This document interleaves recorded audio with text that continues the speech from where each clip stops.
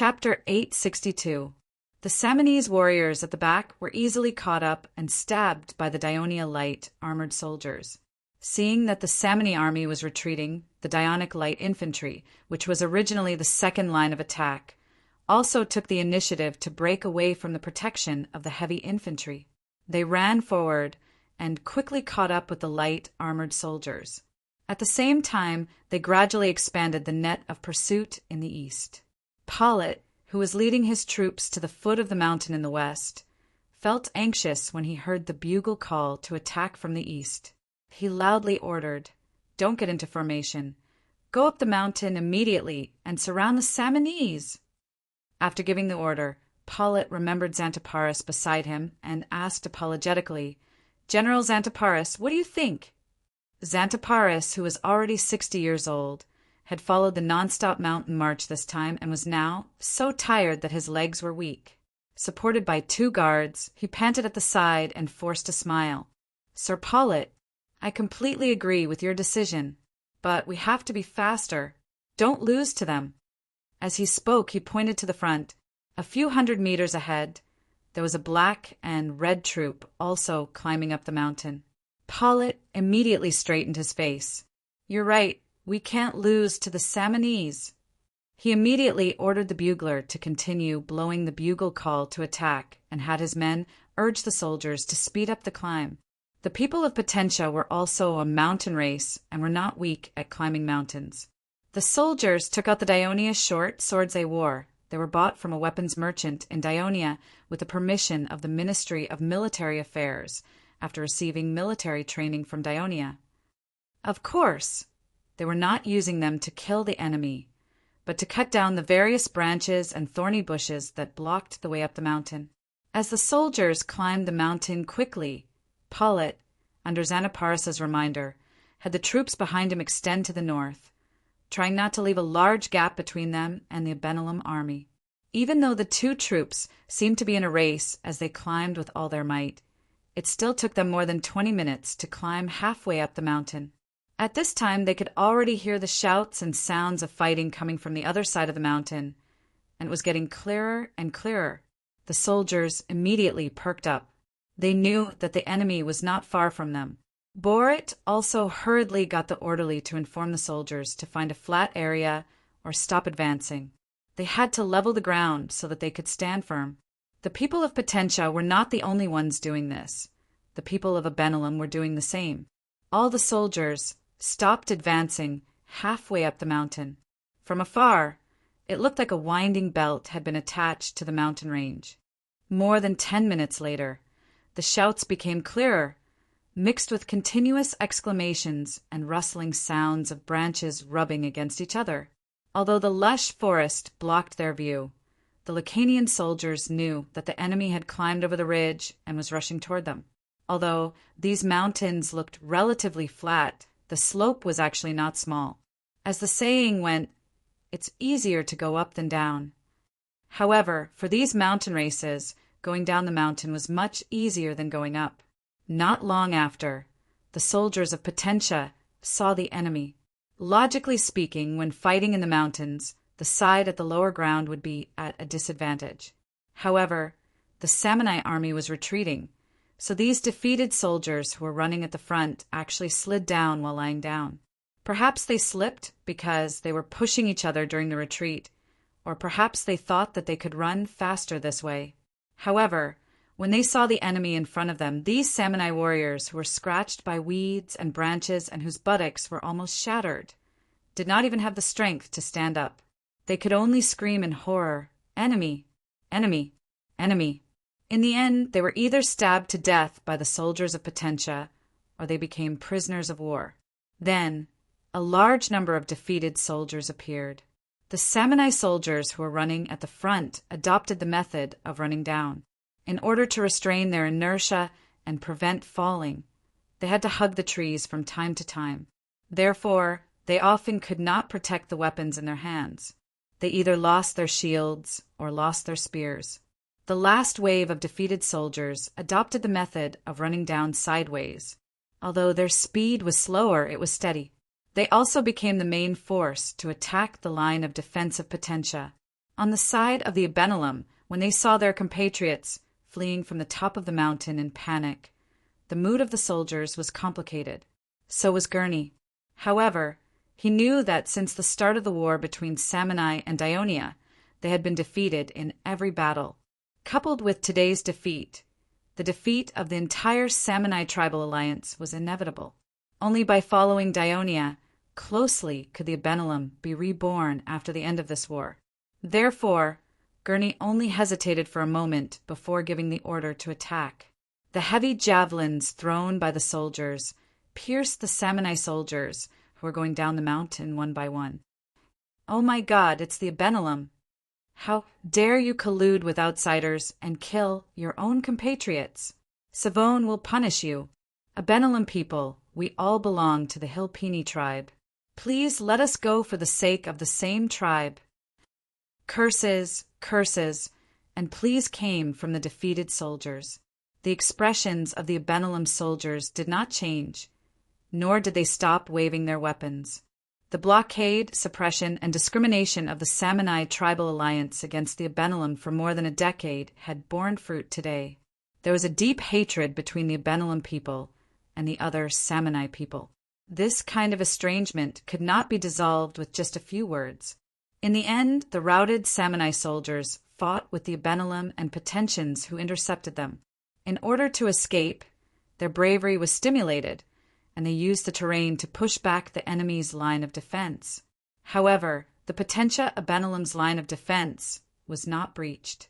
After all, Paulet had gathered 12,000 soldiers this time, and Gurney had also brought 3,000 soldiers. The total number of soldiers was 2.5 times that of the opponent. What's more, the defeated soldiers were disorganized, and disunited. After a series of fierce attacks failed to work, some of the defeated soldiers began to retreat. After all, although they used the advantage of climbing mountains to leave the Dionia pursuers behind, they were now intercepted by another group of enemies. Once the Dionia pursuers arrived, they would not be able to escape. Therefore, some of the defeated soldiers gave up on breaking through the front and turned to escape from the north and south in an attempt to bypass the enemy's blockade. It did not take long for the Samni coalition's collective retreat to become a complete rout. The armies of Dionia, Potentia, and Abenelum launched a pursuit at the same time. In the end, the Samni coalition suffered more than 1,500 casualties. More than 3,000 were captured, and more than 1,000 escaped. On the other hand, the Dionia coalition suffered less than 400 casualties. In the joyous atmosphere of victory, Xanthoparis, Paulet, and Gurney met Alexis, who was still in the valley. "Xanthoparis, you're not too late." Alexis tactfully expressed the dissatisfaction in his heart. After a long wait, not only did he have doubts about whether the reinforcements could arrive in time, but he even had a fear of whether he could successfully bring the troops back to the camp. Now that he thought about it, he was still a little scared. "On the way here, we encountered some problems, so we did come a little late, but it did not affect our final victory," Xanthoparis laughed. Gurney took the initiative and said apologetically, "The reason why we were late was mainly because of me." It turned out that after the Abenelum sided with Dionia, the Ministry of Military Affairs had originally approved Alexis's attack plan to remove the nail in Pachetti's and Downey's waist, Aquilonia. That way, Abenelum, Copsa, and Aquilonia would be united. This way, the entire southern region of Hilpini would belong to Dionia, which would reduce the defensive pressure on the kingdom's northern border. However, in the process of communicating with Gurney revealed detailed information about the Samni tribal alliance, which attracted the attention of the Ministry of Military Affairs. According to the information provided by Gurney and the number of the Samni coalition in the previous 3 battles, including the previous battle with Cayutini, the staff calculated in detail and speculated that the current number of the Samni coalition was probably more than 10,000 Samni soldiers besieging Naples. Then, where would the thousands of Samni soldiers be? Was the Samni hiding some kind of conspiracy? The Minister of Military Affairs, Helos, had to seriously think about it. So, after communicating with Alexis, a new attack plan was formed. Alexis would still lead the troops from the east into the mountains and attack Aquilonia. If the Samni really could not provide reinforcements, then they would directly attack Aquilonia. If the Samni really hid thousands of soldiers and prepared to lure the Dionysian army to fight in the mountains, then Dionia had also prepared a backup plan. This backup plan was Arnlum and Potentia. Chapter 863. Taking advantage of the Niconia incident, Gurney declared that he wanted to prevent the invasion of the Samnese coalition army. He gathered the people in his territory and imposed a military curfew. However, on the appointed day, he only left 1,000 soldiers to guard the territory. He took 3,000 soldiers and quietly entered the territory of Dionia, but he did not enter Copsa, because there were likely to be spies of the Samnese coalition army to the north of Copsa. The Benelum army hid in the territory of Potentia to the south of Copsa. They met up with their troops and sent some people back to the Samnese mountains to investigate the enemy. Copsa was located in the upper reaches of the Avtu River, south of Lake Kansa. The topography of the upper reaches of the Avtu River was somewhat special. Other than the relatively flat terrain around Copsa and Lake Kansa, the north bank to the east was high and difficult to climb, while the south bank was relatively flat. This was why the Samnese coalition army had to meet up in the Copsa area during the Southern Italian War and invade Potentia from there. When Alexis led the army into the mountains and set up camp at the river bend, she sent a messenger to the west along the south bank of the Avtu River and finally entered the territory of Potentia. Xanaparis, who was in charge of coordinating and commanding the Benelum and Potentia coalition army, was notified. Xantiparis, Borit, and Gurney, who had been carefully observing the movements of the enemy, received a report from their spies early the next morning. There were 6,000 or 7,000 Samnese soldiers in the mountains to the north, marching southeast. They immediately led the 15,000 soldiers north into the upper reaches of the Avtu River and rushed east along the south bank. Copsa was more than 30 miles away from the river bend. After more than 4 hours, the army reached the west side of the river bend. The north bank here was relatively flat. Just as Xantiparis was about to order the army to cross the Avtu River and enter the north bank, Gurney made a suggestion. Since he was very familiar with the terrain of Aquilonia, he thought that the Dionysian army would lure the Samnese coalition army into the valley. However, if they rushed to Aquilonia together from the south, it would be too noisy and cause the Samnese coalition army to escape from the northwest side of the valley, which was easier to climb. So he suggested that the Benelum army go north first, quietly make a big circle to the northwest of Aquilonia, launch an attack, and encircle the Samnese coalition army together with the army of Potentia. In this regard, Borit expressed his objection, but he did not explain the reason. He only quietly winked at Xantiparis. In fact, he did not trust the Benelum to act alone, fearing that they would tip off the Samnese coalition army. However, after careful consideration, Xantiparis agreed to Gurney's suggestion. After all, it would be easy for such a large army to defeat the Samnese coalition army.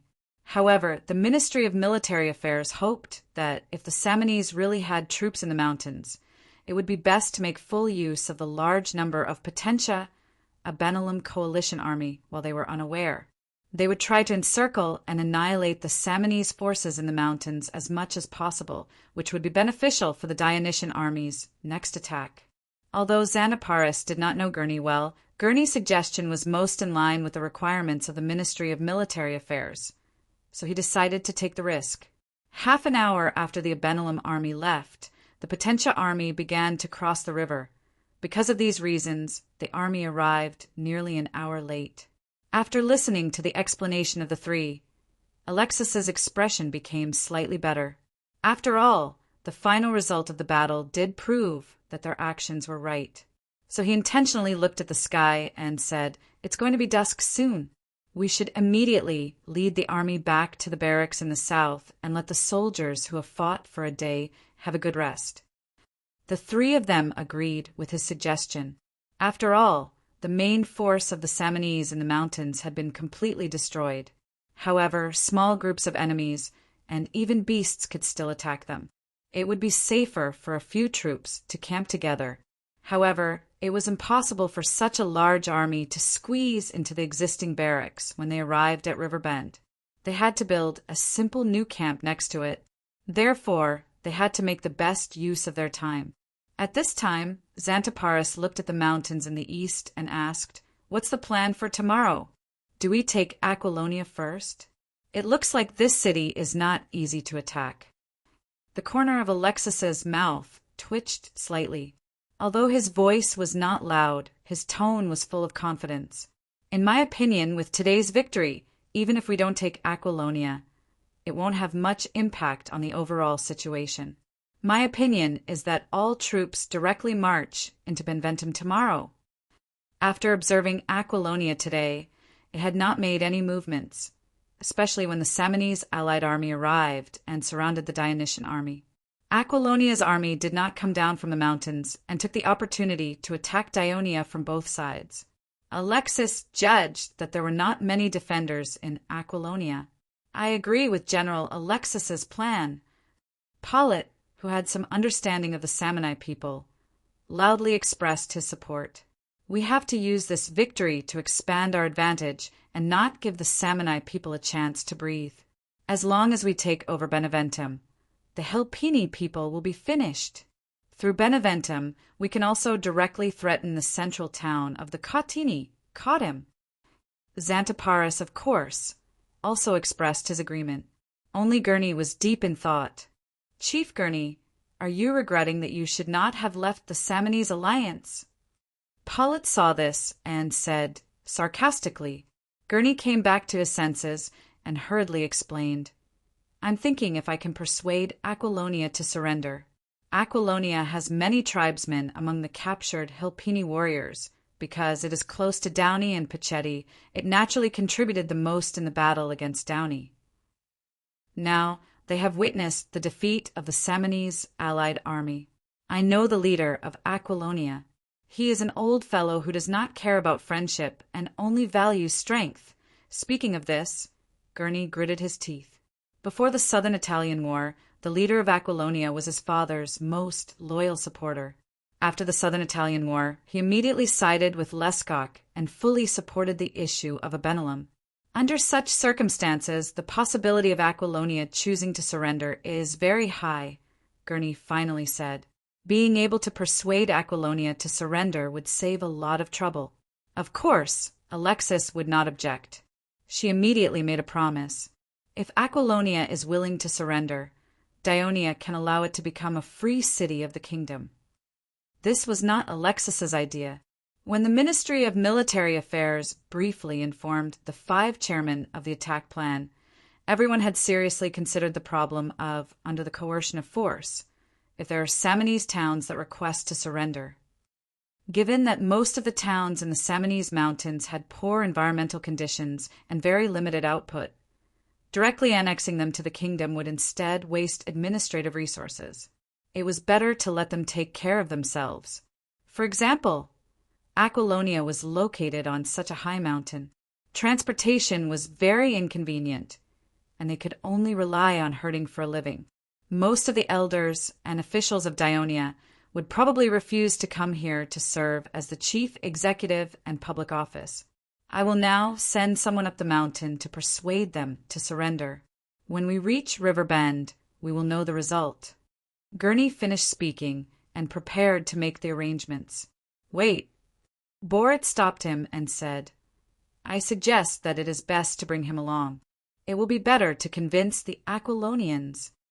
He waved his hand, and his men carried over a corpse. Gurney took a closer look and could not help but gasp. He knew this dead man. It was Eusebik, the chief of the Cotum tribe. He had a high reputation in the Cotum tribe and was once a strong candidate for the position of chief of the Cotum tribe. However, he voluntarily gave up the competition with Segavani. I heard from the prisoners that he was the commander of this Samnese coalition army. When they broke out of the encirclement, he rushed to the front and was finally stabbed to death by my warriors. I think the emissary that I will send will bring him along. This will let the Aquilonians understand their current situation better, Pollet said loudly. Not only was he promoting his own achievements, but he was also secretly warning Garen. Just as Gurney was silent, Alexis said, "I think this is a good idea." Gurney immediately wiped away the trace of sadness in his heart and said simply, "I will immediately let my men carry him up the mountain." In the evening, the soldiers of the Daionia coalition army were still resting at the river bend. The emissary that Gurney sent brought back more than 10 hostages offered by Aquilonia, including one of the sons of their chief. Aquilonia had surrendered. Alexis was overjoyed. She immediately comforted the people of Aquilonia and promised that after they went to Thurii, Daionia would quickly release the previously captured Aquilonian warriors.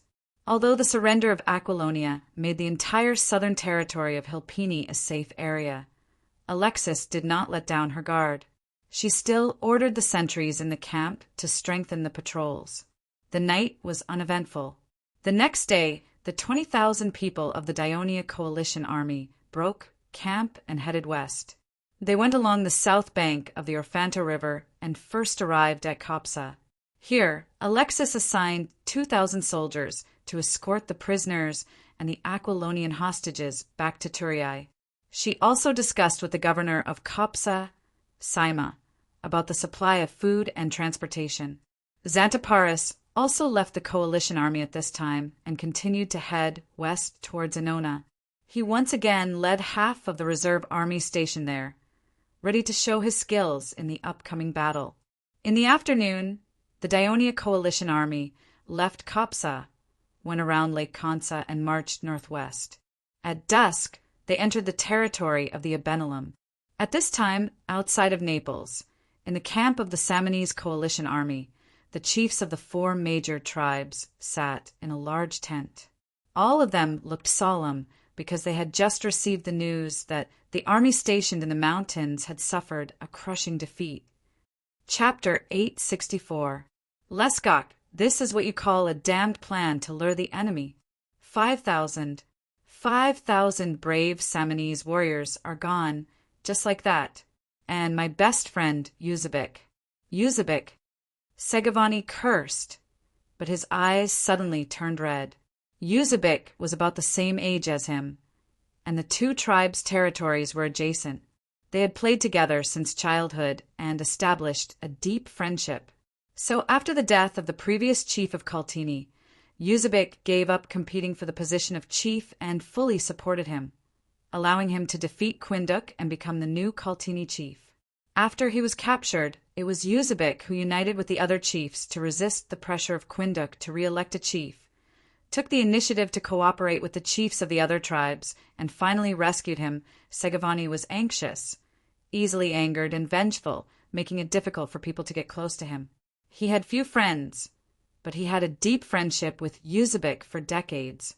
At this moment, hearing the news of his death, he immediately lost control of his emotions.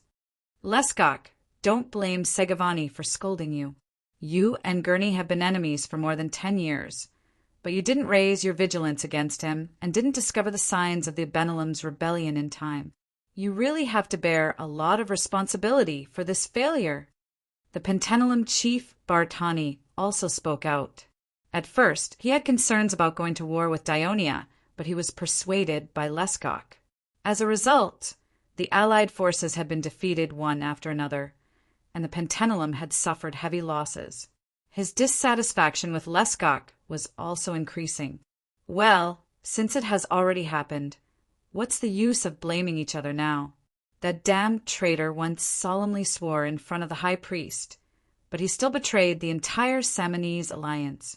This is the first time in the history of our race. Who could have thought of it?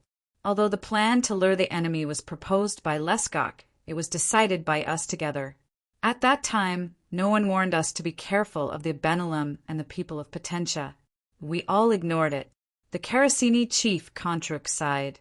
As the oldest of the 4 chiefs, although he had a fiery temper, he knew that it was more important to ensure the unity of the entire tribal alliance in times of crisis. Now that the Daionia allied forces have entered the mountains, and it is a large army, our homeland is under serious threat. Next, we must take immediate action to stop the enemy's further invasion and protect our territory and people. Contruk reminded very solemnly. In this way, we must stop the siege of Naples, which is a pity. Although the Caracini chief Bardani said so, there was not a trace of regret on his face. These days, the Samnese allied forces had ravaged most of the city-states of the Campania alliance, but they could not do anything to the high and thick city walls of Naples. They had attacked several times and lost some soldiers, but there was no hope of breaking through the defense of the city walls. The Samnese allied forces' ability to attack the city was lackluster. If it were not for the plan to lure the enemy earlier, the army would have long withdrawn. Now that the plan to lure the enemy had been destroyed, the other three had no objection to it. But where are we going to withdraw the army to face the enemy? A day ago, the people of Dionia were still near Aquilonia, and there is no update about them now. We are only 200 miles away from Aquilonia. By the time we lead the army to Aquilonia, who knows where the people of Dionia will have run to? Bardani raised an important question. Leskok, what do you suggest? Contruk asked. After all, the Dionia allied forces were operating in the territory of Hilpini, and Leskok should be more familiar with the situation there. When he heard the news that the army left in the mountains had been defeated, Leskok was first shocked, then ashamed, and then afraid. So, when Segovani and Bardani criticized him, he was still thinking hard about how to deal with this crisis. Although he was a little angry, he did not show it. As Contruk said, he needed the entire tribal alliance to work together to drive away the Dionia allied forces that were wreaking havoc in Hilpini's territory. He glanced at Segovani, who was still grieving, and thought to himself, I did not notice anything unusual in Abenalum, but you occupied Narconia, which has a closer relationship with Abenalum, and planted many trusted followers in its territory. But you also did not notice anything unusual in the Abenalum army. Of course, he would not say these words. We should retreat the army to Beneventum. It's not that I'm being selfish, but because Abenalum, which is very close to Beneventum, has betrayed Saminet. This way, the allied forces organized by the Dionia can smoothly pass through Abenalum and attack Beneventum. Once they occupy Beneventum, Caludim will also be under great threat. At this point, Leskok looked at Segovani. He firmly believed that even if the great leader of Caludim mourned the death of his best friend, he should understand how great the threat of losing Beneventum would be to Caludim. After all, the two towns were adjacent, only a dozen miles apart, and Caludim was located on a small plain in the mountains. The terrain was not dangerous, so he believed that Segovani would eventually support him. What if the Dionia does not attack Beneventum, but continues to attack north after conquering Aquilonia? Bardani immediately raised his concerns because he was worried that the heavy defense of Beneventum would leave the eastern mountain defenseless. If the Dionia army went all the way north, it would threaten the territories of Pentni and Caracini. Therefore, Konstik also expressed his concern. Leskok shook his head and said, The Dionia allied forces will not do that because our army is not only stationed in Beneventum, but can also attack Abenalum. Occupying Abenalum will not only ensure the safety of Caludim's territory, but also continue to threaten Potentia through it. I'm afraid this is what the Dionia are worried about. Leskok is right. I agree to retreat to Beneventum. Segovani expressed his support loudly, completely without the grief and indignation he had when he scolded Leskok earlier. The leaders of the two most powerful tribes in the alliance had reached an agreement. Konstik and Bardani actually did not have much choice. Besides, both of them also felt that Leskok made sense. Just as the four of them were discussing the retreat, Bardani could not help but say, Actually, we can consider a truce with Dionia. The three of them were shocked when they heard this. Since the war with Dionia began, the Samnite tribal alliance had suffered successive defeats and heavy losses. Many tribal leaders were quite resentful, and even their own confidence in the war was shaken. However, Leskok was the first to speak against it. We tore up the covenant, declared war on Dionia, invaded the Downey region, and plundered the Campania alliance. These are serious violations of the Dionia's taboo. The tough king of Dionia will never negotiate with us. He can't wait to completely eliminate us who keep causing trouble for him. So we can only continue to fight until there is a turning point. Leskok understood that if the Samanai alliance really surrendered to Dionia, he would be the first victim because Gurney, who had already turned to Dionia, would never spare him. So his attitude was very firm. Turning point? What turning point? Bardani asked with a slightly gloomy expression. Defeat the Dionia in the next battle, or wait for Dionia to be defeated on other battlefields. Segavani took over the conversation. He also knew in his heart that if the Samanai alliance really wanted to stop the war with Dionia, he would not have a good time because he was the one who started the war. He also lured and killed Quinduk, who was supported by Dionia and killed and arrested so many Naconians who believed in Hades. But he would not say this out loud.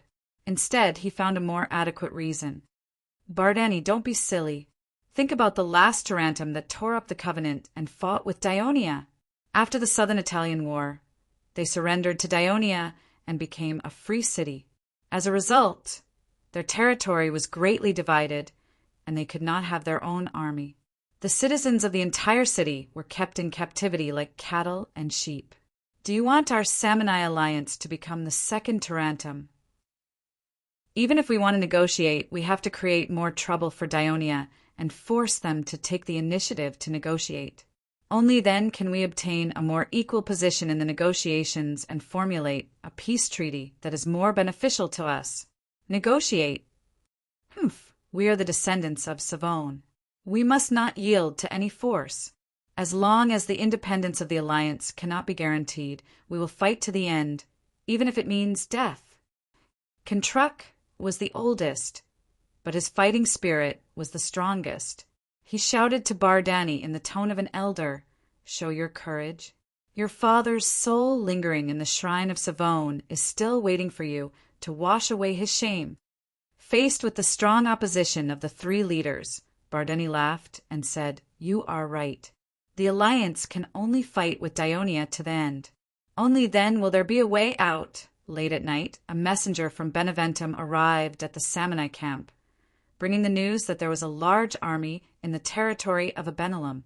This increased the urgency of the four leaders to immediately withdraw the army to Beneventum. At the same time, a clipper from Annona sailed into the port of Naples under the guidance of the light of the lighthouse.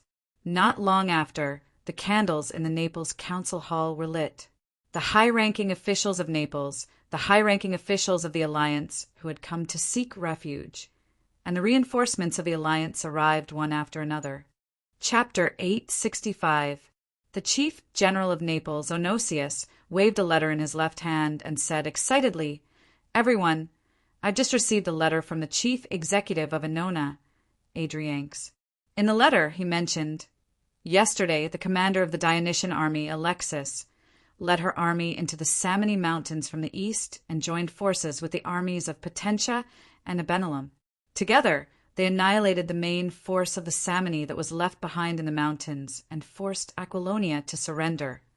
Today, this 20,000 Dionia allied army has reached Abenelum and is preparing to attack Beneventum tomorrow.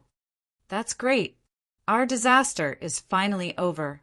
Berevin and the others are the central town of Hilpini. The Samni allied army outside the city will definitely retreat and defend our allies with all their might. Am I right? The Dionia have always kept their promises and will definitely come to Campania's rescue.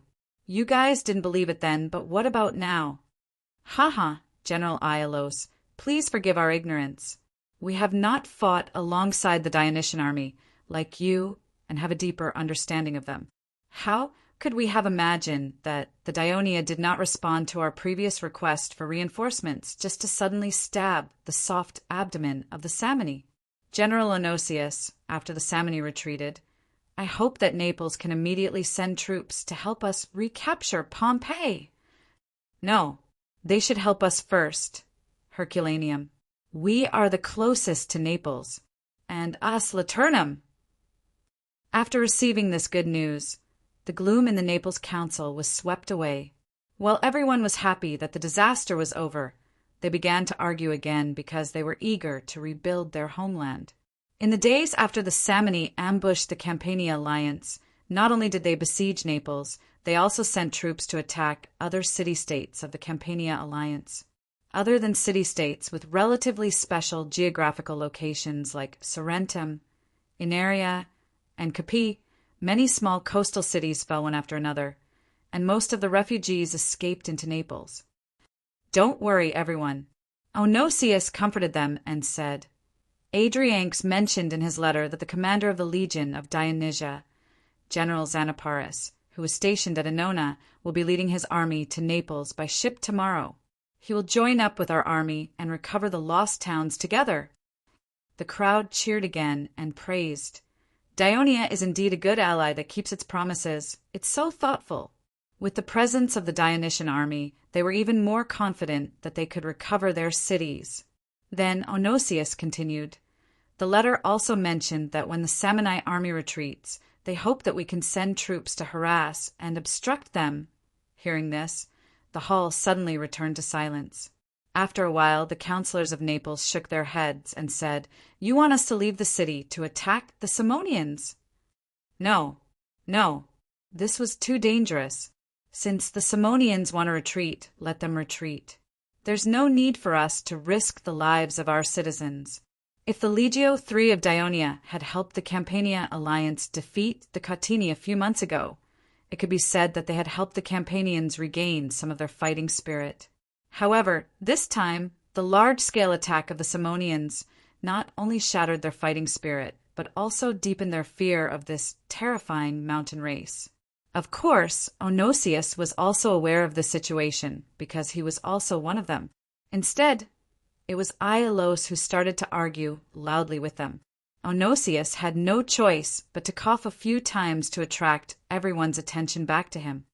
"I would like to remind everyone that the Simonians are retreating. In order to vent their anger, it is very likely that they will burn down the cities that they have occupied and our farmlands. Should we stop them?" In fact, this reminder came from Adrianx. After being the governor of Annona for more than 2 years, he had dealt with the Campanians many times. He was very clear about the Campanians' character. They could not be compared to the brave and tenacious Walshes and Helnikis. Therefore, in the letter, he did not mention that the attack on the Simonians' retreating army was to buy time for Alexis to attack Benventum. Instead, he only emphasized this point. Everyone was stunned. Of course, the refugees from other cities would not allow their homes to be burned down, but the Neapolitans were more worried about the destruction of their farmlands. They had been supplying the military rations of the Dionia Legio III for a while now, and they also had to take care of the refugees from their allies. The food supply in the city of Naples was tight, and they could not place their hopes on Dionia, which had just experienced a drought, so they were all looking forward to this year's autumn harvest. Although the Caputini people rarely destroyed farmlands when they invaded in the past, that was because they were confident that the food produced by these farmlands would eventually become their next loot. However, under the current situation, it was hard to guarantee that they would not do something desperate and cause more trouble for the Campanian alliance. Therefore, after an emergency discussion, the Neapolitan councillors finally agreed to Adrianx's suggestion. Benventum, the largest town in the Simonians' tribal alliance. Although the Simonians were a mountainous race, it was rare for them to build a town on top of a mountain like Aquilonia. More than half of the tribes and tribal alliances lived in valleys and mountain valleys. Benventum was located on a relatively large and relatively flat hill surrounded by mountains. It was also the place where 2 rivers converged, so there was plenty of water and fertile land. Among the Simonians' towns, both grazing and planting were the most developed. Therefore, Benventum had always been at the forefront of the Simonians' tribal alliance, be it in terms of population or strength. Most of the time, the chief of the major tribe in its territory was the chief of the Hilpini tribe. There were only a few times when the other Hilpini tribes were jealous of Benventum's wealth and dissatisfied with the arrogance of the Benventum people. Only then would they work together to elect the chiefs of other regions as the chief of the tribe to compete with Benventum, and Abenalum was the first choice. The town of Hilpini was located about 40 miles south of Benventum. It was also a hilly area, but it was much smaller. There was also a river running through it, but the Saberto River, which was not considered big, eventually flowed into the territory of Benventum and merged into the Volturno River. Therefore, the people of Abenalum always felt that they were inferior to the people of Benventum. Even during the reign of the former chief of Hilpini, the outstanding chief of Abenalum, the people of Abenalum still felt a little lacking in confidence. After that, they had been enduring the bullying and humiliation of the people of Benventum for more than a decade. It was not until early this morning, when the Daionia coalition army left Abenalum and began to march towards the territory of Benventum, that the people of Abenalum cheered to send them off, thinking that the day of their revenge had finally come. The 3,500 Abenalum warriors walked at the front with their heads held high. In the middle were the 6,000 soldiers of Daionia, and behind them were the 12,000 soldiers of Potentia. Not counting the engineering battalion, medical battalion, mountain reconnaissance team, and the transport team at the back, the combat force reached 21,500 people. They lined up in a line of more than 10 miles long, marching north along the Saberto River. After leaving the territory of Abenalum, the shadows of the enemy began to appear in the forest on both sides of the river. Although there were not many of them, they had a commanding position. They threw javelins and arrows at the marching Daionia coalition army in the valley, and even pushed the rocks from the mountains into the river in order to obstruct the march of the entire army. Seeing this situation, after Alexis, Gurney, and Pollitt discussed, they each sent 1,000 soldiers to leave the river bank and march into the forest on both sides of the river. At the same time, they would drive away the enemies that came to disturb them and protect the main army in the middle. In the process of marching in the valley, the main army also cleared the rocks and broken trees that blocked the road from time to time. When the sun had reached the middle of the sky, the winding river suddenly straightened, and the mountains that stood between the river not only became shorter, but also consciously retreated a mile away. The sight of the soldiers was no longer blocked by the towering trees. What came into view was the flat land on both sides of the river bank, green grass, and small trees. The Daionia coalition army had entered the territory of Benventum. The terrain here was somewhat special. 2 rows of rolling hills running north and south were like 2 parallel lines, guarding the Saberto River all the way forward. Between the hills was a flat grassland about 2 miles wide, and in the middle of the grassland flowed the Saberto River, which was no more than 20 meters wide and knee-deep. The vanguard of the coalition army stopped here, and the Abenalum warriors who had been trudging for half a day began to eat to replenish their strength, while waiting for the troops behind to come and join up. 5 or 6 miles ahead is the city of Benventum.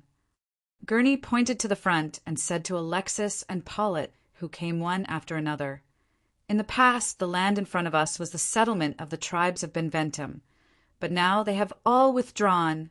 Gurney introduced the situation of the territory of Benventum, but he could not help but sigh in his heart. In fact, most of his impression of Benventum was still at a dozen years ago. Since the war in southern Italy, his relationship with Lescach became strained, and they finally became mortal enemies. The only time he came to Benventum was when the tribal alliance held a big ceremony here. If it was not for the support of the envoy of Daionia, he would have been punished by the Samnite priests. He came and left in fear, and he did not have the mood to pay attention to the changes in the territory of Benventum. What he was introducing now was from the intelligence collected by his subordinates over the years, and now he led the troops to completely wash away the humiliation of the past and remove the shadow buried in his heart. Chapter 866.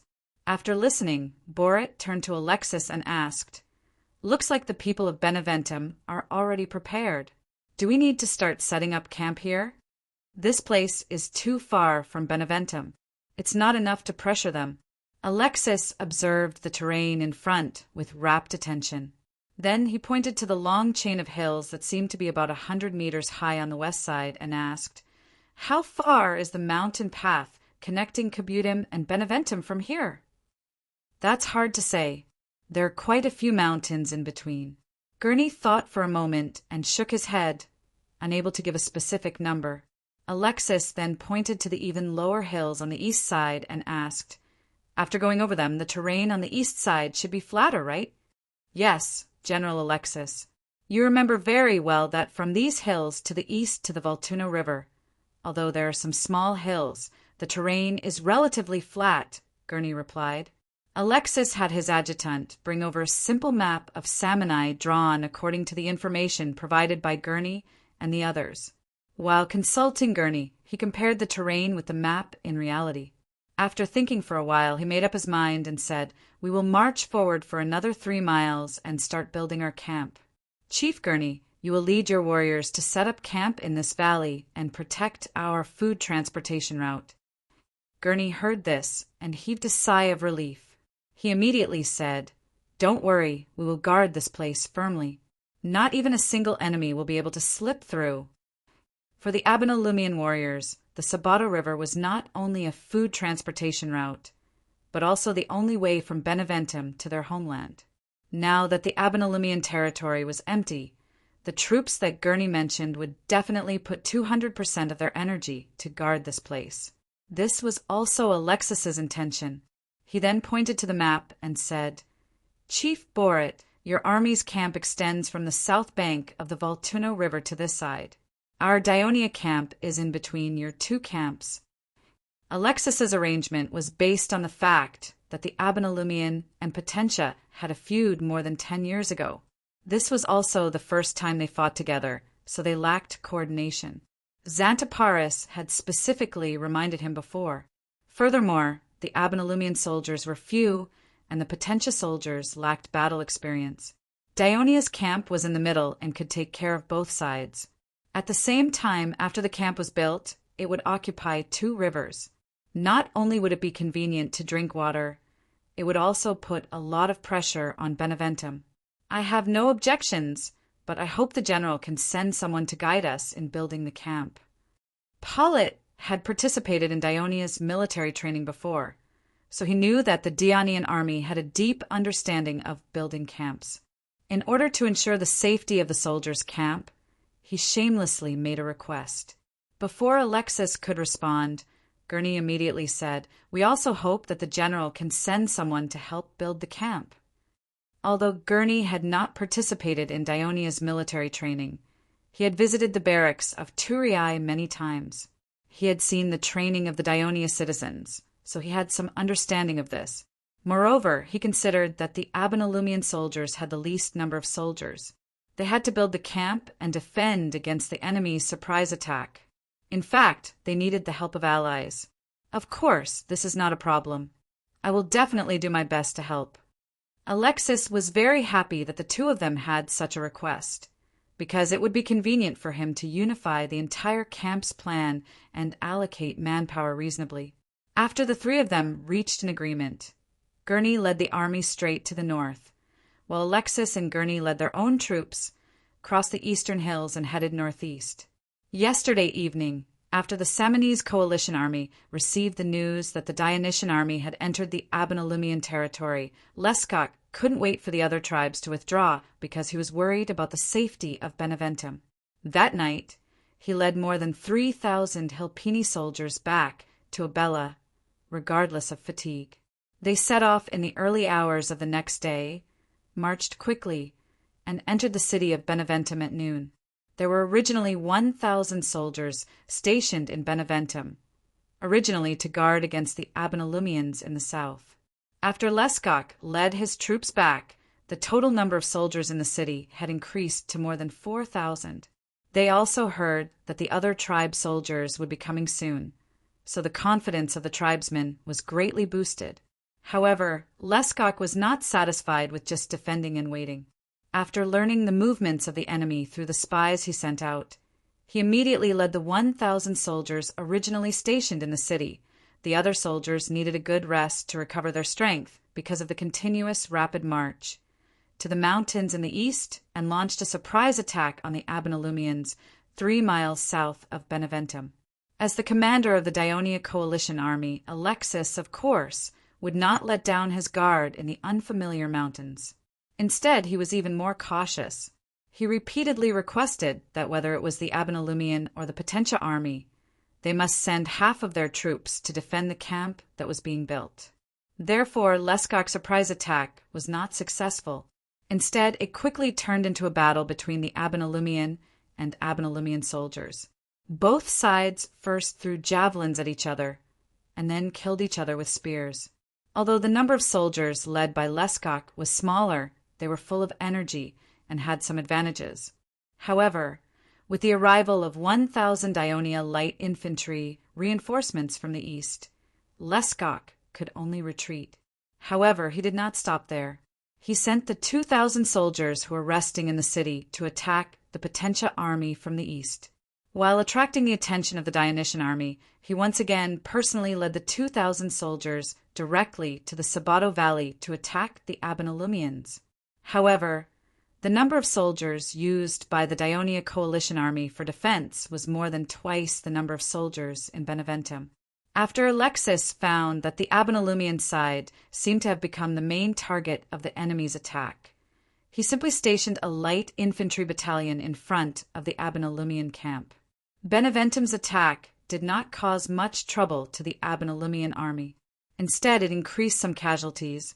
For Beneventum, which was lacking in troops, the life of every soldier was very precious.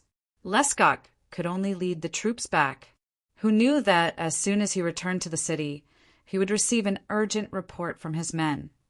Thousands of enemies were approaching Beneventum from the east. This made Lescoc nervous. He immediately gathered the soldiers in the city and led them to the city to defend. Alexis led a battalion of heavy infantry and 3,000 Praetorian soldiers as they approached the walls of Beneventum. Looking at the stone wall that was more than 7 meters high 100 meters away, Alexis recalled some of the information provided by Gurney about the city. More than 10 years ago, Beneventum was just a wooden city, and the simple wooden fences on the outside were damaged. They were only used to prevent beasts, not enemies, because there were few civil wars between the Samni tribes, and foreign enemies had never threatened the mountains. They had never worried about the safety of their homeland. However, after the rise of the powerful kingdom of Dionia in the south, the situation changed. The Samni coalition army was defeated and humiliatingly surrendered to it. Even the Dionia people interfered in the internal affairs of the Samni, causing the confrontation between Beneventum and the Abenalumian. Because of this, the deeply disturbed leader Lescoc repeatedly called for the reconstruction of a strong Beneventum city in order to defend against possible foreign invasions. The leaders of the various tribes in Beneventum, who were equally disturbed, finally agreed to his suggestion. The Hilpini people had no experience in building a stone city, so Lescoc specially borrowed many Campanian slaves from Caudim who knew how to build a city. Not only did he complete the planning of the new city, but he also found good stone materials to build the city on the north bank of the Volturno River, which was very close to the new city. After 6 long years, with the joint efforts of the various tribes in Beneventum, the new city of Beneventum was finally built. Lescoc quickly invited the Samni priests to hold a sacrificial ceremony in Beneventum in the name of celebrating the new city, which led to the subsequent series of events. Of course, in Gurney's narration, he had nothing good to say about Lescoc and the other tribes in Beneventum, and he even accused Lescoc, who proposed the construction of the new city, of plotting against Ionia. At the same time, he also mentioned a detail. The city blueprint designed by the Campanian slaves had the concept of an acropolis, which interested the people of Beneventum very much. They simply included the end of the eastern hill parallel to the Sabato River into the city, and the area of this hill occupied half of the area of Beneventum. They also built an inner city on top of the hill. Since then, Beneventum had the Volturno River as a barrier to the north, the Sabato River flowing in front of the city in the west, and the hills as a barrier to the south. Only the eastern side was relatively flat. This was the reason why Alexis led his troops to attack from here. Alexis's gaze went past the 7-meter-high stone wall and looked at the hill that rose from the south to the north, cutting off his line of sight. It was at least 30 meters high, and there were no lush trees on it, only densely packed houses and another stone wall on top of the hill. This was one of the reasons why he did not rashly give the order to immediately attack the city after the arduous journey of 20,000 Allied army soldiers. "Commander, the ballistae have been set up. Fire." After Alexis gave the order, a moment later, 10 whistling bullets bombarded the city wall, the loud noise causing the Hilpini warriors to cry out in alarm. The deterrence of Alexis's troops to Beneventum caused Lescoq to lead the main force to confront them inside the city, reducing the harassment of the Daionia Allied army troops that were building a camp. Chapter 867. At dusk, the Daionia Allied army dug trenches, cleared away the weeds and trees in the camp area, and started to build a wall. The entire Allied army camp was shaped like an ellipse, with the Potentia army and a Benelum army camps further north, while the Dionysian army camp was towards the southwest. This was because the eastern hills were not completely continuous and had some low hills. Considering that they needed more support for the weaker Benelum army, Alexis extended the camp to the eastern hills, behind the Benelum camp. This was to prevent the hills from cutting off the Benelum camp from the main force, making it the focus of the enemy's attack. At this time, the main force of the Samnese allied army was bloated, carrying a lot of captured slaves and property, and with the harassment of the Campanian army, they had barely reached Caudium. At night, Lescoq carefully planned a night attack on the Daionia allied army camp, with the main target being the Potentia army. Although the cautious Alexis had warned Paulet in advance, the Beneventum army's night attack still caused some confusion among the inexperienced Potentia soldiers. Then Alexis, who received the news, immediately sent reinforcements. Because Lescoq did not have enough troops, he could not further expand the advantages he had obtained. Before the enemy's reinforcements arrived, he ordered the soldiers to burn some tents and quickly retreat. On the same day, Xanthoparis led half of the reserve army, set off from the port of Ennona, took a fleet, bypassed the Sorrento Peninsula, and landed on the coast near Pompeii without any hindrance. Then he successfully recovered the looted city of Pompeii. Then he sent troops to easily recapture the city of Aplantis, which was not far from Pompeii and was also deserted. After lunch, Xanthoparis left 200 soldiers in each of the two cities, then led 3,600 soldiers, marched east, and entered the Naconian territory. Some of the residents and priests of the small town of Barbaria, which was burned down by Segovani, had close relations with the Naconians over the years, and many of them could speak Samonese. They began to shout slogans in Samonese such as "Avenge Quinduk," "Drive the Caudium army out," "Return Naconia to us," which resonated with the original Naconian tribesmen, especially when they saw the familiar priests of Hades and the residents of Barbaria in the army. They immediately had a good impression of this army. Therefore, Xanthoparis' army was welcomed and supported by many Naconians, and people kept joining the army along the way. After Segovani lured Quinduk to death and occupied the territory of Naconia because he was busy cooperating with other tribes and attacking the Campania alliance, he only slaughtered some of the Naconians who believed in Hades and forced the tribes to submit. He made them send out almost all of their young men to attack the Campania alliance. At the same time, he left 500 warriors from Caudium to guard the city of Naconia. As for the forced relocation of several large tribes in Naconia to other areas, and then the relocation of a few tribes from Caudium to Naconia to occupy the vacant land, due to the lack of time, the various tribes in Naconia had not been implemented yet. But the tribes in Naconia had already felt the crisis of survival, especially the barbaric behavior of the Caudium warriors in the city. Every day, the people in Naconia were angered. While the warriors of Caudium stood at the top of the walls and were shocked by the enemy's huge army below, half of them were Naconian tribesmen. Xanthoparis had lined them up at the back of the formation, so the warriors on the walls could not see them clearly. The people inside the city rejoiced at the arrival of the reinforcements and began to take action. While the Caudium warriors were defending the city wall, they burned the temporary camp of the Caudium warriors in the city. Seeing the burning camp, the Caudium warriors panicked even more.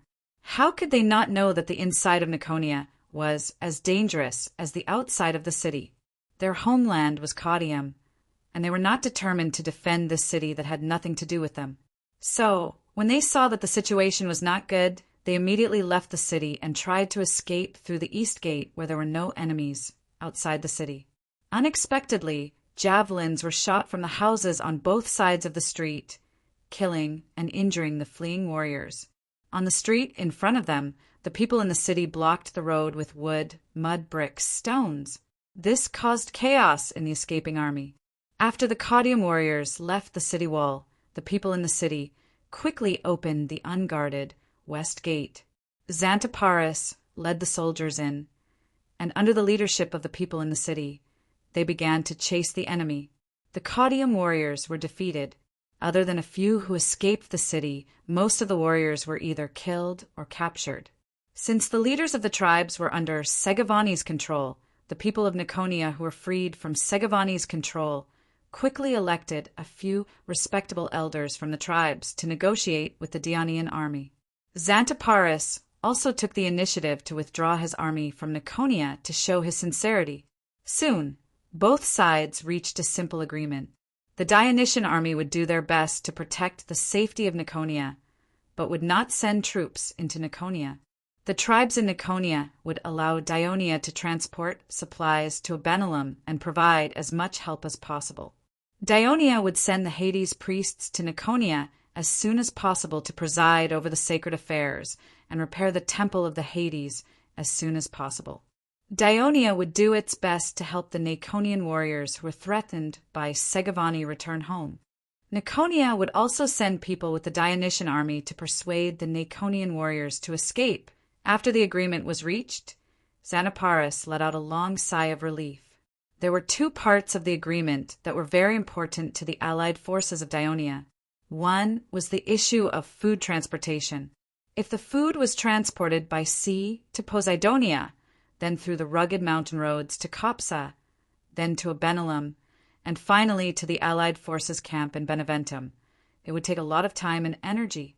On the other hand, if the food was transported by sea to Pompeii, then through Niconia's territory, then to Abenalum, there were thousands of meters of mountains between Niconia and Abenalum. There were only a few narrow mountain roads connecting the two places, but the distance was not too far. This also prevented the Samni army from crossing the mountains and intercepting the food route. The entire journey would be shortened by half. Therefore, when they parted at Copsa, Alexis and Xanthoparis had already discussed their plan. Recovering Niconia was the top priority. The other was to sign a friendly agreement with the Niconians. With their help, the Niconian warriors in the Samni army could escape from the Samni army and weaken their strength. However, Xanthoparis did not expect that the Niconians would take the initiative to bring back the priests of Hades. Perhaps it was because Segavani's wanton persecution of the Hades believers in Niconia had stimulated the rebellious mentality of the Niconians. In this chaotic time, the arrival of the priests of Hades could help the Niconians in many aspects, such as healing, relief, and comfort. This was something that the local priests of Savone could not do. That night, the defeated army fled back to Caudium. Segavani was shocked when he learned about it. The retreat of the army and the possibility of Niconia being attacked by the enemy was within his expectations. However, they lost the southernmost land of the Caudium tribe so quickly. The role and hostility of the Niconians in this matter shocked him. On the one hand, he blocked the news to prevent the Niconian warriors from knowing. On the other hand, he sent an additional 500 warriors to Lola and Caesarea in the west, including the defeated soldiers, hoping that these two cities could become a barrier to the south of Caudium.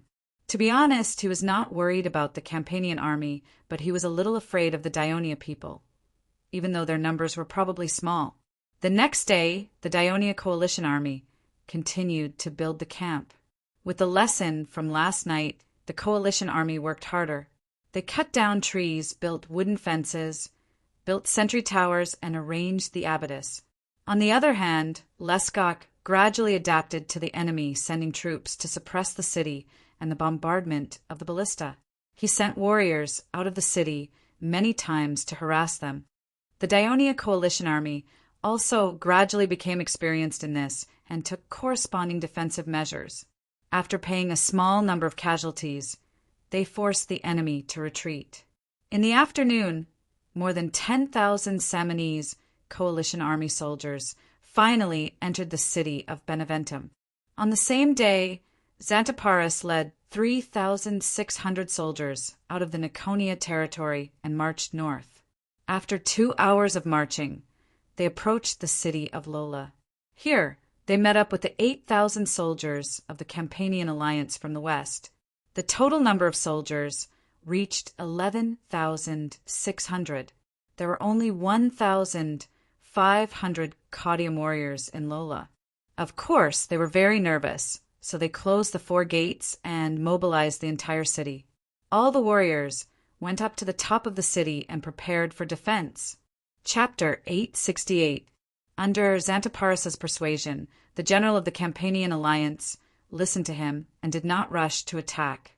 Instead, he followed the Dionysian army and built a camp a mile southwest of Laura. The reason why Xanthoparis set up the camp here was because it was close to the mountains, making it convenient to cut down trees and use them to build camps and siege weapons. On the same day, Melisande, the commander of the 10th Legion, under the instruction of the Ministry of Military Affairs, led the remaining 4 heavy infantry battalions out of Asculum and marched north to Iki, where they met up with the 11th Legion, which only had 6 heavy infantry battalions left. Capys, the acting commander of the 11th Legion, was appointed as the temporary commander of this army by the Ministry of Military Affairs. He was actively preparing for the next military action. It's so noisy outside. What happened? Stolo's wife, Cornea, asked the slave girl who had just entered the house. Mistress, they are all saying, Tustrum has surrendered to Daionia. The Sabine slave girl lowered her head, not daring to let her mistress see the irrepressible joy on her face. As Stolo and his wife were confined to their home these days, the slave girl was the one who went out to the square to collect food and gather information. She had learned from others that the status of slaves in the kingdom of Daionia was much better than in Rome, and it was easier for them to gain freedom. Therefore, in her heart, of course, she hoped that Daionia would win this war and let Rome be completely under the rule of Daionia. Tustrum has surrendered. How is that possible? Cornea found it hard to believe. In her memory, ever since the city of Alba Longa was destroyed by Rome, Tustrum, which also had a long history, had tried many times to occupy the Latin sacred mountain because it was next to Lake Alba Longa. It often claimed to be the center of the Latin people. Therefore, she thought that this proud city-state would resist to the end for the glory of the Latin people. She did not expect that it would surrender without even fighting a battle. Stolo sighed softly. Ever since the Daionia conquered the city of Gabii, they killed all the warriors who resisted stubbornly and turned all the other captives into slaves. This cruel practice must have frightened the surrounding city-states. Rabicum, Pedum, Artina have surrendered one after another. Even the powerful Tiber in the northern region has surrendered to the Daionia. Now, tens of thousands of Daionia soldiers are approaching the city of Tustrum, and the hostages that Tustrum sent to Rome are now in the hands of the Daionia. These hostages once followed the Roman nobles to the Capitoline mountain and were later sent down the mountain along with thousands of the nobles' families. How could they not surrender? After listening, Cornea whispered in a trembling voice, "So many Latin city-states have surrendered. Next, will the Daionia attack Villette, Saturnicum, and Antium? Can the Rome army, led by Camillus and Titus, can they repel them?" Stolo was silent. Through this period of understanding, he knew that the attacks of the Daionia were always carefully planned. They were cunning, but they were also like a storm, swift and fierce. It was the same when they conquered the city of Rome. It was the same when they conquered Venus and Casrella. It was the same when they conquered Fadini and Lomentum. It was even more so when they defeated the allied forces of Rome. It had only taken less than 10 days to conquer the city of Gabi to the surrender of Tustran. However, it had only been 2 months since the Daionia army landed on the coast of Ladin, and they had already conquered more than half of the Latin region. Such a terrifying conquering ability did not give the Rome army a chance to rest and recuperate. Their morale was low, and their military strength was insufficient. Even with Camillus as the leader, could they really turn the tide? After observing the progress of the war for so long, and after many sleepless nights, Stolo felt hopeless. He also discovered that the key to the Dionysian army's rapid conquest of Ladin was that they were completely different from the Celts. They had a strong ability to assimilate. Just listen to the cheers outside the house. The civilians of Rome had completely forgotten their origins and regarded themselves as members of the kingdom of Daionia. Sigh. Stolo's silence made Cornea understand. In fact, her observations over the past few days had also given her a vague answer. When her worries were confirmed, she no longer yelled and screamed. However, her hands could not help but rub the corner of her clothes tightly. Her brows were tightly knitted, and her expression kept changing. Suddenly, she grabbed her husband's hand and said anxiously and fearfully, "Stolo, why don't you join the Daionia too?" Stolo was shocked. Before he could answer, Cornea seemed to have been inspired. She grabbed his hand tightly and said anxiously, "Yes, join the kingdom of Daionia. Only then can your father escape the danger of being defeated and captured. Only then can we persuade my father to come down the mountain and surrender. Only then can we persuade my sister and brother-in-law to surrender. Although we can't live in the city of Rome in the future, at least they won't be killed or become slaves." Stolo listened to his wife's worried narration and pleading. He could not help but hold her trembling body tightly in his arms. This time he was really moved. Today, the reason why the people in Rome were so excited was not only because the Dionysian army had won one victory after another, but also because they were more certain that the rule of Daionia in the Latin region was getting more and more stable. It was almost impossible for the nobles of Rome to restore their rule in Rome. Their newly obtained land and rights would never be taken away again. Moreover, they also knew that the army that had been fighting outside for more than 10 days was about to return to Rome. This included 6,000 Roman soldiers. Although it was a tough battle to attack Gabi City, there was only continuous marching and accepting surrender. The casualties of the soldiers were not high, but in this chaotic situation, the people of Rome hoped to see their loved ones alive and kicking in front of them. When it was almost noon, nearly 30,000 Daionia soldiers, led by Printos, arrived in Rome. The king of Devers personally led the officials of Rome out of the city to welcome them. He announced, "In order to commend the soldiers for their contributions to the kingdom, we will hold a grand banquet for them at noon. And after the banquet, there will be a rugby league match." When the soldiers heard the news, the fatigue and running of the past few days suddenly disappeared without a trace. They burst into deafening cheers. Since the founding of Dionysia, this was the first time a banquet was held during a war. Divers' main consideration was that this was the first time such a large number of Dionysian soldiers were away from home, and they had been fighting on foreign soil for such a long time. Hence, they must be given a chance to relax.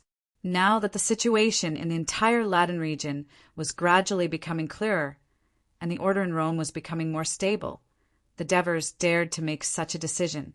Over the past month or so, the Dionysian army had captured cities one after another and forced the city-states to surrender.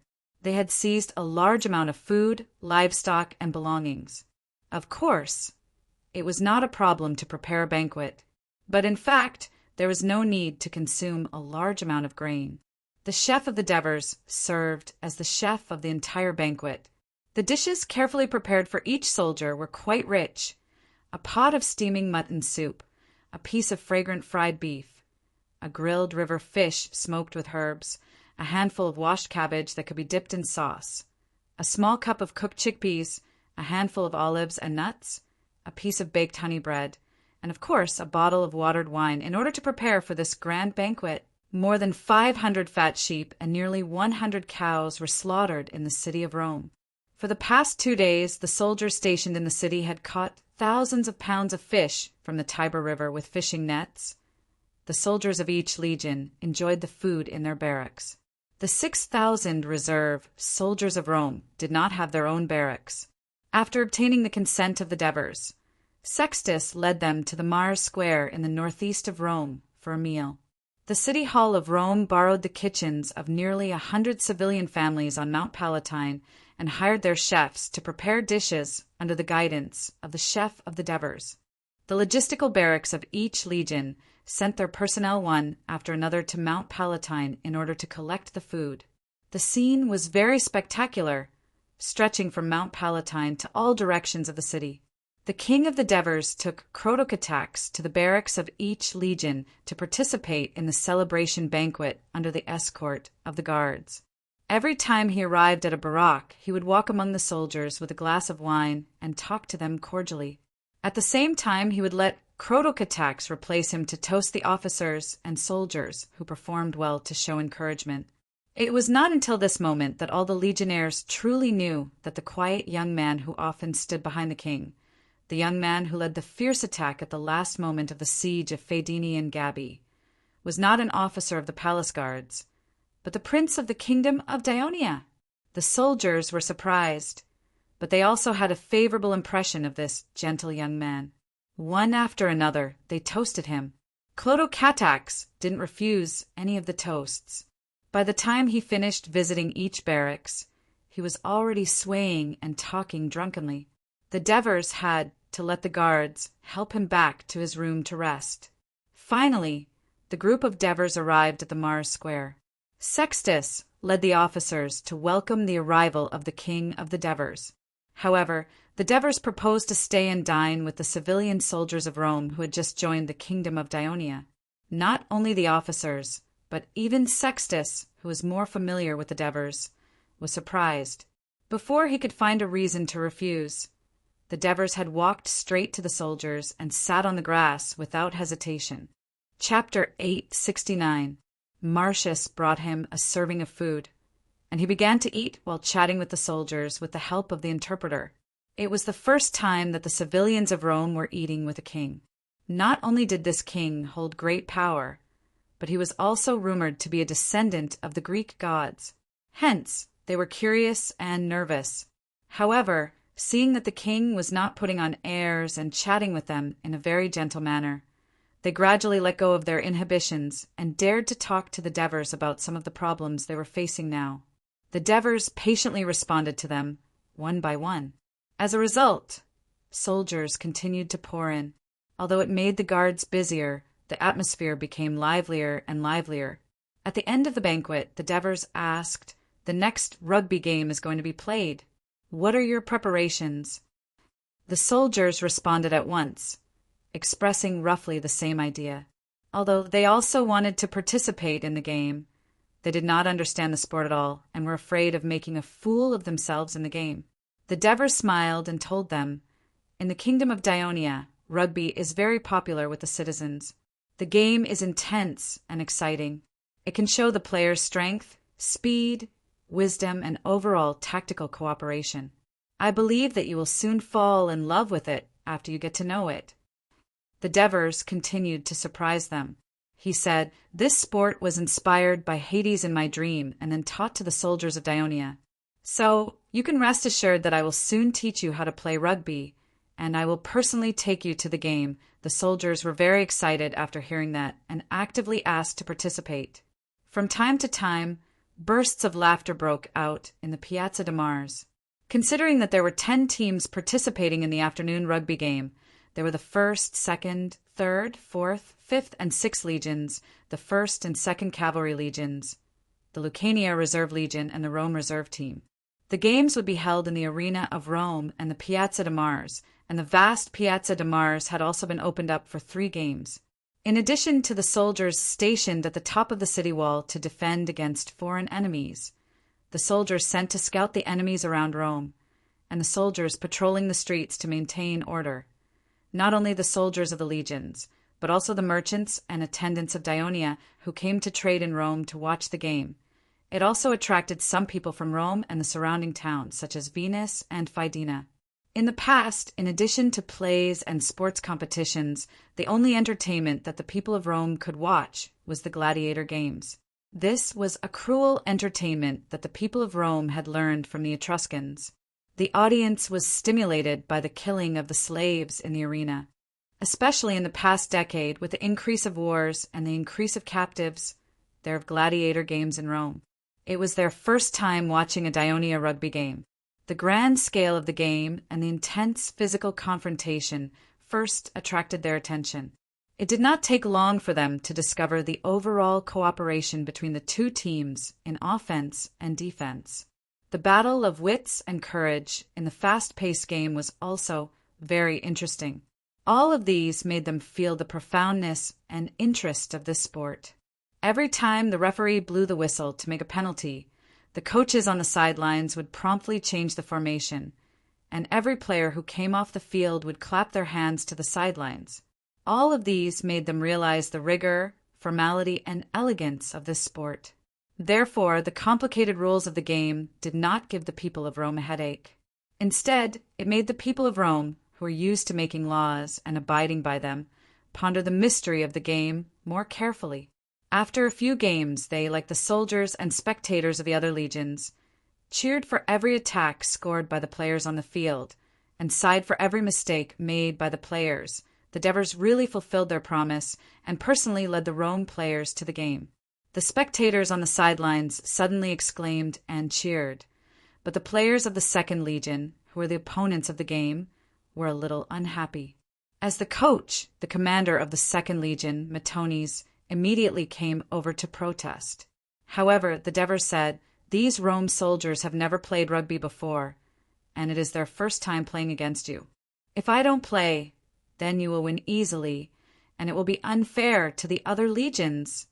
Under the Devers' insistence, the players of the Second Legion had no choice but to accept it. Of course, the Devers would be the quarterback, because that was the only way he could lead the whole team. Although he was already 40 years old, he persisted in exercising every day, so he had good stamina. Besides, the players of the Second Legion became a little timid in front of the king, whom they usually respected. They did not engage in fierce confrontations with him, so the Devers could organize the offense more easily. The news that the king of the Devers was going to play soon spread to all the legions. This was a miracle that was rarely seen in more than a decade. The soldiers rushed to the field one after another. They surrounded the field 3 floors away from the field and 3 floors away from the field. Every time the Devers caught the ball or threw the ball, it would cause thunderous cheers from the sidelines, which also caused a lot of psychological pressure on the players of the Second Legion. Under his command, the Rome players gradually began to play well, and they even scored a touchdown. Coupled with the natural tenacity and tenacious defense of the Rome players, the score was never pulled apart. This made the players of the Second Legion a little anxious, and their movements became bigger. The confrontation also became more intense. Under such circumstances, the Devers began to be targeted. There was even one time when he was knocked to the ground by an opponent who was so anxious that he lost his mind. The audience outside the field exclaimed. Metones and the players were so scared that they quickly came over to comfort the Devers. The Devers got up, shook his head, and tried his best to smile. Then he comforted the perpetrator who was at a loss and told him gently, "I'm fine. It's a rugby game, and it should be played like this." The heartwarming scene once again made the audience at the sidelines applaud enthusiastically. After the game resumed, Metones suddenly had an idea. He shouted to the bench, "Adoris! Adoris!" Adoris, who was wearing a simple game uniform, immediately ran to Metones and said excitedly, "Legion Commander, it's my turn to play." "Yes." Metones said affirmatively, "When you get on the field, you'll be the central defense. Defend against the opponent's quarterback." "Ah, defend my father?" Adoris was dumbfounded. "There's no other way. No one else dares to defend against His Majesty seriously. Only you can. Matones shrugged helplessly. He then looked at him and said in a deep voice, "Listen, kid, we can't lose to the Rome players who are new to the game. Otherwise, the Second Legion will become the joke of all the legions in Dionia. As a soldier of the Second Legion, do you want that?" "No," Adoris answered without hesitation. "Very good. Go on the field and defend well." Matones encouraged him loudly and pushed him onto the field. Next, the Rome reserve team attacked. After both teams landed in their positions, the Devers saw Adoris standing in front of his teammate. He was slightly stunned and said, "Adoris, it's your turn." "Father, I won't let you pass the ball so easily again," Adoris said nervously. The Devers raised his eyebrows and said, "Oh, then give it a try." Indeed, Adoris did not have as many scruples as his other teammates. Although he was a little reserved in the beginning, he gradually let go of his hands and feet. There was no longer a scene of the father and son chasing each other, causing the soldiers outside to laugh out loud. The people of Rome who did not know the reason also laughed after they asked about it. As a result, the battle on the field was intense, and the people outside the field were laughing nonstop. Of course, once the players of the Second Legion got serious and the Devers were restricted, the newbie Rome soldiers were no match for them. However, when the game ended, many of the players walked off the field reluctantly. Just this game alone had made them fall in love with this sport. When the King Devers came off the field, the crowd cheered for him to continue the game. The Devers smiled and waved to the crowd to thank them.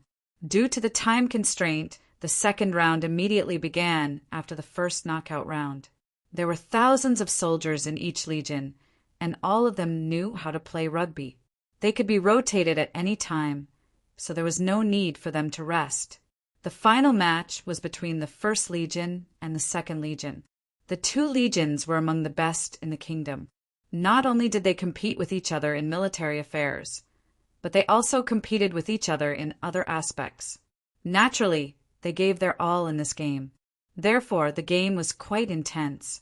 The audience at the side of the field was also very nervous, and they could not help but cheer for both sides. There was another interesting scene in the game. Matones once again used his trump card. He sent Adoris to specifically attack Patroclus, the quarterback of the First Legion. The scene of the brother-in-law against the brother-in-law was played again, and it added a little more interest to the tense game. The Devers in the field were also very happy. It happened that Adoris made a crucial tackle that caused Patroclus to drop the ball, and the Second Legion won the championship by a narrow margin. When the game ended, it was almost dusk, but the lively atmosphere in the city had yet to dissipate. The soldiers of the various legions were still fiercely discussing their mistakes and regrets in the game. The soldiers of Rome and the people were still savoring the joy and excitement that the rugby game brought to them. Of course, the King Devers was also one of the topics that they were talking about. They did not expect the king of Dionia, who is usually high and mighty, to be so approachable. He was able to mingle with the ordinary people and was closer to them than the senators of Rome, who claimed to be the father of the people. This made them even more fond of the kingdom of Dionia. "Father, I'm sorry I'm late," said Crotocatax apologetically as he hurried into the living room. As he had just sobered up, his voice was still a little hoarse. Chapter 870. Sit down. Everyone has been waiting for you for a while. The Devers sitting at the head of the table looked at him with concern and said in a gentle tone, "Now you know the disadvantages of drinking too much. You should control your drinking in the future. It's too uncomfortable to be drunk. I'll try not to drink in the future." It was Crotocatax's first time getting drunk. He rubbed his dizzy head and replied in a low voice, "You just need to drink less, but it's impossible not to drink. Otherwise, you won't be able to get along well with the soldiers." A voice came from the side. Crotocatax quickly turned his head and called out in a friendly tone, "Brother, thank you for the reminder." He then turned to the other side and nodded in greeting. "Hello, brother-in-law." Patroclus smiled and nodded. He also suggested in a friendly manner, "I also felt uncomfortable the first time I got drunk. At that time, My captain gave me some honey water to drink, and I felt much better very quickly. Honey water? I'll try it later. Clotocatax expressed his gratitude and sat down next to Adoris. The Devers made a gesture to the servants standing at the side, and dinner was quickly placed on the table. The Dever smiled and slowly swept his gaze across Adoris, Clotocatax, and Patroclus. He said in a calm tone, "There's an old saying in the East, father and son are soldiers in battle. It means that when a father and son go to battle at the same time, they will often be very united and win the battle. For this expedition to Latin, all the adult men in our family are present. I'm ashamed that I've been here for almost 2 months. Because of the intense war, busy government affairs, and to avoid arousing suspicion, I haven't been able to give you more attention. Today is a rare opportunity, so I asked the 3 of you to come over tonight. We'll get together as a family, eat, drink, and talk. I'm very happy. The battles are so frequent and fierce, but none of you suffered any serious injuries. This is the greatest fortune. So, this first glass of wine, we want to thank Hades for blessing us." As he spoke, the Devers raised his glass. Adoris and Patroclus also raised their glasses. Only Clotocatax was a little hesitant. "Clotho, you've just woken up. Drink some honey water," said the Devers. His words made Clotocatax change his mind. He asked the servant to add more water to the wine and then poured a cup. After praying silently to Hades, the 4 of them emptied the cup. "Your Majesty." Patroclus put down the goblet, filled it again, and said, "I should add." Devers solemnly corrected her. "I said this is a family gathering. Why are you still calling me that? What should you call me, like Cynthia?" Patroclus hesitated for a moment before calling out respectfully, "Father!" Devers responded with a smile. "That's wrong. Should I drink a glass as punishment?" Adoris looked at Patroclus with bright eyes. Patroclus emptied the glass in one gulp and then pointed the empty glass at Adoris. To be honest, although Patroclus was Adoris's brother-in-law, the 2 of them had never had a meal together. Patroclus's straightforwardness immediately suited Adoris's temperament, and he immediately returned a toast. "Haha, Patroclus, Cynthia is my eldest daughter. She helped us take care of the other children since she was young, so they all respect Cynthia. You married her, so Adoris and the others are a little resentful," Devers purposely said in a joking tone. Adoris touched his nose awkwardly. Clotocatax was slightly shocked in his heart, but it had already been more than 2 years. He had already accepted this fact and had even forgotten the feelings in his heart. Patroclus smiled and filled the glass again. He said, "Father, what I wanted to say was the helmet that Clotho gave me was very good. It even saved my life. When I was defending Ostia, I was fighting with the enemy. An arrow hit the side of my helmet. The helmet resisted the impact of the arrow and didn't make me dizzy.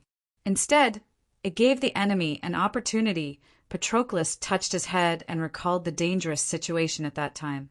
He said with lingering fear, "So I have to toast you, Clotho. Thank you very much.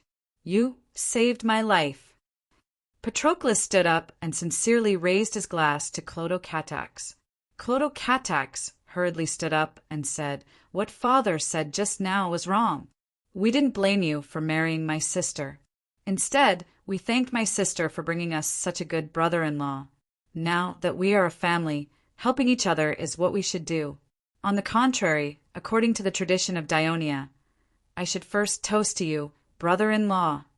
Devers was very satisfied that Clotocatax was able to overcome his previous emotional entanglement and behave so generously and appropriately. He looked at the 2 clinking glasses and happily patted the table. That's right, this is a family." Then Devers picked up another glass of wine and said loudly, "This second glass of wine is to thank you for your outstanding performance in this war. Patroclus, as the captain of the First Legion, you were able to keep a cool head and command the troops well in these difficult battles, such as rescuing Wolsey, attacking Rome, defending Ostia. In these difficult battles, you were able to take the lead and boost the morale of the troops. I'm very proud of you. Adoris, in the battle of intercepting the Roman reinforcements and capturing Fidonia and Gabi City. Not only did you perform very bravely, but you also led your team well. That's why you are promoted to the position of division leader. It's not because Matones wants to please you, because you are my son. You earned it with your own achievements. I'm proud of you. Clotho, you have just turned 18 years old, and this is your first time on the battlefield. Originally, I just wanted you to feel the atmosphere of the battlefield, and I didn't plan to let you fight the enemy alone, but you volunteered to fight many times. You participated in the battle of intercepting the reinforcements from Rome, defending Ostia, and attacking Fedini and Gabi. Especially during the attack on Gabi at the most critical moment, you bravely led the palace guards to the top of the city wall and made the first contribution to the attack on Gabi. You are already an excellent soldier, and I'm very proud of you. So, this glass of wine is to the 3 outstanding young men of my family. You have brought glory to the royal family with your outstanding performance. I thank you. Devers stood up and raised his glass to the 3 of them with a sincere expression. Then he drank the wine in one gulp. Clotocatax, Adoris, and Patroclus listened to Devers's words, and all of them were in high spirits. After looking at each other and smiling, they raised their glasses and toasted back to Devers. Devers filled their glasses again, looked at them, and said earnestly, "This is the last glass of wine to our loved ones. We are fighting at the front, and they are worried at the back. Adoris, Clotho, your 2 mothers send a letter every day, and most of the contents are asking about your situation in Latin. What did you eat today? Did you participate in the battle? Did you get hurt in the battle?" In order to make them feel at ease, I have to spend a lot of energy writing nice words to comfort them every day. It's the same for you, Patroclus. Cynthia writes you letters every day, and I'm sure they are filled with concern for you. So, you have to remember that we are fighting for the peace of our home. Don't be overly engrossed in the battle, and forget your loved ones who are worried about you at the back. The expressions of the 3 of them, who had been in high spirits just a moment ago, instantly became grave. Patroclus thought of his wife, who loved him deeply and who was still pregnant. Clotocatax thought of Agnes's mother, who doted on him, and Christoia's mother, who seemed strict on the surface, but was actually very caring. Adoris thought of Christoia's mother, who had always been very caring towards him, and his sister, who had taken care of him since he was young. The 3 of them silently raised their glasses, and then drank it in one gulp, full of emotion. The living room was silent for a while before Devers said, "All right, the 3 glasses of wine have been drunk. Next, let's eat and chat. Clotho, your stomach isn't feeling well, so I've specially made some oatmeal for you. Have some first." The servant had already brought the steaming hot rice porridge to Clotocatax's table. He scooped a spoonful and slowly drank it. The dinner prepared for them at night was beef and mutton hot pot, because Devers felt that it would be more lively for a family to eat this. However, Patroclus and Adoris had already eaten quite a lot at the banquet at noon, so their appetites weren't that great. After a few simple bites, Adoris couldn't help but ask, "Father, should we attack the Roman army hiding in the colony city southwest of Latin next?" Yes. Devers confirmed his question and said clearly, "Rome is a vicious wolf. We should take advantage of its injuries to intensify our attacks and not give it a chance to recover. This is to prevent it from biting us in the back. So, I've decided to personally lead the army tomorrow and attack the colony city southwest of Rome, as well as the other Latin city-states that haven't surrendered yet. Will our legion also participate?" Adoris asked hurriedly. "The 2nd Legion will go with me." After Devers finished, he looked at Patroclus. "The 1st Legion will temporarily stay in Rome, and together with the Lucania Reserve Legion, they will help the governor assist to maintain the order and stability in Rome. At the same time, you will need to send the injured soldiers back to Turiae, and the Turiae reserve soldiers will also need to rush to Rome to fill the gap of the 1st Legion. When the First Legion completes the reorganization, the Second Legion will rush back to Rome to exchange with you. In this way, I hope that while we destroy the Roman army, we can restore the full combat effectiveness of the legions as soon as possible. Because we have enough manpower, we also have enough military food reserves now. Chapter 871. Father, is it because the situation in the south has changed? Patroclus asked hurriedly. Divers was very satisfied with his sharp battle instincts. An outstanding senior officer should be like this. His eyes should not be focused on a single battle, but should be able to see the entire situation. He looked at the other two. Adoris and Crotocatax also looked at him with concern. They had been fighting in Latin and had little access to the outside world. Devers felt that it was necessary to let them know about the situation in other battlefields. Ever since Alexis defeated the Samnian army in Asculum and Venosa twice, the Samnian people no longer attacked the kingdom's territory. Instead, they launched a large-scale attack on the Campanian alliance, capturing Pompeii, Herculaneum, Tessara, and other cities. Finally, they besieged Naples. Isn't the Campania alliance in danger of being destroyed? Did we send troops to rescue them? Clotocatax asked in shock. Devers smiled and said, before attacking the Campania alliance, something else happened. Great leader Cautini lured Quinduc, the leader of Niconia, who had always been neutral, to death and occupied the territory of Niconia. His actions obviously provoked Gurney of Abenalum. Not only did he decide to make Abenalum a free city of Daionia, but he also helped us to attack the Samni tribal alliance. Therefore, the Ministry of Military Affairs made a new battle plan and let Alexis lead the army to attack the Samni mountains from the east. Father, I remember that you have repeatedly reminded the Ministry of Military Affairs not to let the army attack the Samni mountains. Clotocatax exclaimed. He was a little worried that Helos and Felicius of the Ministry of Military Affairs would be reprimanded by his father for making the decision without authorization. Yes, I have given such an order before. Divers, on the other hand, looked calm. He said, but now the situation has changed. The Ministry of Military Affairs has secretly ordered Potentia to gather soldiers and quietly rendezvous with the army of Abenalum. They are familiar with the Samnese mountains and are good at mountain warfare. The Samnese wanted to lure us to attack the mountains, but we set up an ambush in Aquilonia and completely defeated their main force hidden in the mountains. Now, Alexis was leading a coalition army of nearly 20,000 to attack Beneventum. The Samone coalition army that was besieging Naples had to retreat. In this way, we will be able to take the lead in the battle against the Samni people.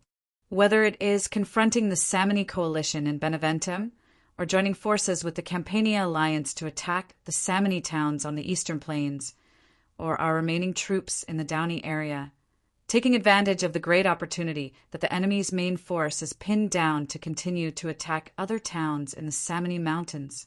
So they don't need our help in the war with the Samni. Adoris's tone was a little disappointed. He then asked, Father, what about the situation in Sicily?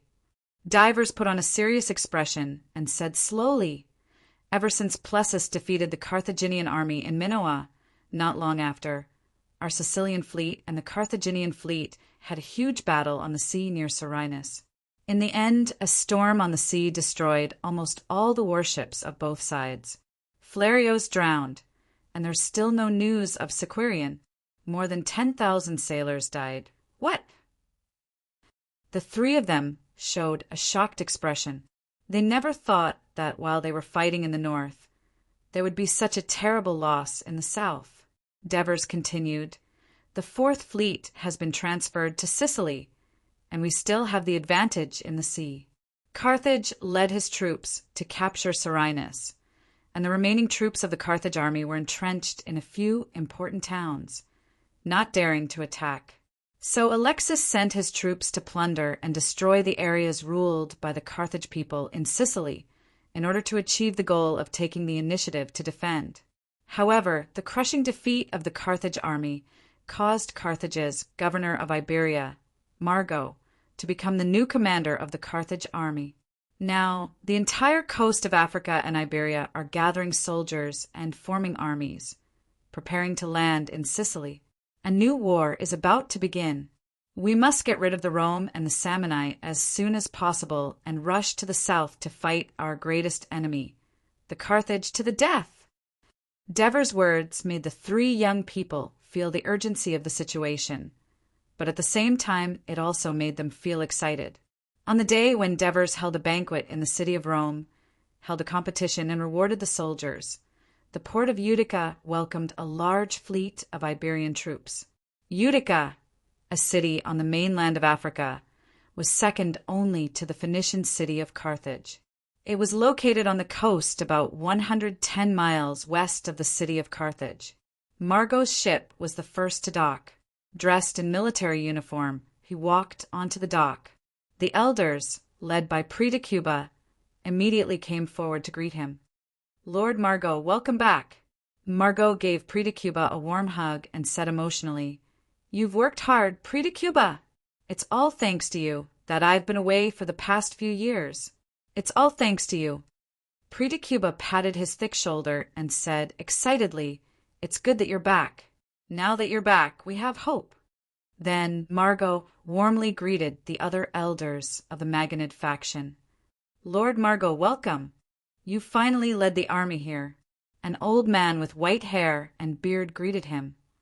"Dear Lord Esseruba," facing the leader of the neutral faction, Esseruba, whose reputation in the Senate was second only to Hanno, Margot still bowed and said solemnly, "Carthage is in danger. As the descendant of the city's founder, how can I sit back and do nothing? I'm glad that you can think this way and do this. This is what all the citizens of Carthage expect from you," Esseruba said seriously. "Oh." Margot sneered and pointed to the elders who came to greet him. "That's not right. At least, some people who haven't been here don't think so. These elders who haven't come have gathered more than 60,000 soldiers for you, and are also gathering a huge amount of food to supply this army for you. They are also urging the shipyards and other allies to speed up the construction of warships. So don't be overly suspicious of your compatriots. They are also making their own efforts for the future of Carthage." Esseruba said earnestly. This made Margot hesitate. He thought for a moment, and his tone became gentler. "Unlike the natives of Syracuse, Namibia, and Iberia, the Daionia are our real strong enemies. We need to do our best to defeat them. Therefore, I will do my best to maintain the unity of Carthage, and I hope that Lord Esseruba can play a greater role in this regard. Don't worry, the previous fiasco has taught us a lesson. Whether it's Hanno, me, or the other elders, we all hope that you can win, because if you fail, it will mean disaster for Carthage. We will do our best to support you until the Daionia are driven out of Sicily and their king is forced to choose humiliating peace talks," Esseruba promised. Margot expressed his gratitude, then turned to look at the port, waiting for his generals to gather the soldiers ashore and lead them out of Utica. Among the more than 20,000 soldiers, led by Margot, there were not many Carthage and Phoenicians. Like the army led by Hasdrubal, most of them were mercenaries.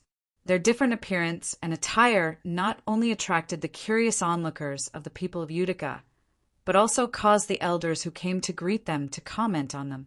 At this time, a few more ships docked, and a group of strong men in striped trousers disembarked from the ships. They were all abnormally burly, muscular, and hairy. Their bodies were embroidered with strange tattoos, messy short hair, unkempt beards, and ferocious faces. As soon as they came ashore, the people at the port cried out in alarm. This seemed to agitate them. One by one, they used the long swords in their left hands to hit the long shields in their right hands, and they roared, looking even more ferocious. Most of the onlookers of Utica turned around and fled, and for a moment the scene was a little chaotic. Fortunately, their leader stopped them in time. However, this did not guarantee that they would be able to line up at the port obediently. A group of terrifying barbarians. Are they also from Iberia? Esseruba asked in surprise.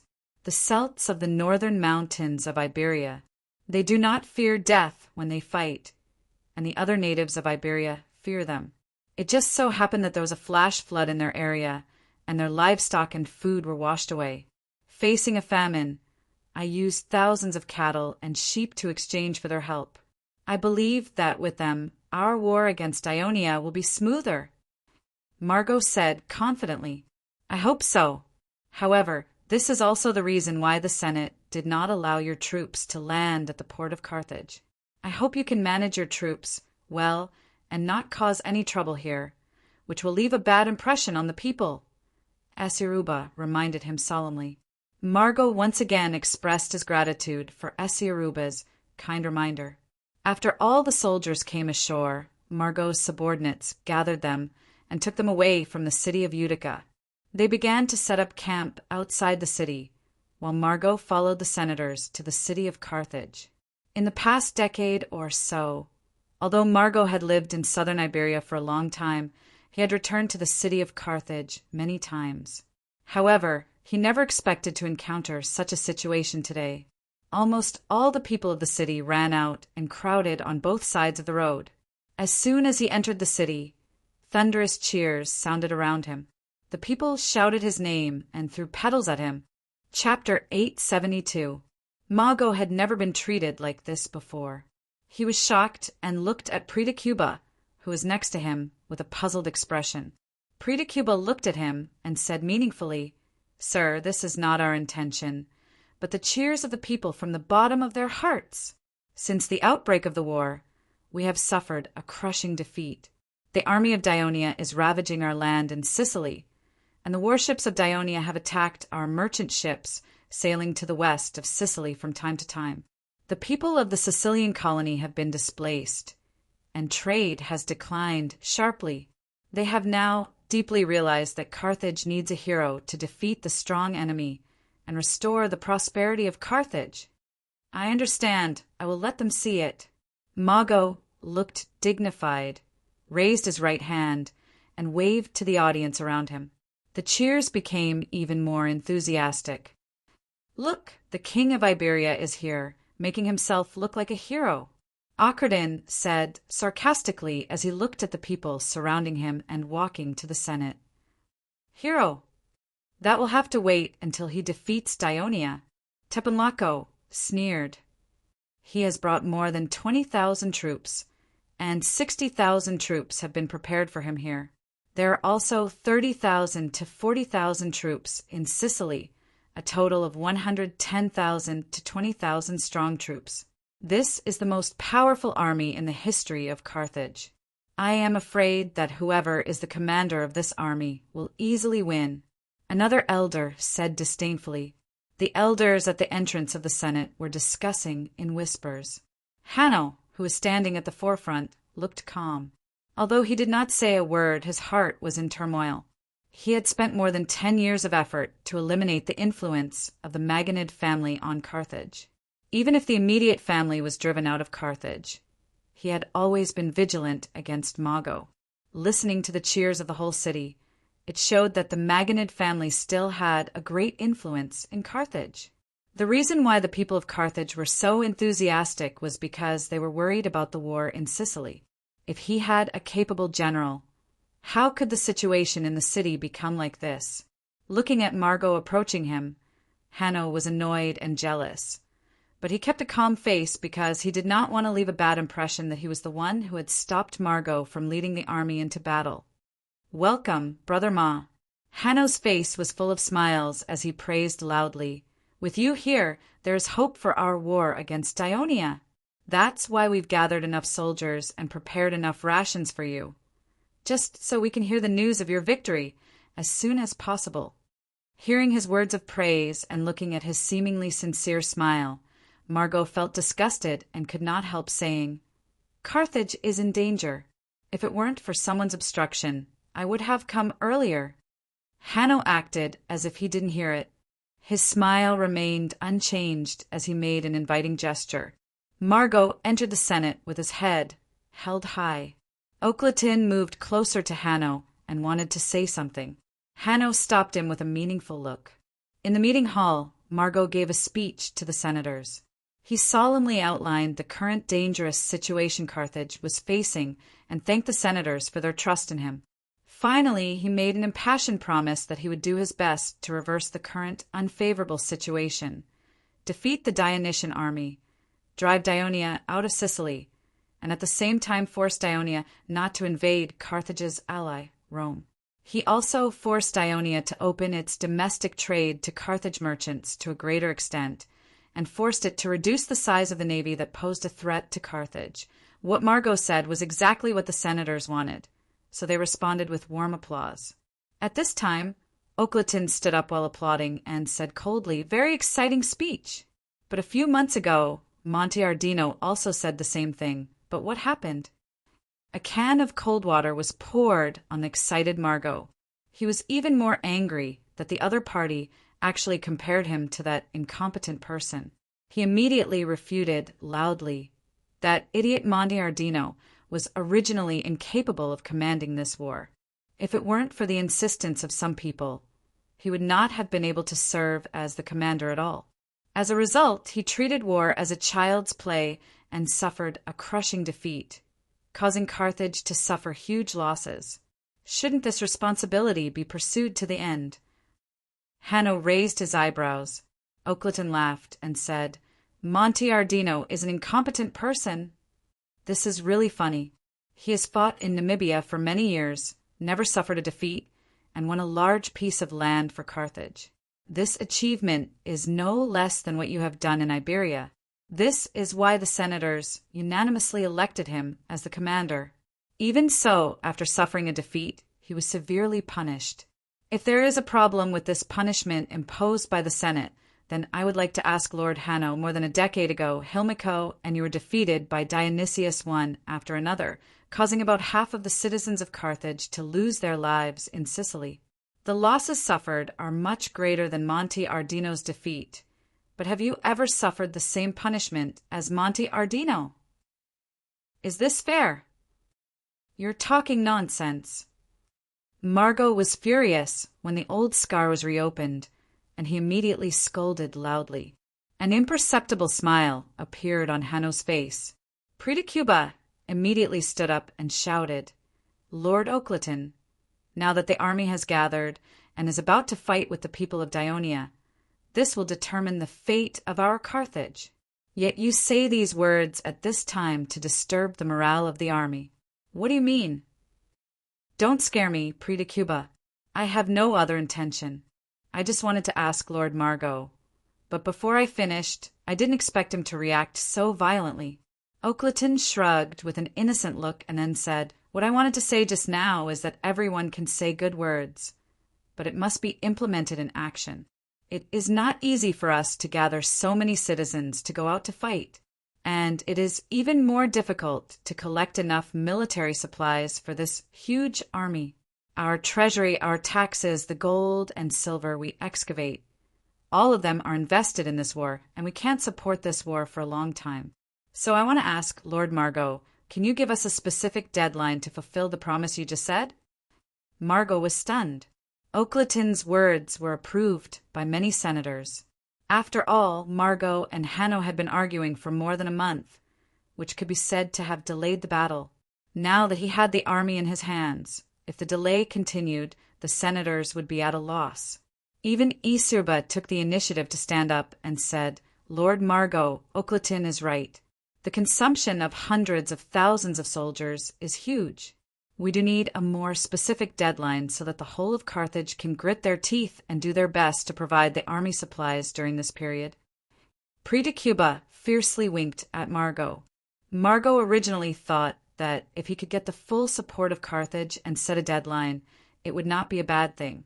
But when he saw the look in Predicuba's eyes, he was a little hesitant. It seems that Lord Margot is not very confident in defeating the people of Dionia, Teponlako said sarcastically. Margot stared at Teponlako. Then his sharp eyes swept to Hanno, who was also looking at him.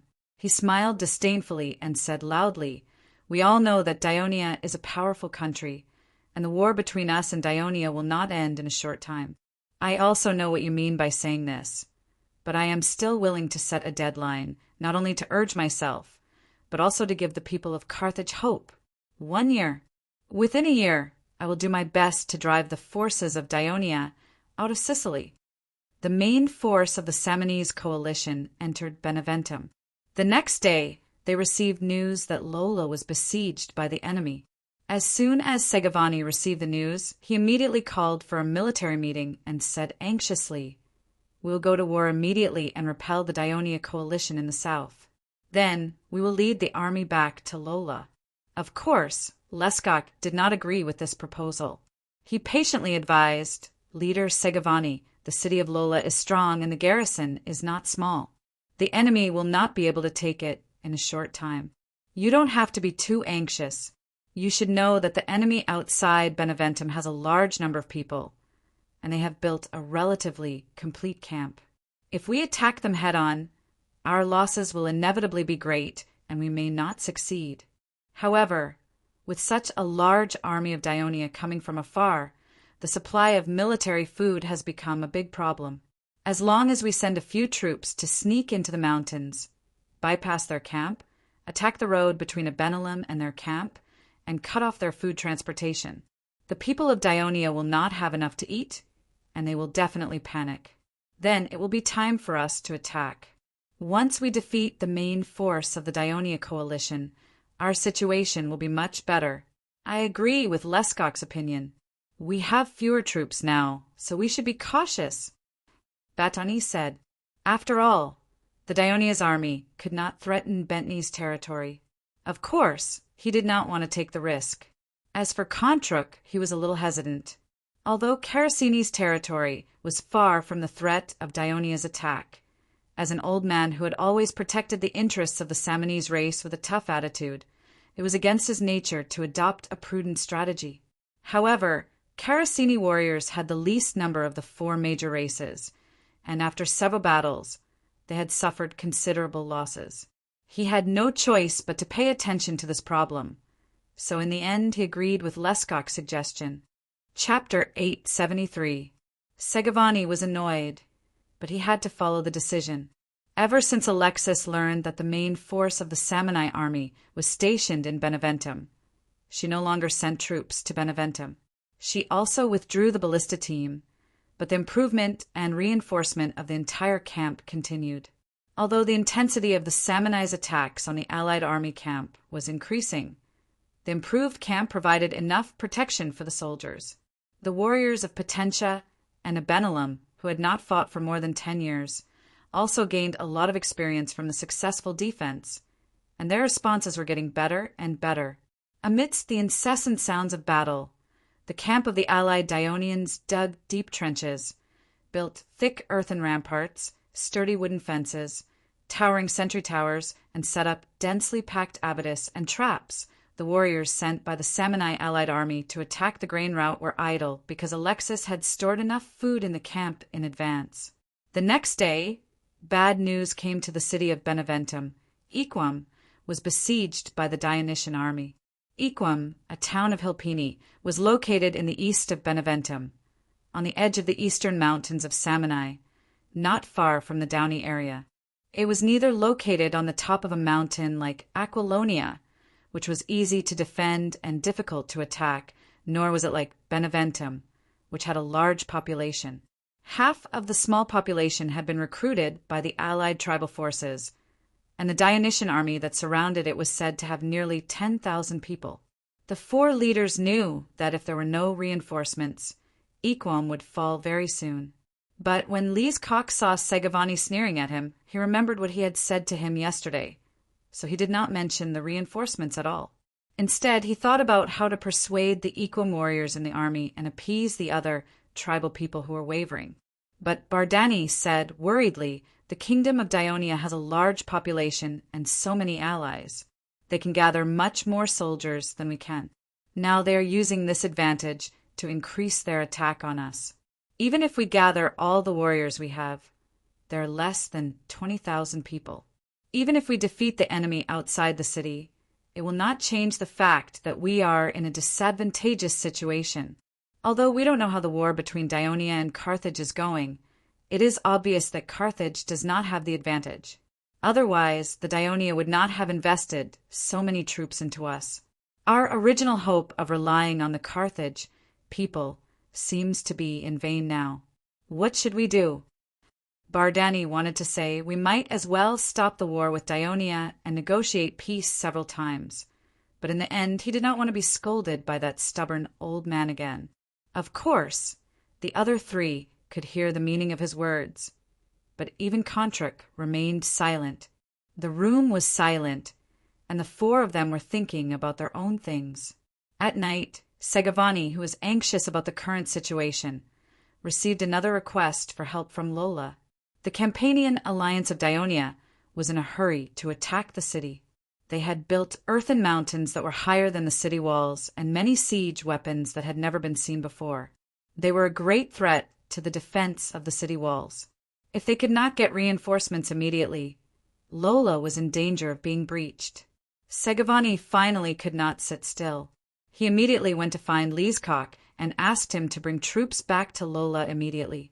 Of course, Leeskok did not want Segavani to leave with his troops, because Katini was now the strongest of the four major tribes. If they left, the entire alliance's strength would probably be reduced by half. So Leeskok hurriedly advised, "The main forces of Dionia are here, and there will not be too many enemies attacking Lola. You only need to send 1,000 or 2,000 reinforcements, and you can completely defend Lola. The most important thing for us now is to defeat the enemy outside the city." Defeat? How? Segavani interrupted him coldly. "Using that cowardly method of yours. Our warriors have been guarding the mountain ridge for 2 days and have not seen a single pack beast transporting the supplies. Even if we really intercept the Dionia supplies one day, I'm afraid that Katini's towns on the Campanian plains will be lost." At this moment, Leeskok did not care about Segavani's mockery and directly advised, "If you are really in a hurry to return, why don't we discuss this and launch a fierce attack on Dionia's camp in 2 days? Defeat them first, and then return to help Lola together." Enough. Leeskok, do you think I'm a fool like Kontrek and Bardani, who can be fooled by you as you please? Segavani glared at him and scolded loudly. "We have sent warriors to attack the enemy's camp many times over the past 2 days, and many have died.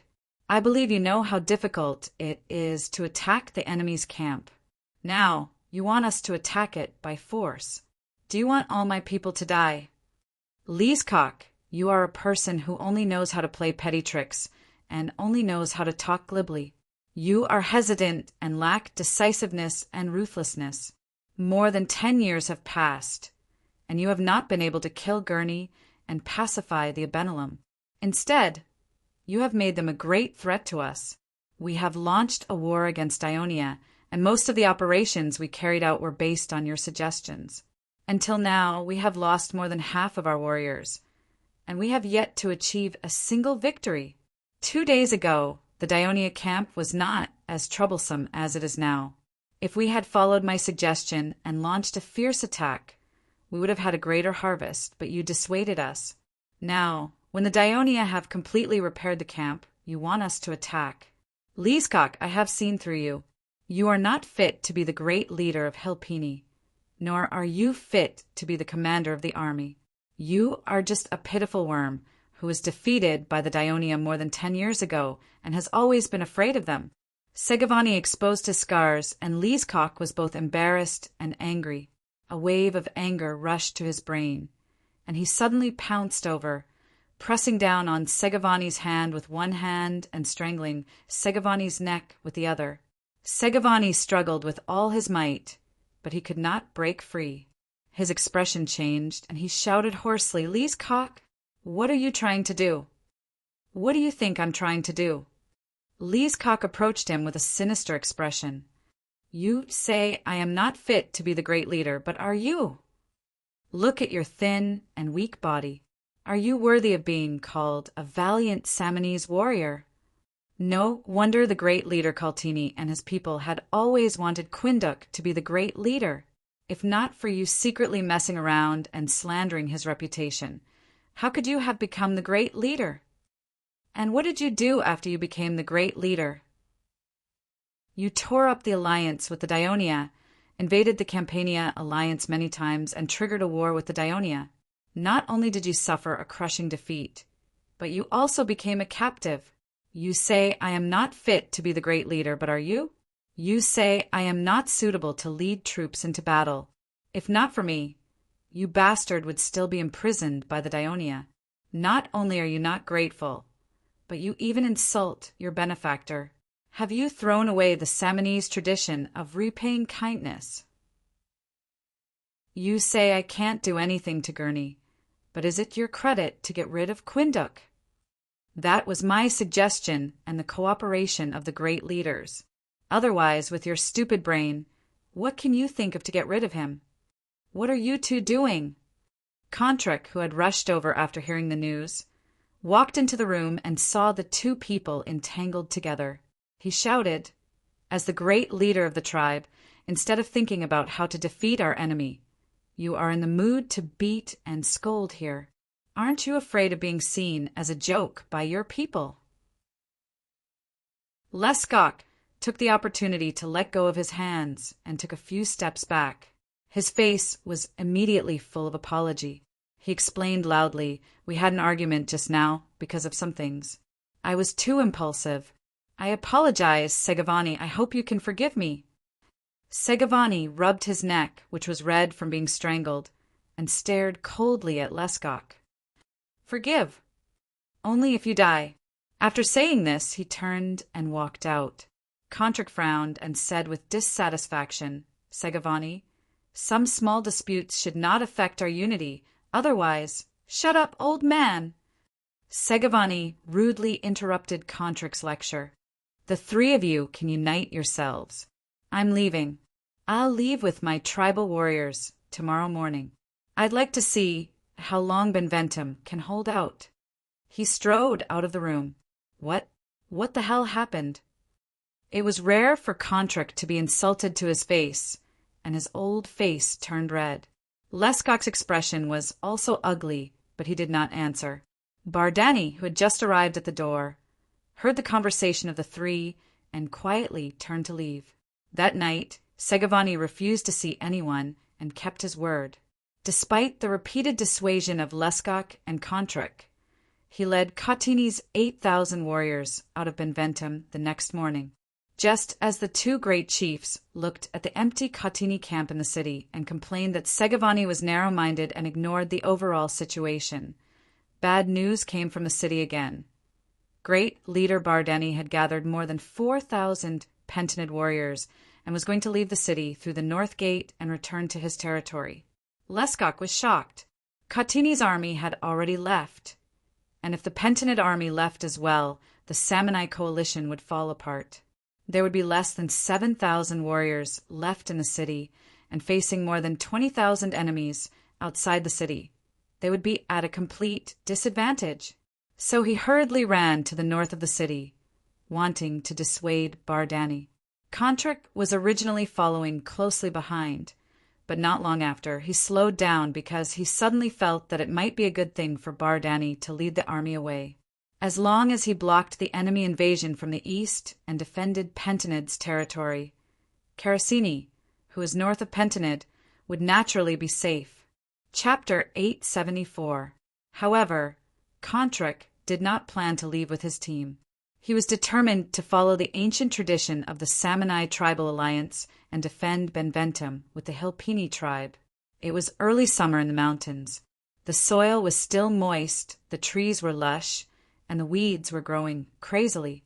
The summer cicadas had already begun to chirp. The scorching sun shone through the densely packed branches and leaves, casting mottled light on the grassland of the mountain ridge.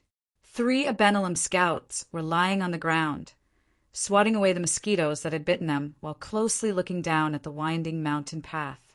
"Big brother, look." One of the scouts pointed to the front and shouted in surprise. Between the mountain ridges in the east, many birds flew up, chirping and circling in the air. "Let's go and take a look." The scout called Big Brother also had a happy look on his face. He stood up and stretched his sore thighs, then led the other 2 and ran along the ridge to the east. Not long after, They were lying on the mountain again and looked down. The mountain path, more than 100 meters away, was crowded with Samurai warriors. They were lined up in a long line, stretching eastward, although the attire of the warriors of the 4 major tribes was roughly the same, and the flags could not be seen clearly due to the distance. The experienced Abenelem scouts could still tell that it was Kaltini's army. Under the sunlight, the long line reflected a lot of light, which meant that the army was well armored. Of the 4 major tribes, only Kaltini could do so because they were the wealthiest tribe in the eastern plains of Campania, not to mention that this army was heading towards Kaltem. Chief Gurney is right. The Kaltini have indeed evacuated from Benventum. We didn't wait for this day in vain. The leading scout could not hide the joy on his face. But we still haven't found where the Narconians are. Of course, I can't see clearly from this mountain, but I can roughly guess where they are. The leading spy said confidently, "Ever since their army entered Beneventum, we have not seen the Naconians fighting outside the city.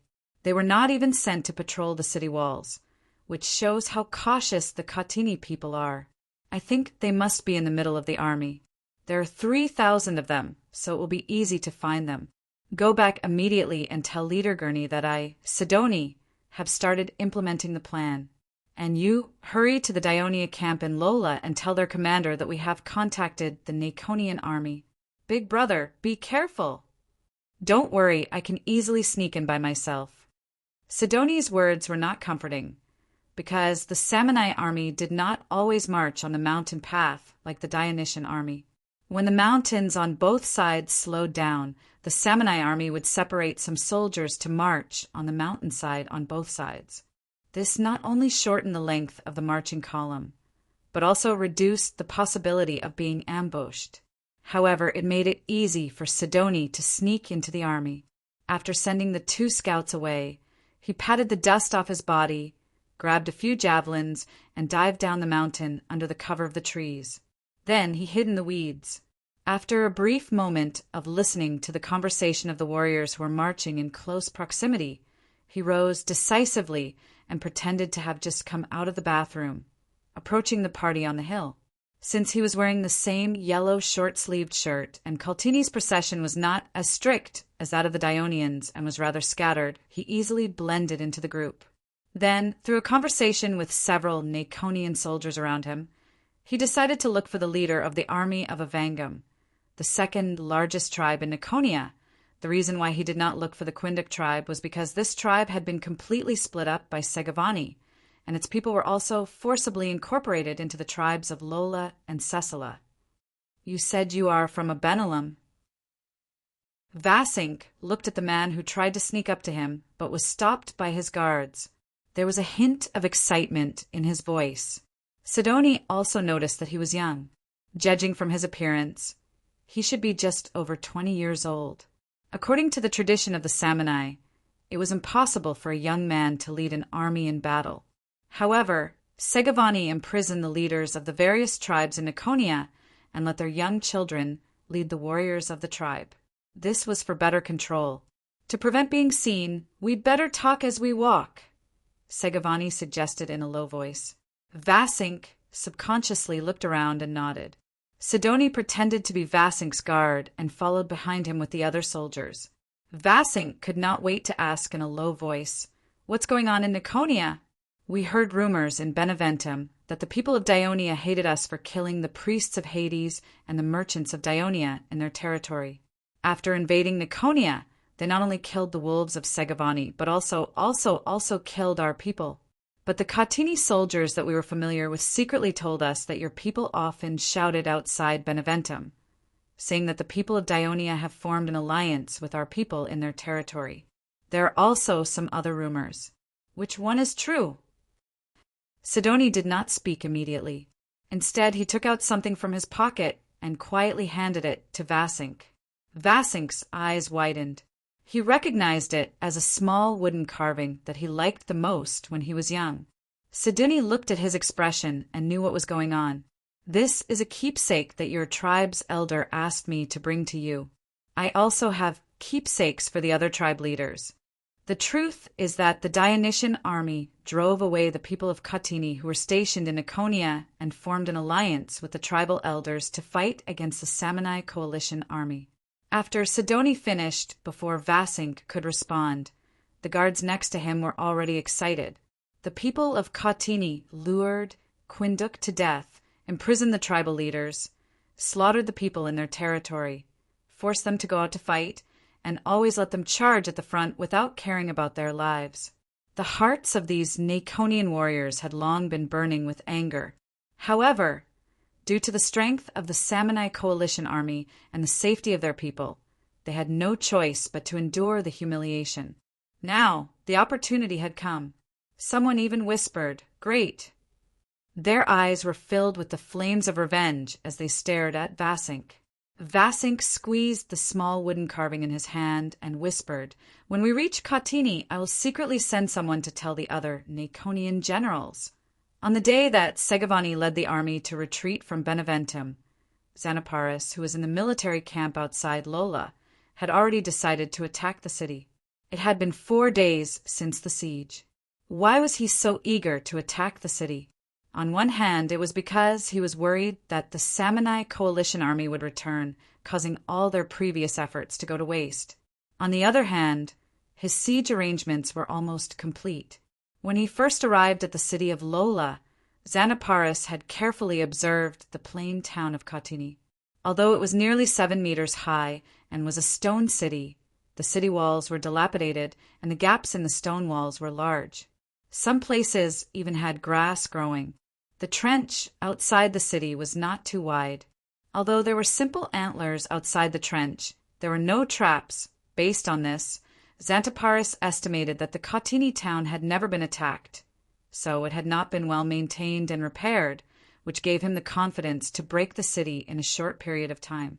In fact, the Katyni invaded Campania last year and suffered a crushing defeat at the hands of the reinforcements from Dionia, and the Legio III entered Tezzola. This had already made Lola, Sessala, and other Katyni towns closer to Tezzola feel the danger. They put strengthening the city's defense on their agenda, but it did not take long for the full-scale war between the Samni and Dionia to break out. The young and middle-aged people of Lola were transferred, and the repair of the city walls was delayed. Xantaparis considered that there were not many defenders in Lola, other than the possible reinforcements from the north. The rest of the city was controlled by Dionia and its allies.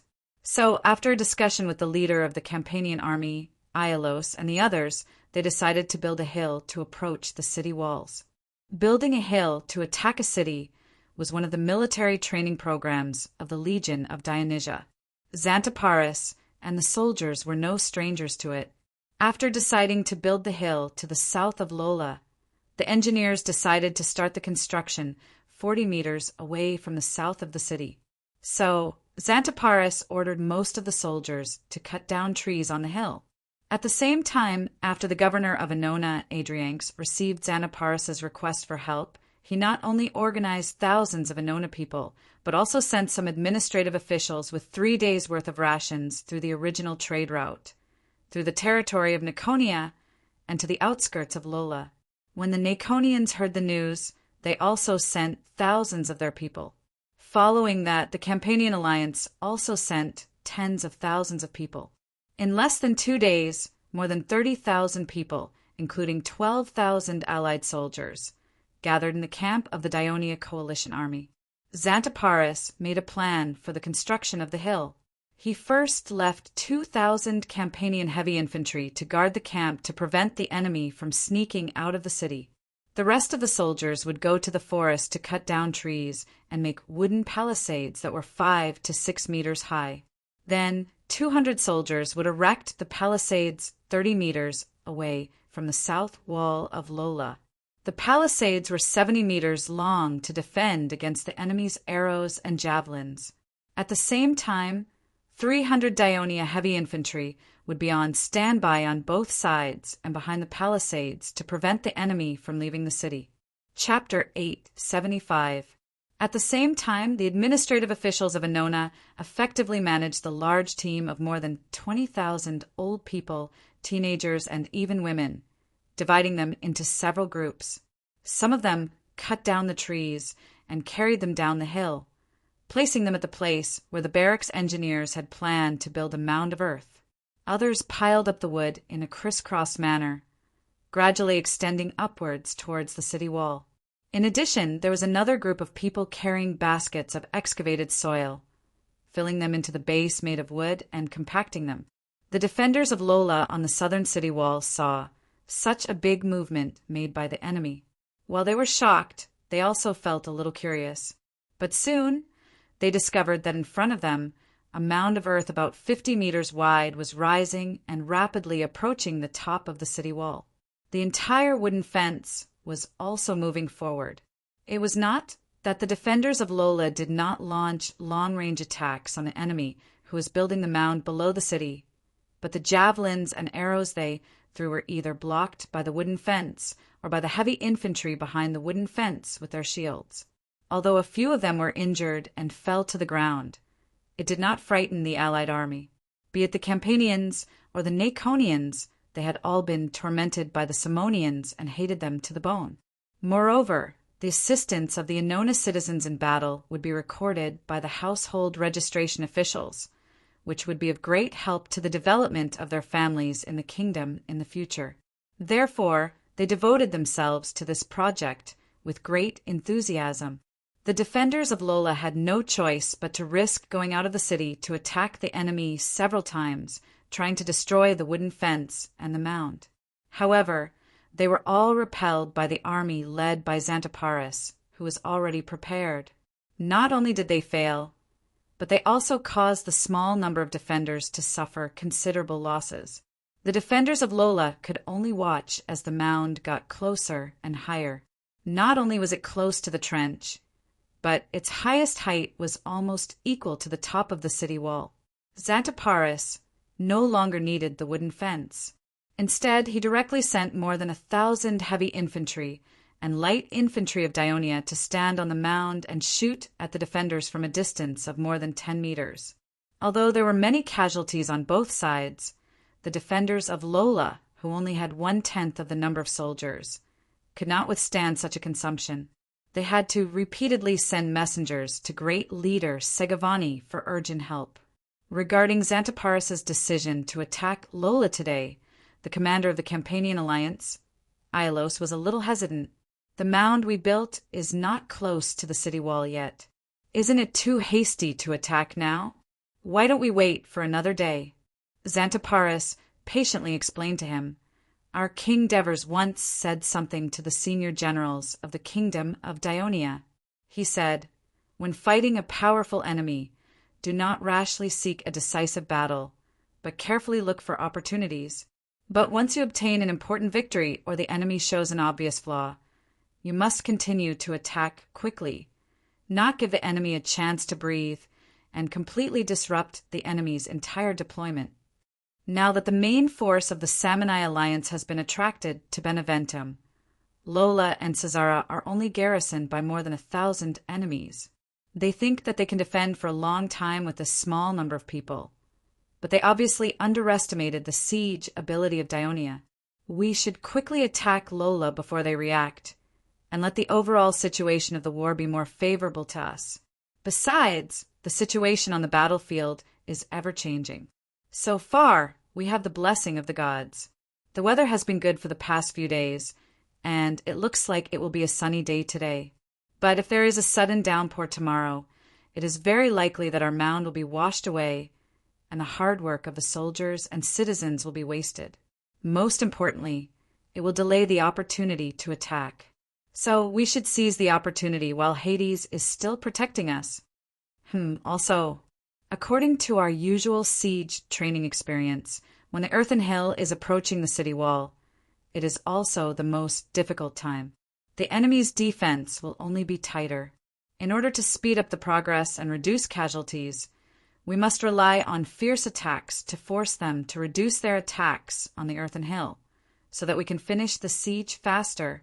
Xanthoparis' serious explanation convinced the generals of the Campanian alliance, and they unanimously agreed to attack Lola today. The next step was to discuss the attack plan. Xanthoparis, had already thought about this. The southern wall of Lola is where the mound is, and it is the focus of the attack. I suggest using a heavy infantry battalion and a light infantry battalion from Daionia, plus 1,000 light infantry and 1,000 heavy infantry from Campania, a total of 4,000 people to attack here. Aialos nodded and said, I agree with General Xantiparis. The 2,000 Campanian soldiers will be sent from Naples. Xantiparis continued, I suggest that we use the siege equipment we made in the past few days to attack the western wall of Lola. Since the Daionia soldiers are proficient in using these equipment, a heavy infantry battalion from Daionia will be the main attacker, and 1,000 Campanian soldiers will be added as support. Also, 2,000 soldiers from the eastern and northern walls should be arranged to attack with ladders, using this to disperse the few enemies in Lola and weaken their defense. Finally, there will be a light infantry battalion from Daionia and 1,000 Campanian soldiers left. I suggest that they be used as the reserve force for the final assault. As soon as Xantiparis finished, Aialos said, I think General Xantiparis's plan is very good. Naples is willing to send 1,000 soldiers to attack the western wall, while another 1,000 Neapolitan soldiers attack the northern wall. The remaining 1,000 Neapolitan soldiers will be used as the reserve force according to General Xantiparis's suggestion. The rest of the soldiers will be filled by the soldiers of your city. Aialos spoke to Xantiparis with respect, but he spoke to the other generals of the Campanian alliance with a somewhat commanding tone. Only then did Xantiparis realize that Naples was the leader of the Campania alliance. As a military general, he did not think too much about it. Instead, he felt that having Aialos in charge of the generals of the Campania alliance saved him a lot of time as well as a lot of words. Once the plan was confirmed, it was implemented immediately. The first to move were the soldiers of the allied army outside Lola. This was because the people were already prepared. They carried sacks full of soil and prepared to complete the final closing of the hill and the city wall. Of course, this was also the most difficult moment. Although it was called a hill, it was actually a large inclined causeway. According to the design of the Daionia engineers, the slope was only about 20 degrees. It was relatively gentle and extended from 40 meters to the city wall. Because of the wooden support and the compacted soil as flesh and blood, it was not easy for the soldiers to slip and collapse when they stepped on it. More than 200 Daionia heavy infantrymen, each holding a long shield in their left and right hands, climbed up the hill in 2 rows and advanced toward the city wall. The defending soldiers immediately launched long-range attacks, mainly javelins. The double-sided shields of the Daionia soldiers protected themselves tightly, but even so, there were still soldiers who were injured after the javelins penetrated the shields. Behind them, new heavy infantrymen would step forward to fill the gap in the formation at any time. The light infantrymen behind the Daionia heavy infantrymen also attacked the top of the city wall. Not only did they throw javelins, but they also shot arrows. After all, the defenders at the top of the city wall did not have thick protection like the heavy infantrymen of Daionia.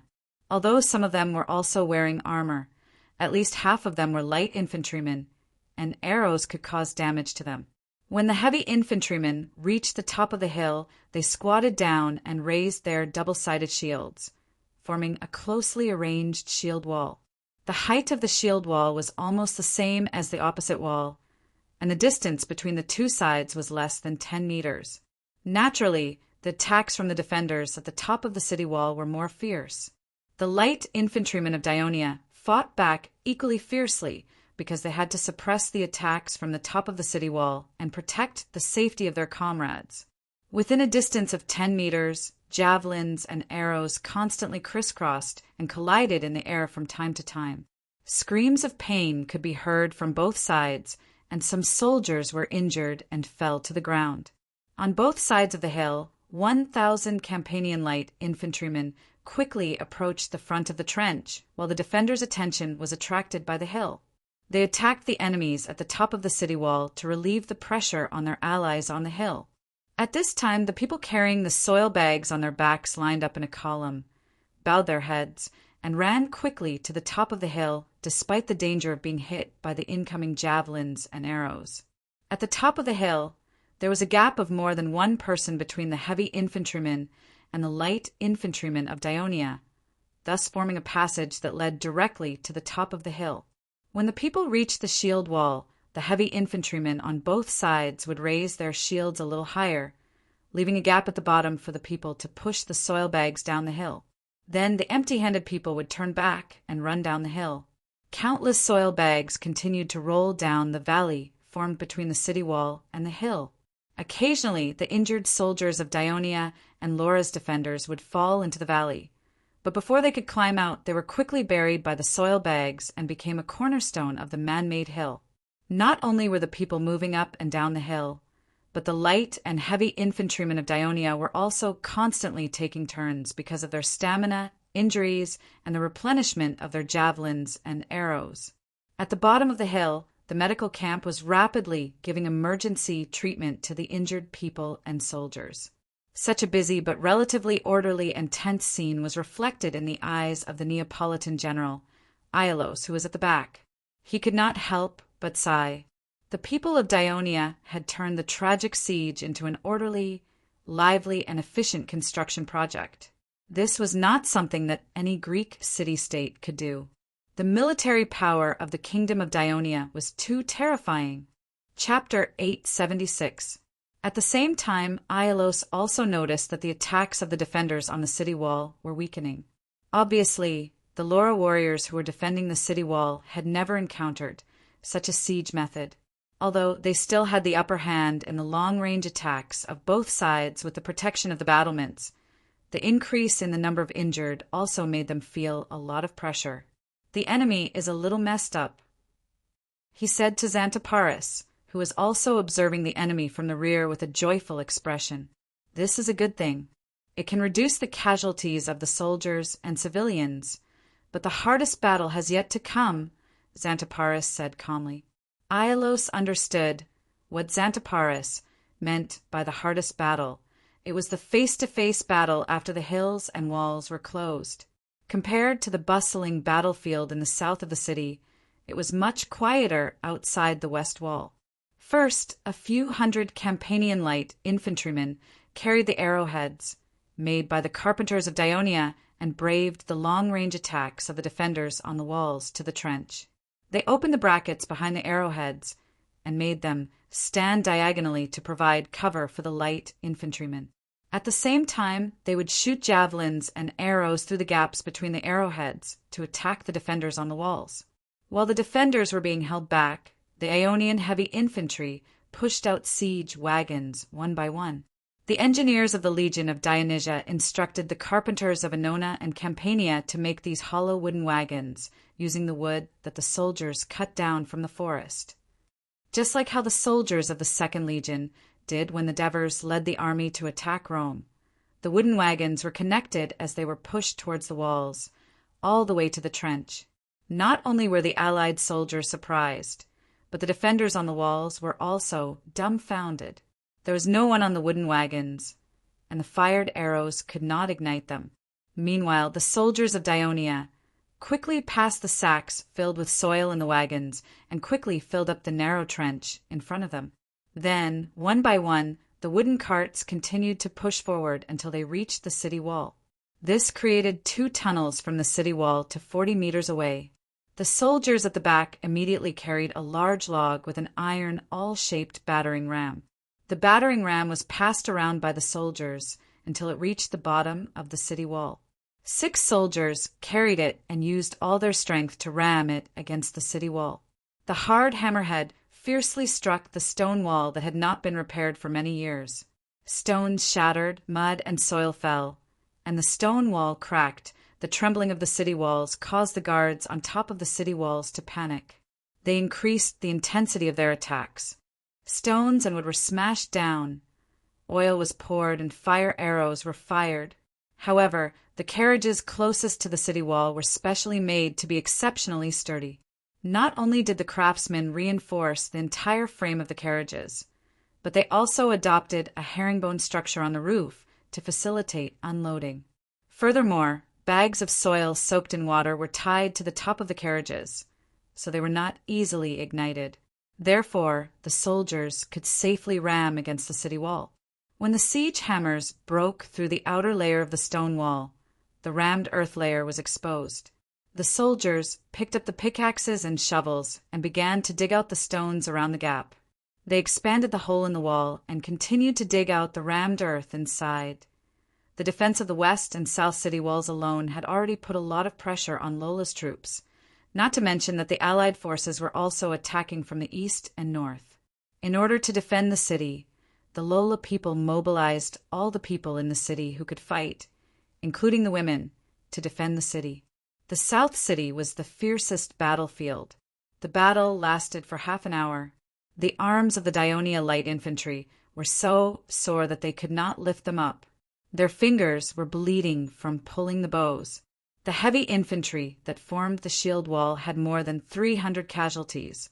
The casualties among the civilians were not small either.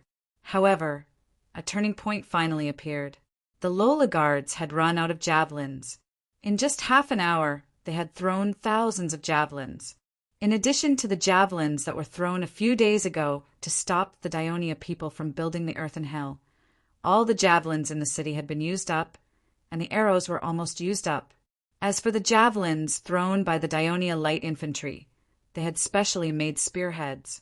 The iron rods connected to the spearheads were very thin. After hitting hard objects, the rods would bend and could no longer be thrown.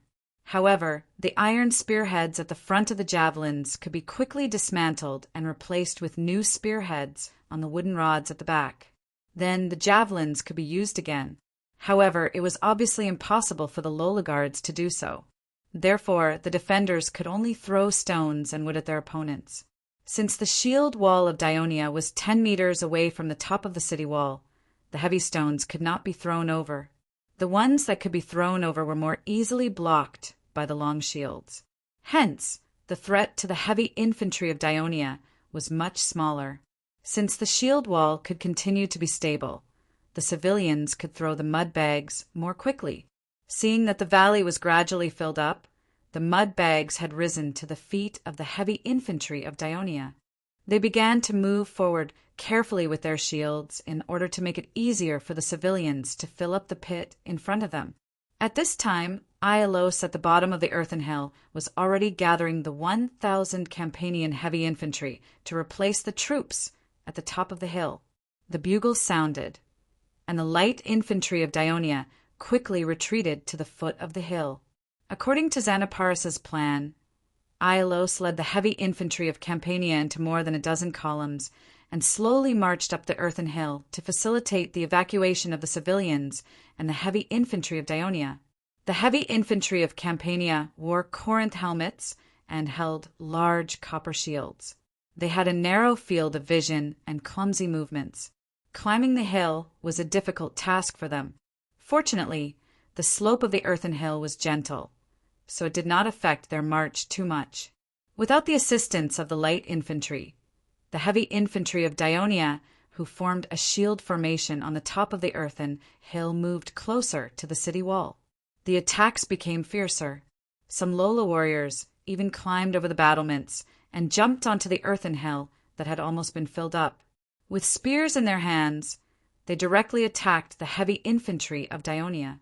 During this long period of defending the city, the defenders of Lola had seen clearly that these Dionia soldiers did not carry spears at all because they held shields in both hands. So the Lola warriors stepped on the bumpy dirt bags one step at a time. They directly used their bodies to knock down the shields and even knock down the enemies. Then they stabbed the spears in their hands. The shield wall formed by 2 rows of heavy infantry of Dionia became fragmented. When the civilians fled in panic, the officers of Dionia shouted, "Do not retreat! Throw away the shield and change it for a dagger!" In fact, there was no need for them to shout. The soldiers had already done so. These reserve soldiers from the Lucanian mountains had previously endured the enemy's long-range attacks and watched as hundreds of their comrades were killed or injured. Just now, the sudden direct attack of the enemy had caused dozens of casualties. They were all Lucanians who grew up after the establishment of the Kingdom of Dionia, although the cultural integration of the kingdom had weakened their wildness. Military training had taught them teamwork and comradeship. With the anger of avenging their comrades, they held daggers and shields and fought fiercely with the defenders of Lola. However, the bugle that represented retreat of Dionia was blown at this time. Although the soldiers were unwilling, they had to obey the order. The Lola warriors did not continue to chase after them because they saw the tin cans coming up, so they ran back and jumped over the city wall. On this earthen hill that was more than 50 meters wide, the Campanian heavy infantry slowly approached the defenders at the top of the city wall. They gradually formed a dense formation and were only one battlement away from the defenders. Although the spears could easily pierce the enemy, they could not use the charge and ram that the heavy infantry were good at. Hence, their power was greatly reduced. The bugle sounded continuously. The Campanian heavy infantry on the earthen hill, under the leadership of Iolaus, began to fight fiercely with the enemy. To be honest, the Campanians rarely had such a good opportunity to fight face-to-face with the Simonians. That was because the Simonians always used javelins to kill and injure the Campanian soldiers before retreating and luring them to chase after them. In the process of retreating, the Simonians would take advantage of the enemy's slow movement and repeatedly attack with javelins until the enemy's formation was completely chaotic. Then the armored infantry would break through and completely defeat the enemy. This was a tried and tested tactic. The continuous failures had terrified the Campanians so much so that they did not even dare to go out of the city to fight in the field. Today, they finally had the chance to take revenge. The Campanian soldiers roared loudly and stabbed the enemy with their spears. As the defenders of the city, the Lola defenders certainly could not adopt the guerrilla tactics that worked in the past. They could only face the enemy head-on. They let the armored warriors block the battlement, and the light infantry behind them formed a dense formation in the walkway to fight against the Campanian heavy infantry. In order to be able to fight against the enemy, they also transferred some of the defenders on the west wall because they thought that the battle on the west side was relatively calm. Even if there were not many defenders, they would be able to handle it. However, shortly after some of the defenders on the west wall were transferred away, there was bad news. There were 2 collapses on the west wall. It was all thanks to the Dionia soldiers in the siege wagons. They dug out the stone walls and rammed earth at the bottom of the wall, destroying the foundation of the wall, causing the already unstable wall to collapse due to gravity. The scattered stones even injured a few Dionia soldiers who did not manage to retreat in time. The loud rumble and the rising morning mist not only shocked the Lola defenders, but also the Campanian soldiers. When they saw the unique, slow way of attacking the city by the Dionia soldiers, they could not help but despise them, thinking that it was time-consuming and laborious. Some soldiers even said disdainfully, they say that the Dionia are brave in battle, but it seems that they are also afraid of death. They only know how to hide in wooden boxes. And now the tragic fate of the city wall had given them a loud slap in the face. Of course, they did not know that in the various military camps in the Kingdom of Dionia, the soldiers would not only build a section of the city wall to train their ability to build a city, they would also train how to break through the wall in the next training session. Therefore, the Dionia soldiers were not digging randomly, but destroying the structure of the city wall with purpose and efficiency. Library of Literature. Chapter 877. Attack! Attack now! The officers of Campania hurried the soldiers who were distracted. The Dionia heavy infantry, who had long been prepared, were already shouting excitedly. They covered their heads with their long shields, blocking the stones, and would hurriedly thrown down by the defenders at the top of the city wall, and rushed to one of the gaps in the city wall in a loose formation. The Campanian light infantry in front of the trench also stepped up their attacks on the city wall. After the city wall collapsed downwards, a slope was formed on both sides of the gap.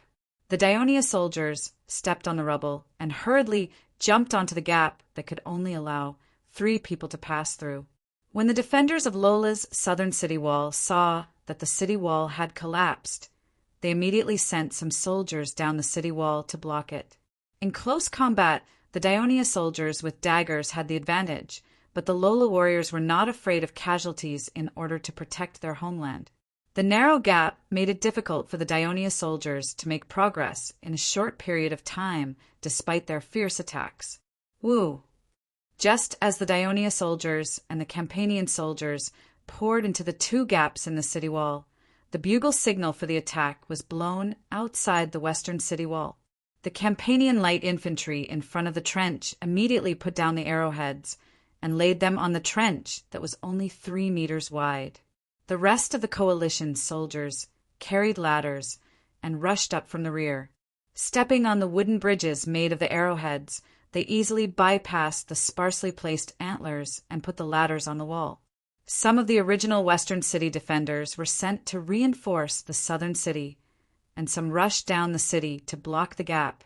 There were not many soldiers left on the city wall, and they had to help attack the enemy at the gap. They could not deal much damage to the enemy near the city wall, and it was difficult to stop the enemy's ants from attacking the city, so they had to ask for help. But now that the Daionia coalition army in the southern city was attacking fiercely, the armored Lola warriors were not as good as the other party, and they could only barely hold on in a head-on battle. The defense of the eastern and northern city walls mainly relied on the people in the city. It was already a great sacrifice for them to be able to fight until now without being breached by the enemy. Now that the entire city of Lola was under attack from all sides, the whole city was in a tight situation, and there were no extra troops to be sent. The battle lasted until noon.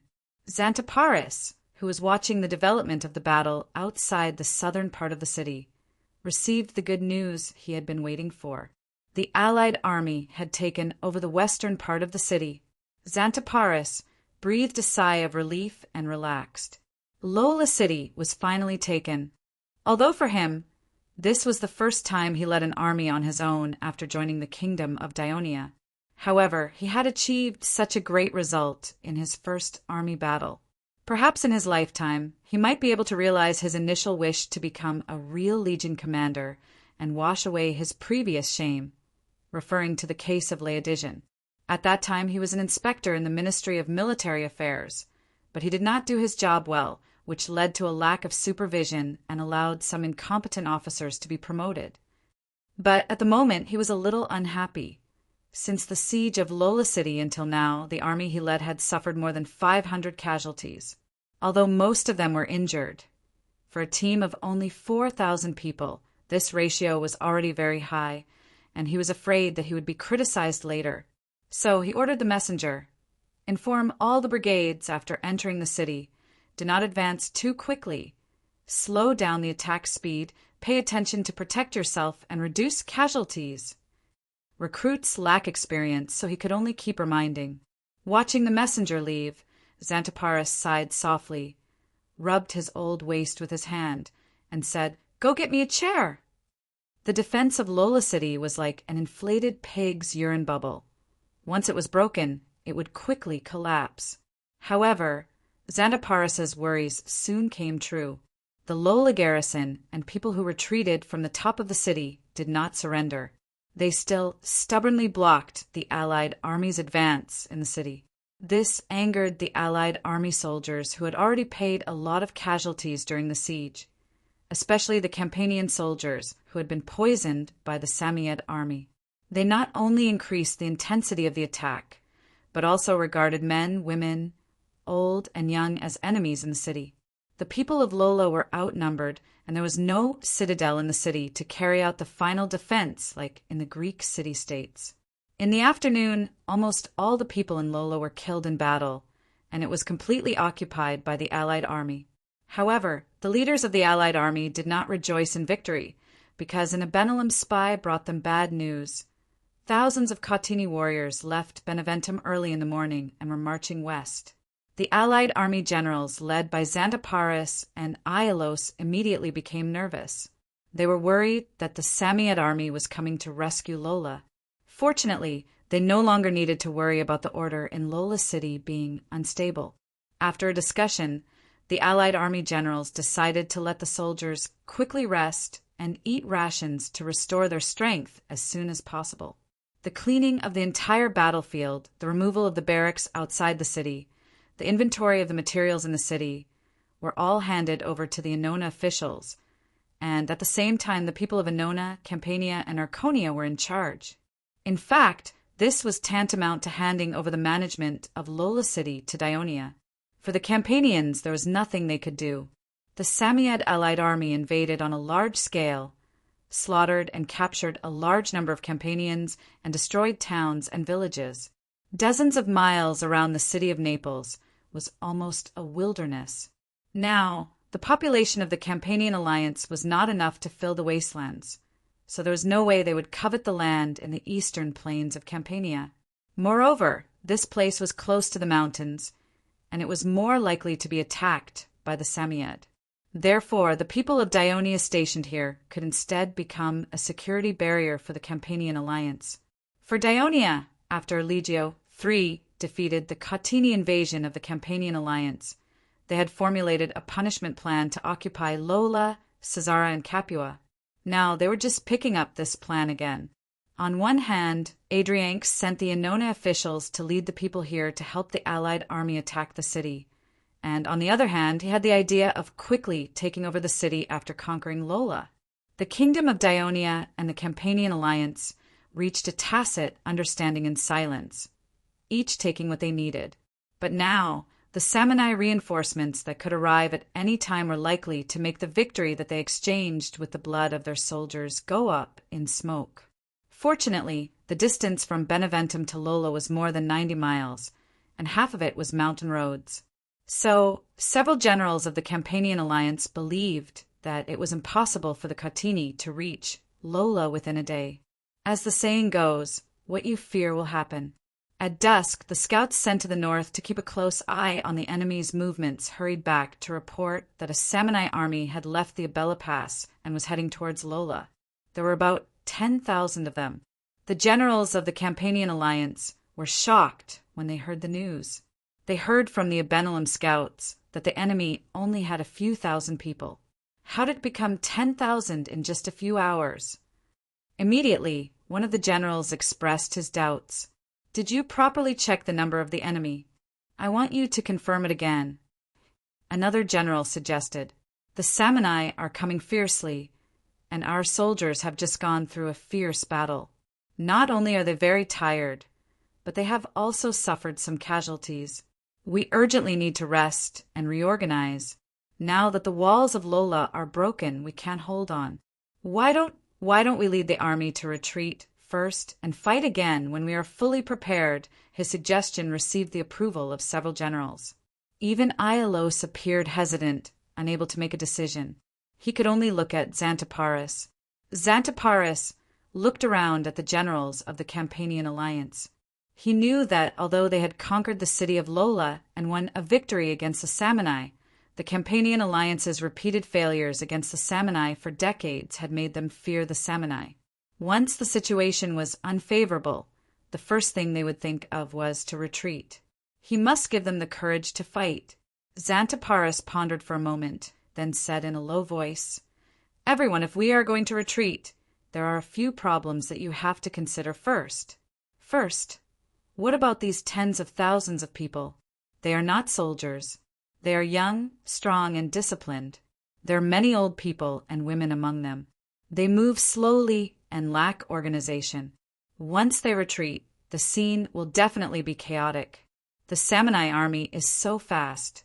Once they catch up, it will be a disaster. Second, the war started by the Samni has caused great losses to the Campanian alliance. We have finally conquered Lola, and we're about to block the Samni in the mountains, preventing them from invading again. Now we have to give up on Lola. Once we give it up, it will not be so easy to recapture it again. The Samni will definitely learn from this lesson and deploy enough soldiers here. This will lead to a stalemate. The main force of our Dionysian army is fighting in the east in the mountains.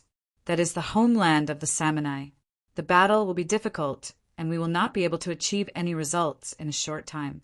There will also be no new reinforcements here, because the kingdom is also fighting a bigger war in Sicily and Latin. Chapter 878. Xanthoparis' sincere words greatly touched the generals of the Campanian alliance. People like Iolaus immediately thought of the predicament of Naples. There were too many refugees in the city, there was a lack of food, and it was difficult to maintain order. What they were most afraid of was the outbreak of a plague. The generals of cities like Herculaneum and Rhytrum were eager to lead their people back to their homes, but their cities were in ruins. If the Simonians attacked again, they would not be able to defend themselves. Would they have to continue hiding in Naples? Not only would the people find it hard to bear, but the militias under them would also oppose it. Seeing that the generals of the Campanian alliance were deep in thought, Xanthoparis said, "Our soldiers are indeed a little tired after a tough battle, but at least they have time to rest. But aren't the Simonians tired after coming from afar? It took them 1 day to get here from Beneventum. I'm afraid they didn't rest much on the way. They must be even more tired than our soldiers. Can they still run like the wind in battle like before? Furthermore, our soldiers have just conquered Lola, and their confidence has been boosted. The Simonians are worried about Lola, so their morale is not as high as ours. Furthermore, even if the Simonians have 10,000 reinforcements, we still outnumber them. Don't forget that there are more than 2,000 warriors from Niconia in their army. The spies from Abenalum have already said that they have secretly contacted the commander of Niconia's army. So, these 2,000 Niconia warriors are not allies of the Simonians' reinforcements. They are here to help us at a critical moment. Xanthoparis' mood became high. Everyone, we have so many advantages. We should seize this opportunity to take the initiative to attack the enemies, defeat them, and completely drive them out of the Campanian plains. Let the people of the Campanian alliance enjoy peace and tranquility." Xanthoparis' words made most of the generals feel excited, and their doubts were gone. But there were also people who objected. Can the words of the Abenalum be trusted? The Simonians and the Campanians had been fighting for decades. Both sides regarded each other as mortal enemies. How could they be trusted so easily? Before Xanthoparis could answer, Iolaus said, "The Abenalum helped General Alexis defeat Samonet's army in the mountains, and now they are besieging Beneventum. Why can't they be trusted? The Abenalum is an ally of Dionia, so of course they are our friends. The same goes for the Naconians. Don't forget, we were able to conquer Lola City thanks to them." In fact, it was not that the Naconians did not clash with the Campanians in Lola. It was just that the Annona officials tried their best to isolate the Campanians from each other and reduce their contact. For example, the Naconians were responsible for trimming the trunks and digging the soil. They were not allowed to participate in the construction of the hill. At night, the Campanians were allowed to rest in the southern part of Niconia. Of course, another reason for this was to prevent the Lola garrison from seeing the close relationship between the Naconians and Dionia. The generals stopped talking. Iolaus looked at Xanthoparis and asked solemnly, "If we do as you said and lead the army to welcome the Simonians' reinforcements, can we win?" Xanthoparis replied solemnly, "As long as we fight with all our strength, we will win." Iolaus's previous concern was that once the allied forces were defeated, it would be difficult for the slow-moving Campanian heavy infantry to escape the pursuit of the Samni. By then, the situation of the Campanian alliance would become even worse than before. However, he had personally participated in the 2 battles of the Dionysian army on the Campanian plains. He was also impressed by Dionia's powerful military capabilities. Therefore, Xanthoparis' affirmation gave him confidence.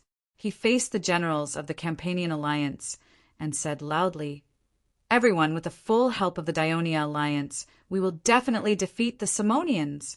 Don't hesitate anymore. Gather the soldiers immediately and fight the enemy. Drive them out of the Campanian plains." This time no one objected. When the Dionia allied forces lined up outside the city of Lola early in the morning. The defenders of Lola felt that something was wrong. They let a small team sneak out of the city. After paying the price of many casualties, they fled into the mountains from the southeast hilly area and escaped the encirclement. Then they rushed to Beneventum to ask for help. At noon, they happened to meet Segovani's returning army at the entrance of the mountain road leading from Caudium to Beneventum. When Segovani learned that Lola was in danger, he did not hesitate to give the order to speed up. At the same time, he also sent spies to inform Sassara. Just like that, Caudium's army left the mountains and entered Caudium's territory. They did not enter the city to rest at all. Instead, they continued to march forward, passing through the relatively wide pass between the mountains and arriving at Abella. Here, they met up with the 1,300 warriors sent by Sassara, bringing the total force to more than 9,000 people. This was already the largest force that the Caudium tribe could send at present. This army walked out of the pass and entered the Campanian plains. They went around the mountains and turned south, heading straight for Lola. Although the road from Caudium to Lola was flat, a day's march still made the Samnese mountain people, who were good at running and full of energy, feel tired. Many tribal leaders asked Segovani to let the warriors rest for a while. However, Segovani refused. From the descriptions of several Lola messengers, he had already realized the determination of the Daionia-Campanian alliance to attack Lola. He had to go and reinforce as soon as possible to prevent this town, which was very important to the Caudium tribe, from being controlled by the Daionia. This meant that the southern part of the Caudium territory would be cut off, which he could not allow. About 10 miles away from Lola, Segovani received a report from a spy sent to Lola. The enemy's army is coming out of Lola and coming towards us. There are many soldiers. Are you sure the enemy came out of Lola? Segovani was in disbelief. Great leader, when we approached Lola, the battle had already ended. We only saw many Campanians carrying corpses outside the city.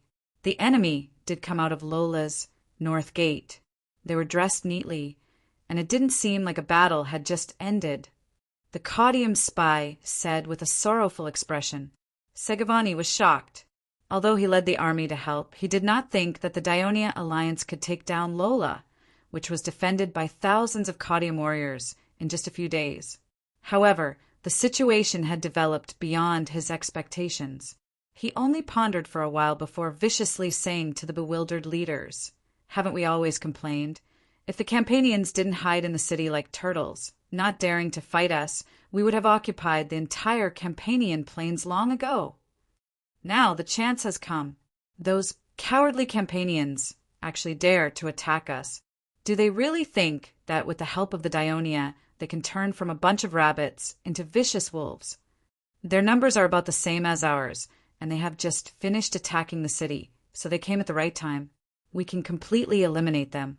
Not only can we take back Lola, but the entire Campanian plains will no longer be able to stop us. The entire situation of the battlefield will be changed by us, the Caudium people." Segovani's words ignited the leaders' fighting spirit, and they all clamored to fight the enemy to the death. Thus, the leaders carried out the order of all troops stop advancing, rest on the spot, and start getting into formation. Before this, Vaisonk had been anxious. He originally thought that the Caudium army would rest in Caudium after walking through the mountain road. He did not expect them to go straight to Lola, so he could only quietly send his subordinates to inform the other Naconian leaders that the Naconians had broken away from Segovani's control and formed an alliance with Daionia. Now that he received the news that they were going to fight the Campanians, the entire army had to start getting into formation. Vaisonk became even more anxious. This was because Segovani had also forcefully ordered the Naconian tribes to immediately disperse to their designated positions in the formation, without any refusal or delay.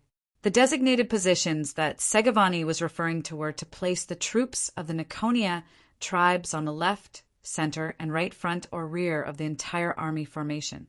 This way, they wouldn't be able to communicate with each other during battle and wouldn't be able to cooperate with each other.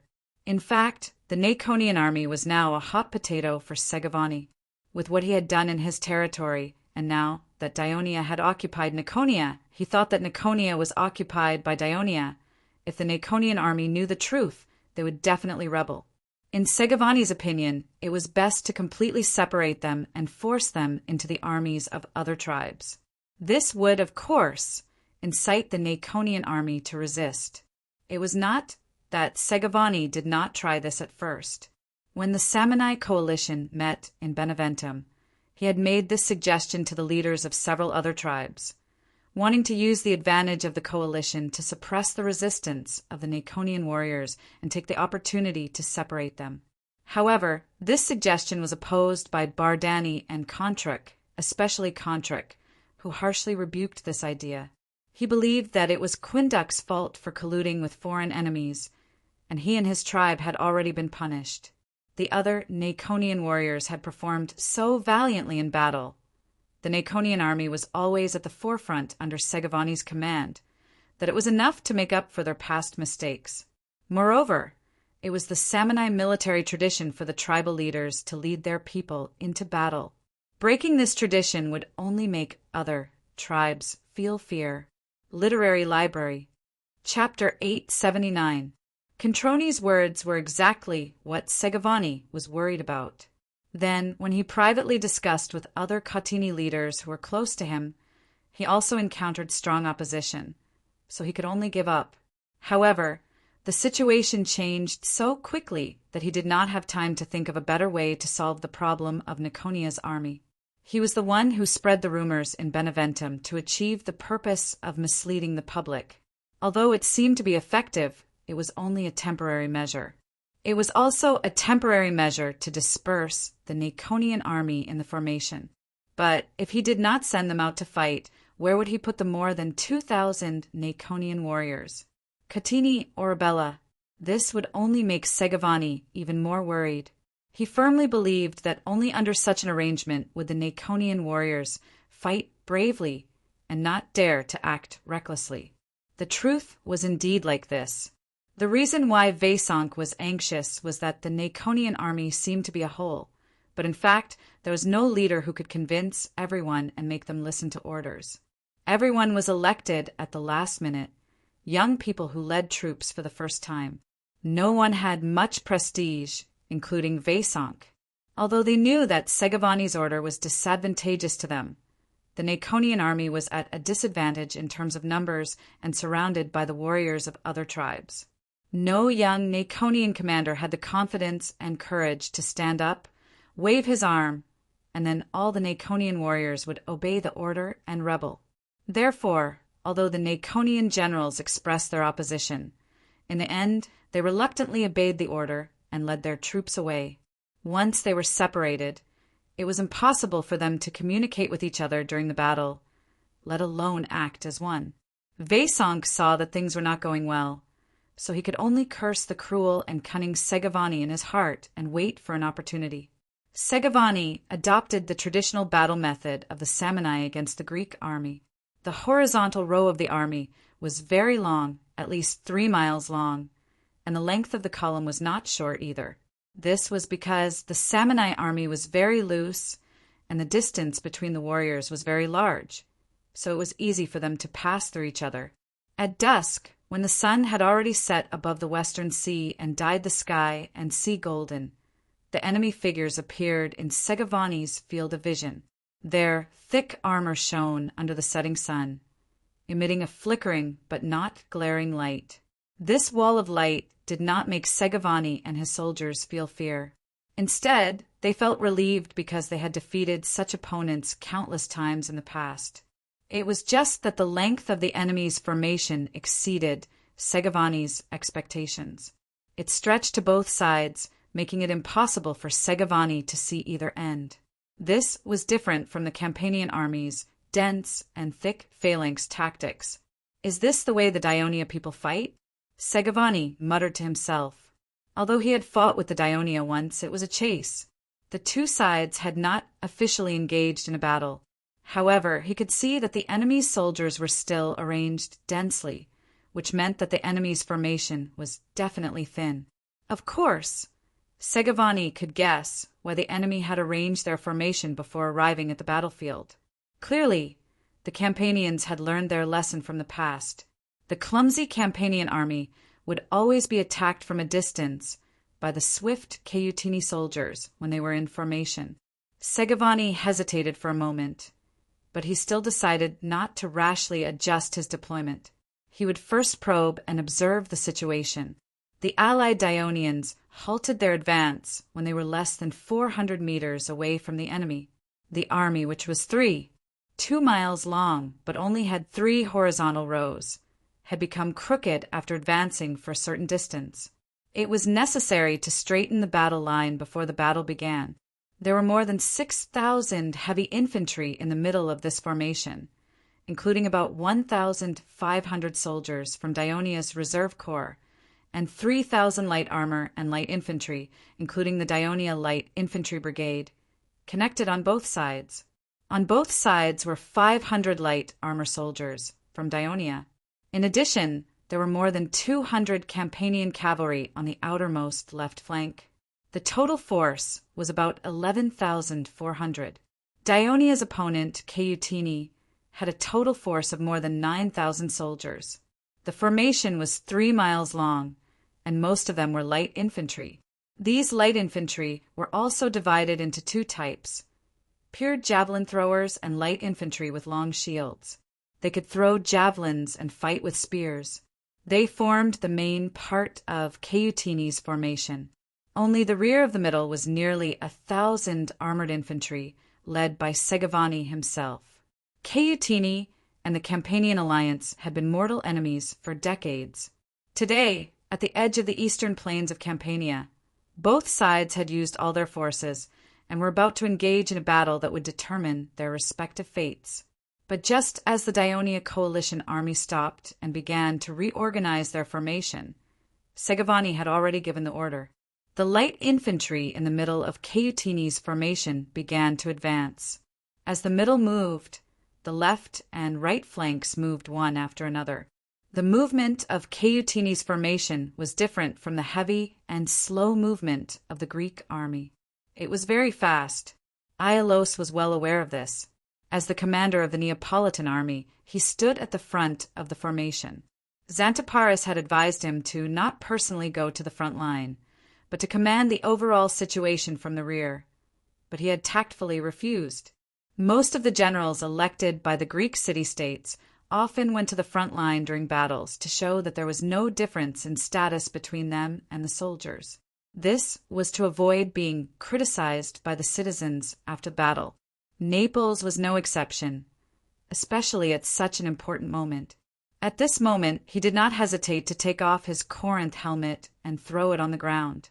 The other Campanian heavy infantry followed Aialos's example and took off their Corinth helmets according to the plan. Everyone felt their vision widen and their bodies become much more relaxed. Only the Dionia heavy infantry did not take off their helmets because they were wearing open helmets. Aialos looked around, raised the spear in his hand, and shouted, "Apollo bless us! We must pursue them courageously and never stop." The surrounding soldiers and officers also shouted, "Pursue them courageously and never stop." When Caiutini's army was about 50 meters away, all the soldiers of the Dionia coalition army were shouting, and their fighting spirit was very high. Xanthippus, who was riding in the rear, heard the thunderous roar and calmed down a lot. "Attack!" he said loudly. "Woo!" The sonorous sound of the bugle made the entire long line of soldiers, whether it was heavy infantry, light armored soldiers, or cavalry, start to march forward. The sudden movement of the Dionia coalition army did not affect the frontmost soldiers of Caiutini's army. As usual, they stopped at a suitable distance, threw the javelins in their hands, and then prepared to retreat through the gap. This way, the soldiers at the back would be in the front, and they would continue to throw the javelins. This repeated, so that even if the enemy was advancing, they would always keep a distance from the enemy, and the javelins would continue to be thrown, causing great damage to the enemy's dense phalanx.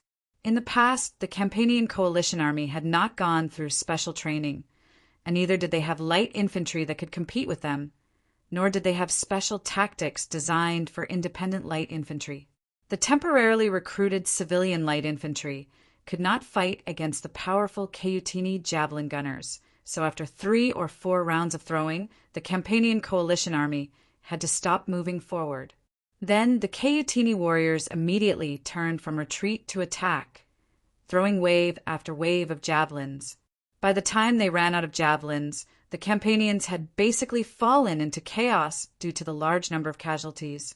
Then, the armored infantry of Caiutini and the lightly armed infantry with spears would make the final charge, and they would usually be routed at the first touch and win the battle.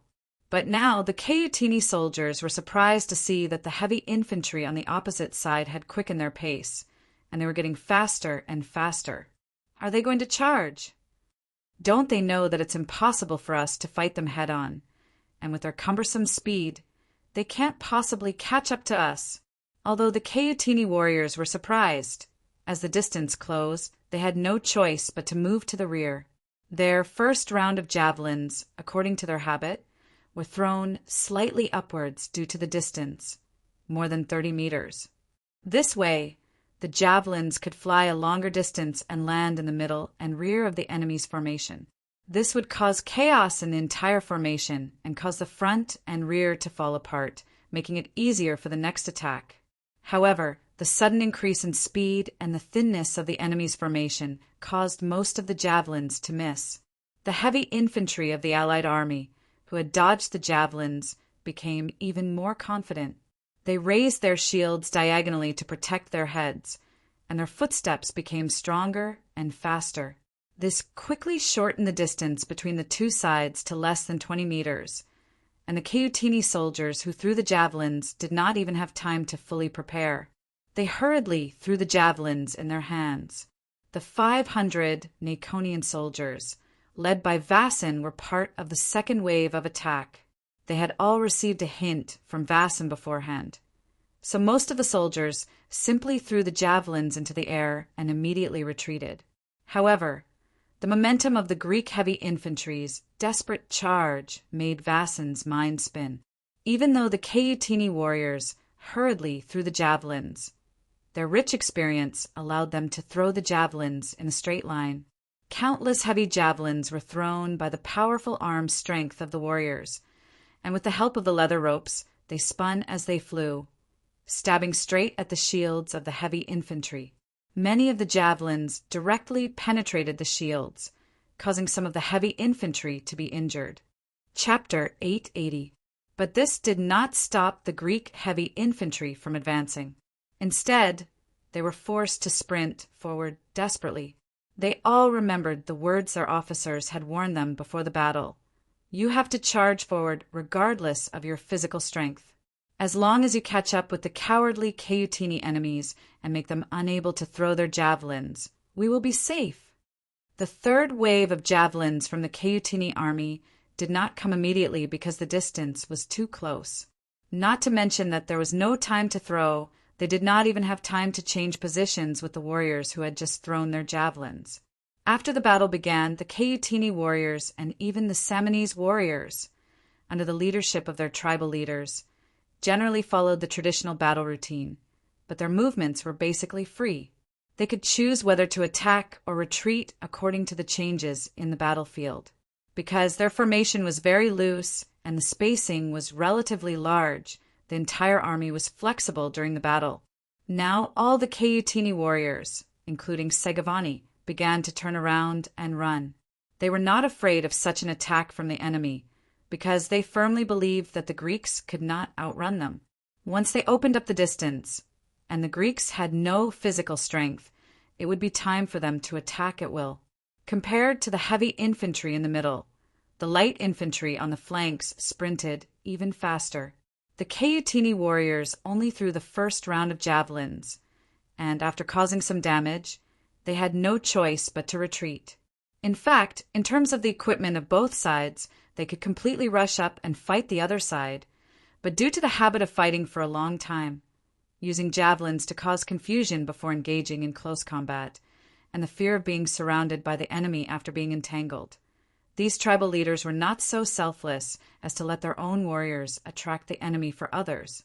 As for the light armored soldiers on both ends of the army, there were no Campanian warriors in front of them.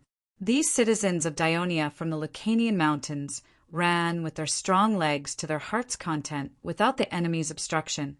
In fact, their position was almost at the same level as the frontline Cautini warriors on the inner side, but they did not turn inward to attack. Instead, they continued to move forward.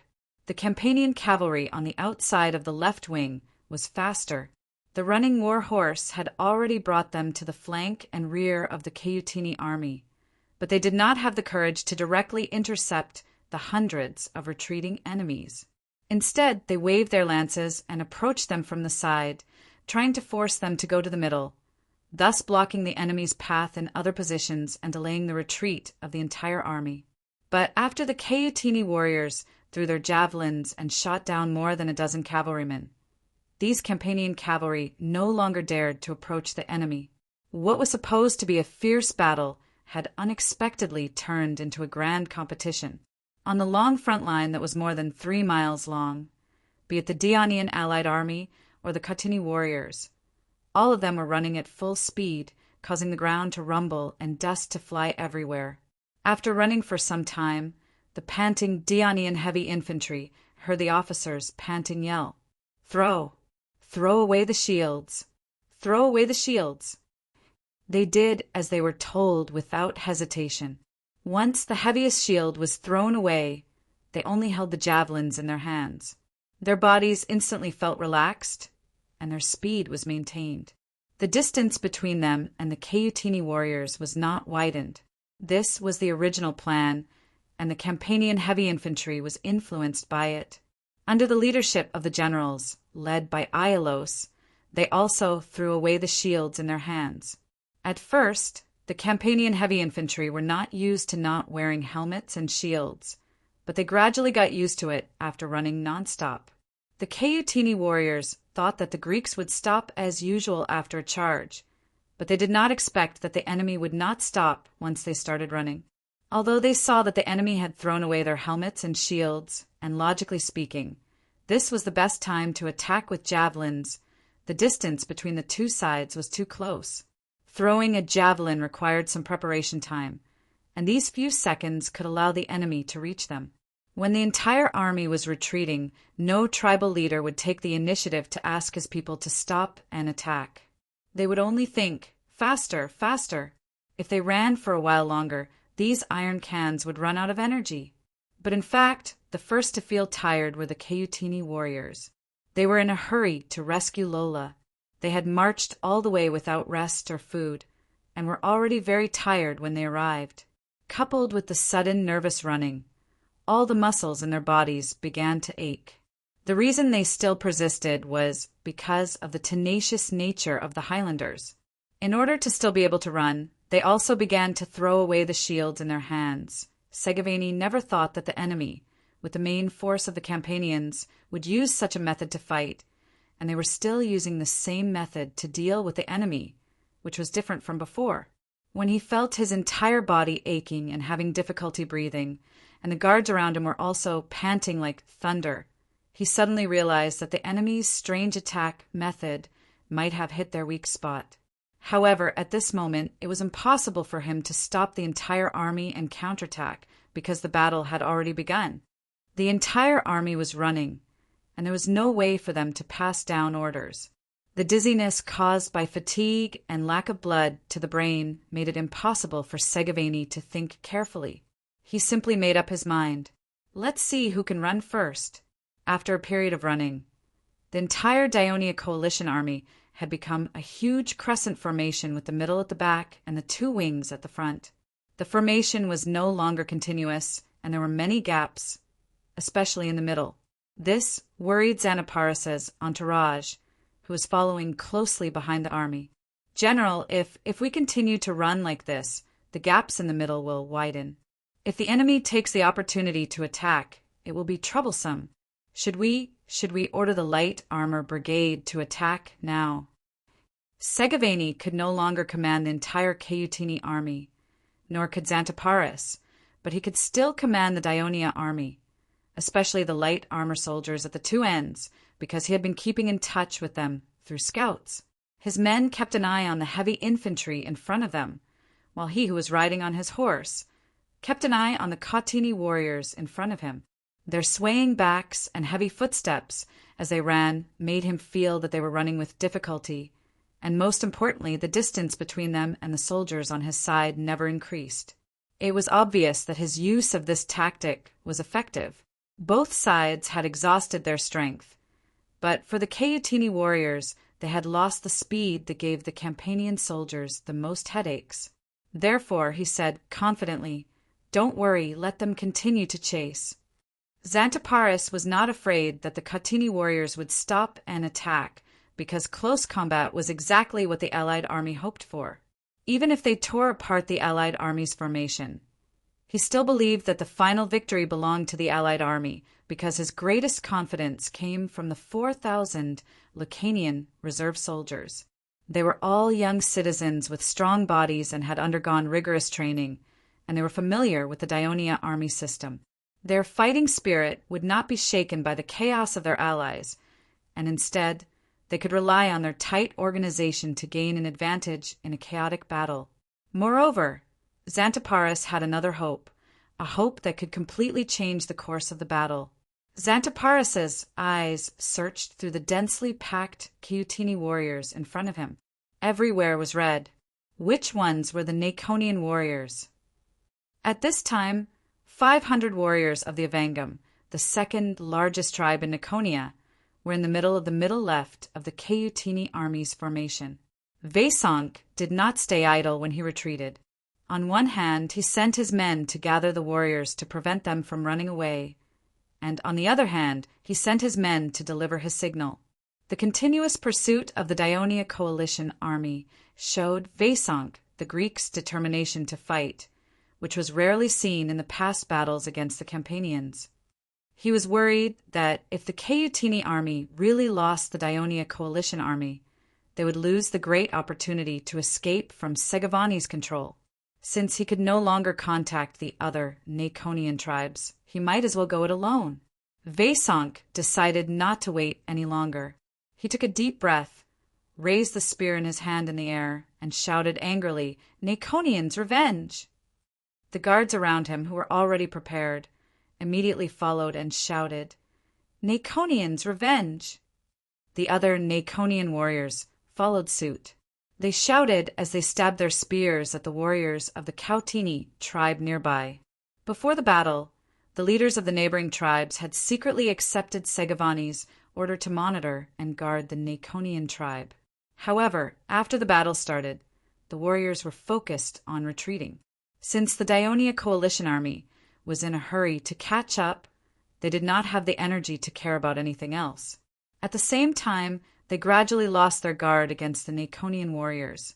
Unexpectedly, there was a sudden change. The Evangam warriors attacked in all directions and stabbed many of the Cautini warriors. The other Cautini warriors were shocked, but their first reaction was not to fight back. Instead, they wanted to avoid these crazy Naconian warriors and continue to retreat. They did not forget that there were still enemies behind them.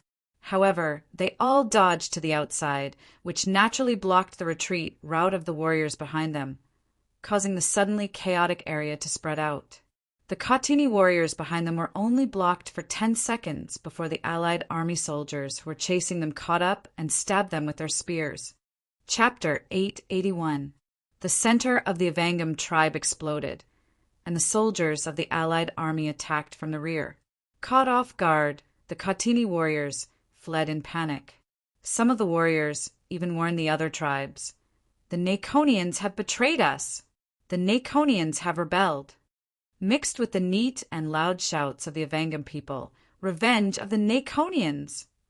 Even though the sounds of fighting and screams were endless in this area, these sounds could still be heard by the other tribal warriors. While the Cautini warriors were vigilant, the other Naconians were also informed of the situation, forcing them to take action immediately. Therefore, one after another, the Naconians rebelled and attacked the Catini warriors around them. Segovani had originally scattered the Naconian tribes around the army to prevent them from rebelling. At the same time, he forced them to fight for their own survival in the army. He did not expect to shoot himself in the foot. The sudden rebellion of the Naconian warriors had thrown the entire army of Catini into chaos. Xanthippus noticed the abnormality of the enemy's formation and took the opportunity to inform the light armored soldiers on both sides to attack from the inside. Coupled with the attack of the allied soldiers who had caught up, the Catini army's original planned retreat quickly turned into a complete rout. Some of the Catini warriors, who were frightened by the constant news of the rebellion, began to be suspicious and stabbed at their teammates who had no intention of approaching them. Under the dim sky, the Catini warriors lost their fighting spirit. They trampled and killed each other on the way, causing countless casualties. When it was dark and the Daionia allied army stopped chasing, only about 2,000 Catini warriors managed to escape, including the great leader Segovani. They finally escaped into the city of Caesarea. The allied army lost less than 500 people, and they gained the support of more than 2,000 Naconians, increasing their strength again. Early the next morning, after a night of rest, the Daionia allied army divided into two groups and marched north. Their target was Caesarea and Abella.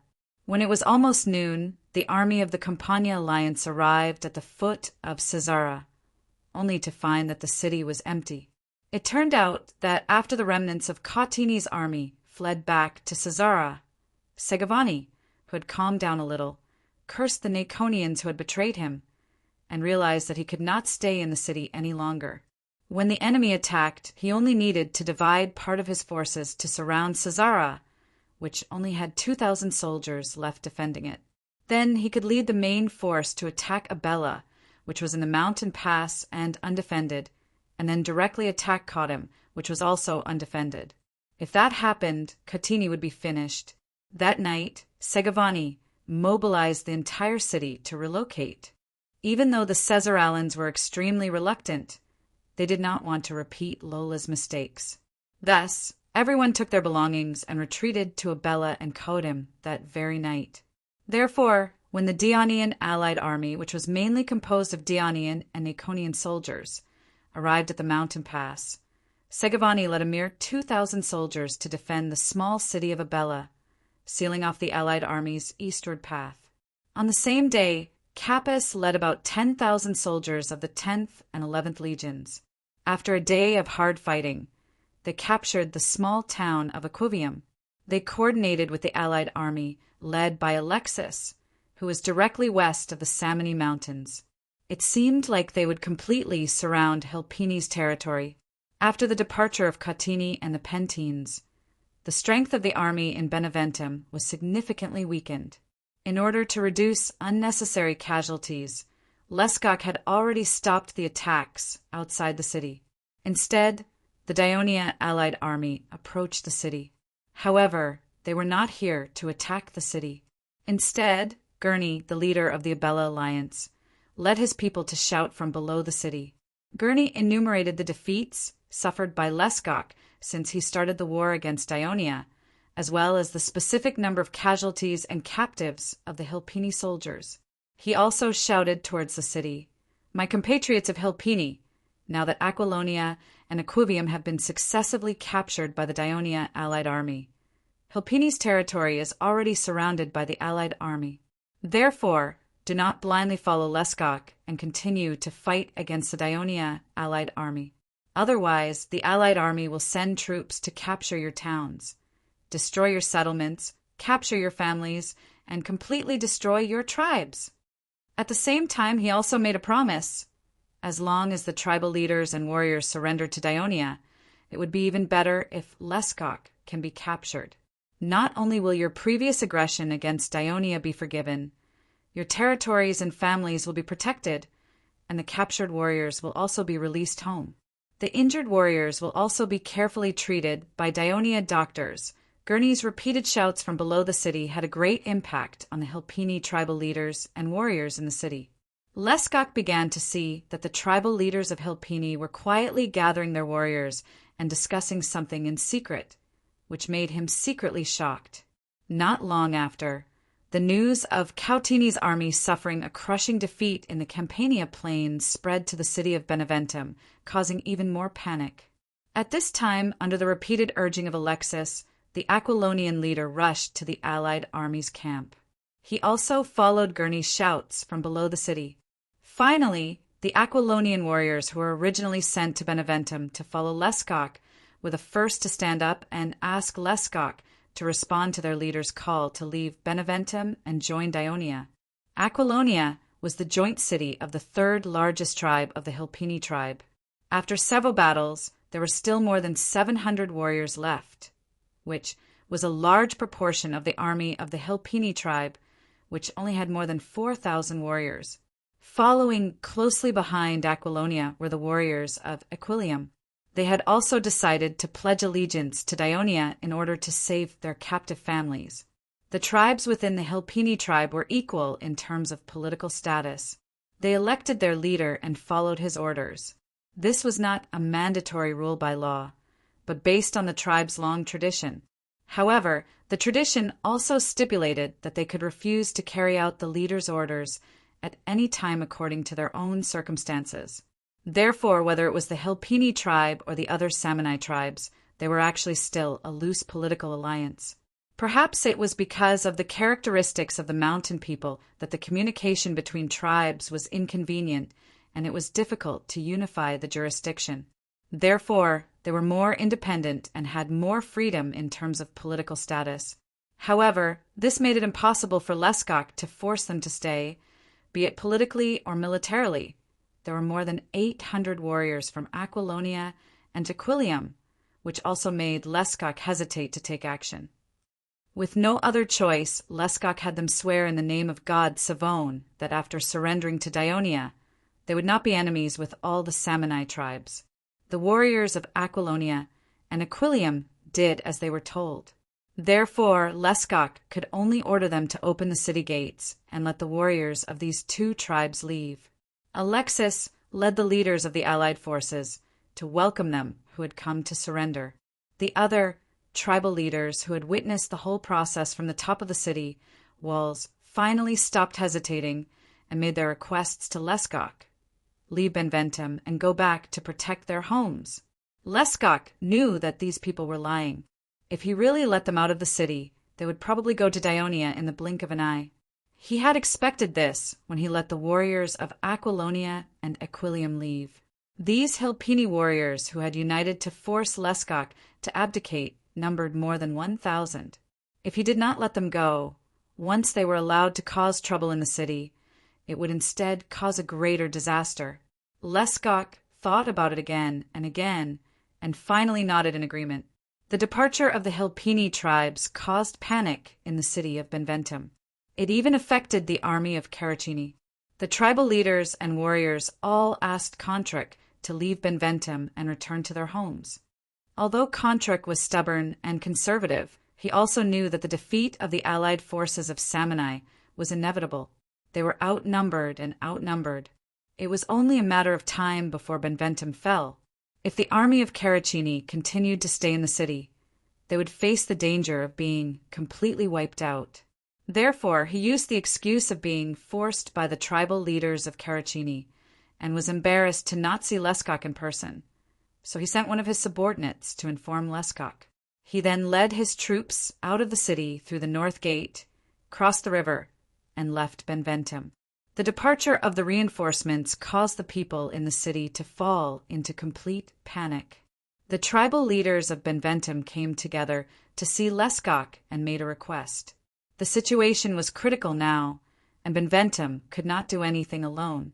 For the safety of the people in the city, they hoped that Leskok could lead the people in the city to surrender to Daionia.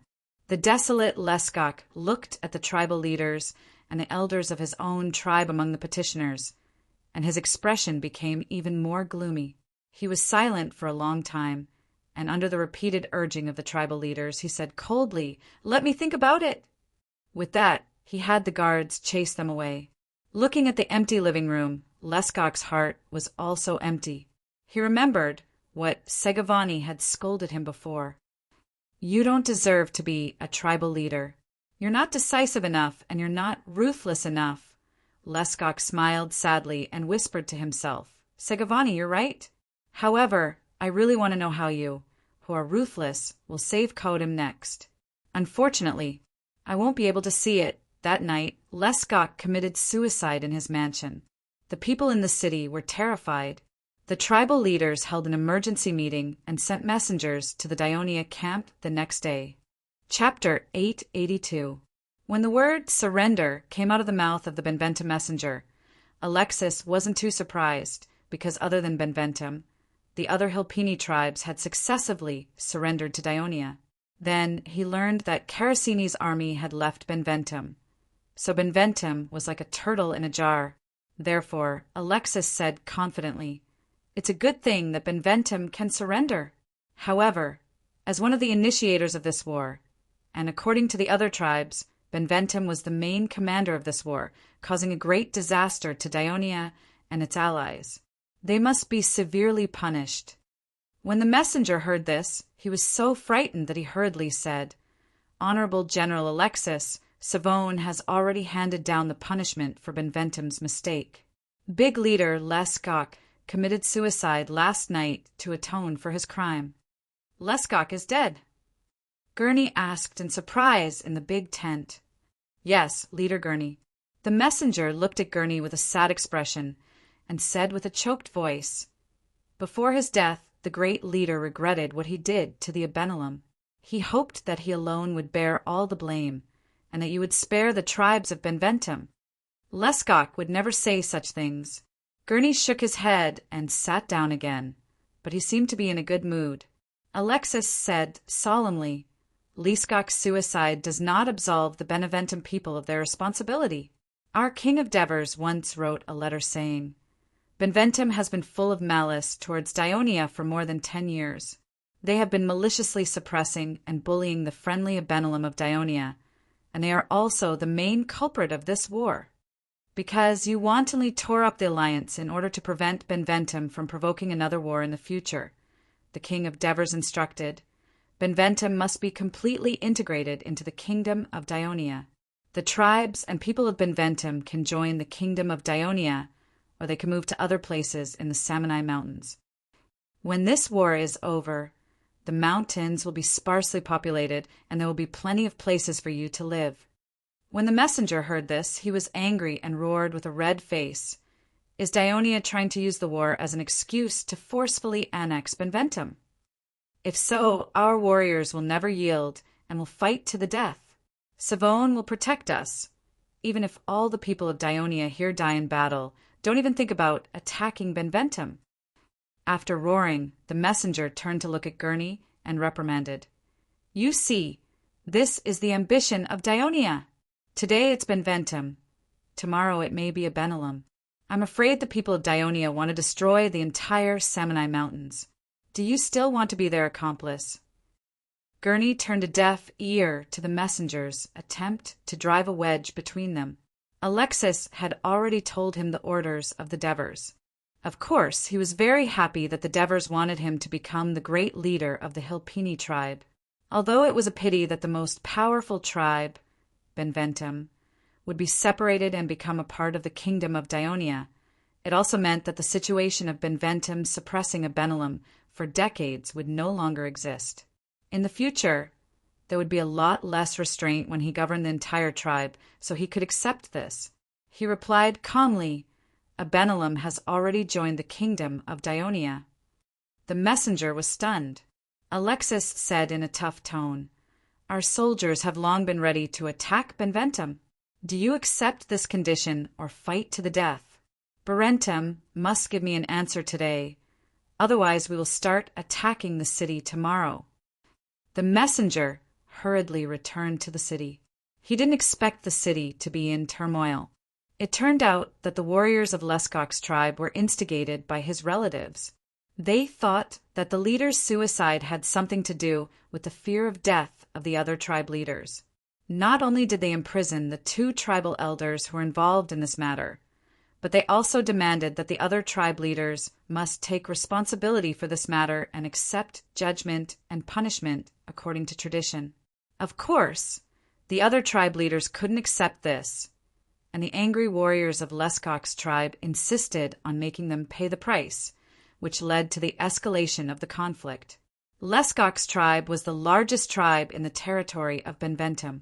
The other tribes could only unite to fight against it. Both sides were at daggers drawn and didn't give an inch. The emissary informed both sides of Dionia's harsh conditions. Although everyone's anger was temporarily appeased and they sat down to discuss the matter, they could not come up with a unified opinion after debating for half a day due to the lack of a leader. Should they fight or should they make peace? Lescoc's tribe elected his eldest son to participate in the discussion. Not only was his attitude firm in the meeting, he wanted to fight to the death with Dionia's coalition army, but he also constantly verbally attacked the other leaders who proposed further negotiations. When the meeting was over, he glared at the other leaders with eyes full of hatred, which made the leaders scared. Because Benventum didn't reply on the same day, Alexis kept her promise and sent out the army early the next morning, ready to attack the city. The morale of Dionia's coalition army was very high, and they had a strong desire to fight. After learning that the main army of Lucania's reserve army had defeated the main army of Cotini, the soldiers of the 10th and 11th legions certainly couldn't allow themselves to be defeated by the reserve army. They had asked for battle many times. For the Abenelum warriors, they could finally take revenge by taking Benventum, and they could vent the oppression and humiliation they had suffered for more than 10 years, so they were very excited. For the potential warriors, taking Benventum meant that they didn't have to listen to the older generation talk about how terrible the Samni were. They could proudly tell their descendants that they had conquered the largest Samni town. Alexis issued the siege deployment, the army of Potentia to attack the east wall, the Dionysian army to attack the west, and the army of Abenelum to attack the south. Alexis also put the surrendered warriors of the Hilpini tribe under Gurney's command. He couldn't allow some Hilpini warriors who weren't sure of their loyalty to watch from the side while the whole army was attacking the city. Faced with the objections of these tribes, Gurney threatened fiercely, "You once swore to Liscuk. Now that Liscuk has committed suicide, you naturally don't have to abide by this oath anymore. Don't find any excuses to avoid this battle. Let me tell you, the tribes that participate in this battle are allies of Dionia, and those that don't are enemies. Make your own choice." Many people secretly scolded Gurney in their hearts, but no tribe dared to leave without permission. Gurney didn't hold back and directly arranged for them to be at the forefront of the siege. The siege of the Dionia allied army was imminent, but the leaders in the city of Beneventum didn't come up with a defense plan because of the fruitless debate yesterday. They didn't expect that the Dionia allied army would launch an attack at dawn. They immediately panicked and brought their warriors to defend the city in a hurry. The arrangement was hasty and chaotic. Moreover, Beneventum was a large city, and 2,000 warriors couldn't cover the entire city. Seeing the enemies swarming in like a tide and the tall siege weapons that they had never seen before, some of the leaders' hearts beat fast, and they had other ideas. The siege had just begun, but the tribes in charge of defending the south city opened the city gates and surrendered to the Dionia allied army. The army of Abenelum took the opportunity to rush into the city, and Beneventum's line of defense collapsed. The tribe of Liscuk, who had resisted until the end, had suffered more than half of their casualties and the death of their temporary leader, and they had no choice but to surrender. The Dionia allied army captured Beneventum. The fall of Beneventum meant that the allied army, led by Alexis, could directly reach Codem through the mountain path in the east. The spies of Codem, who had been closely monitoring the situation in Beneventum, immediately sent the bad news back to Codem. The people of Codem were extremely panicked because most of their young and strong tribesmen were under the leadership of Segavani, resisting the other Dionia allied army in Abella. A few days ago, Segavani was angry at the betrayal of the Naconians, so he ordered his men to escort the Naconian leaders imprisoned in Codem to Abella and behead them all. He hung their heads on the city walls to vent his anger and take revenge on the Naconians. The Naconians, led by Vasink, were indeed angered, and they all requested Xanthoparis to attack Abella. Xanthoparis saw that the Naconians' fighting spirit was high, and after scouting, he found that Abella was not only small, but its defensive facilities were also simple. Abella was located in the hinterland of Caudim and had never been threatened by external enemies. In addition, it was surrounded by mountains that were difficult to climb, and the land was barren. Faced with the threat of survival, the Abella people were busy looting and did not have the time to repair the city. So he agreed to the Naconians' request, and after carrying over the siege equipment used in the attack on Lola, he gave the order to attack the city. The attack was made with the Naconians as the main force, the Daionia soldiers as support, and the Campanian alliance soldiers as backup, waving flags and shouting to boost the morale. It turned out that the generals of the Campanian alliance saw that the remnants of Caudim's army had been driven out of the Campanian plains and were no longer a threat to them, so they had the idea of returning to their homeland and quickly rebuilding their homeland. They all asked Xanthoparis to resign and leave. In the end, even the Neapolitan general Aelos could not sit still, but at least he left 1,000 Neapolitan soldiers behind. Chapter 883. At this time, Xanthoparis's troops were reduced to 7,000, but this was still 3.5 times the number of Segovani's troops. For 2 days in a row, the Catini warriors repelled the enemy's attack, but they also paid a lot of casualties. Abella city was even more ruined, and Segovani already had the intention to retreat. At this time, he received the bad news that Beneventum has fallen. That night, he abandoned the people of Abella and Sassores in the city and led his army to quietly retreat to Caudim. The next day, the people in the city found out that they had been abandoned by Segovani. The few remaining Abella and Sassores warriors decided to surrender to the allied forces outside the city. However, the Naconian warriors were full of hatred and had suffered a lot of losses. And of course, Xanthoparis rejected them. Because of the Devers order, Abella was a small city in the eastern plains of Campania that connected Caudim and Beneventum. Its location was too important and must be completely controlled by the Kingdom of Daionia. In order to avoid future management problems, Xanthoparis felt that it was more appropriate to directly occupy it. The Daionia allied forces launched an attack. In an instant, they broke into the city and occupied Abella.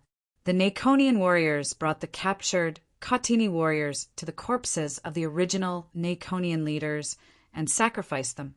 On the east side, Alexis only rested in Beneventum for a day and dealt with some simple matters in the city. She had Borlet split half of the army to guard the city, while he personally led the rest of the army westward. They passed through the mountain path and arrived at Caudim. After Xanthoparis captured Abella, he also led the troops eastward without stopping and successfully met up with Alexis's troops in Caudim. They had a force of nearly 30,000 people. Caudim's garrison was less than 2,000 people, which made the tribes in the city very panicked. Some leaders united and suggested to Segovani that they could surrender to the Daionia allied forces to protect the people in the city. Segovani did not even think about it and flatly refused. The indignant leaders anxiously argued with him, but this angered Segovani, who had become increasingly irritable due to repeated defeats. He captured the leader and chased the others away, declaring that he would fight the Daionia alliance to the bitter end. This crazy move caused some tribes to be at odds with each other. That night, many tribes left the city to secretly collude with the Daionia coalition army. How could Alexis let go of such a good opportunity? She immediately attacked the city the next day. Caudim soon fell, and Segovani also died on the city walls. At this point, the two most powerful tribes in the Samnii alliance, Hilpini, were completely subdued, and most of Caudim was also subdued. The remaining Caudim towns in the north, such as Capua and Calatia, could not support them alone. It was only a matter of time before they were conquered. Just when the Daionia coalition army met in Caudim, Contrac and Bardani gathered the largest military force that the two tribes could muster, 5,000 warriors, and wanted to carry out a surprise attack on the Dionysian army in the east.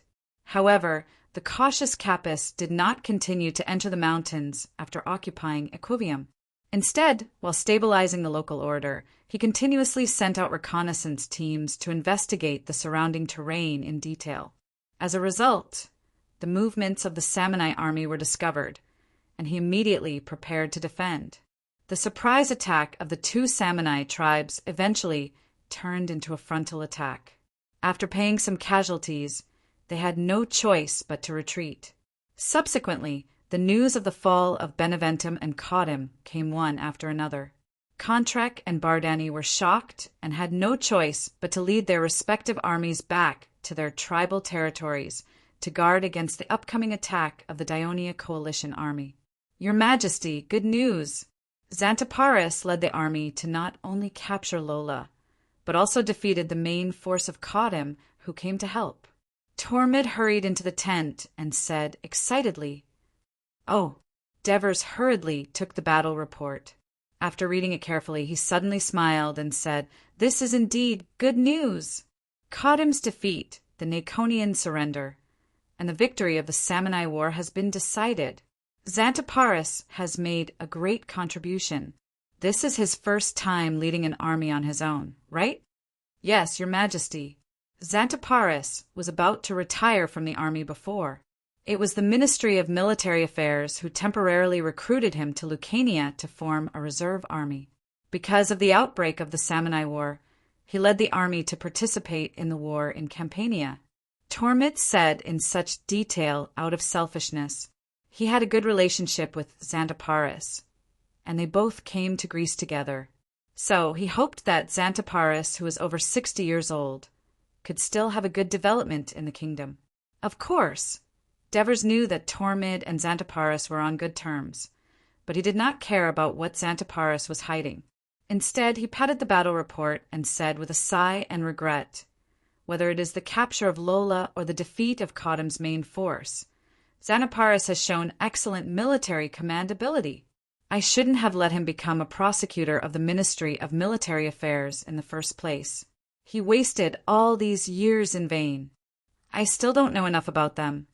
Tormid did not say anything, but he was happy for his friend.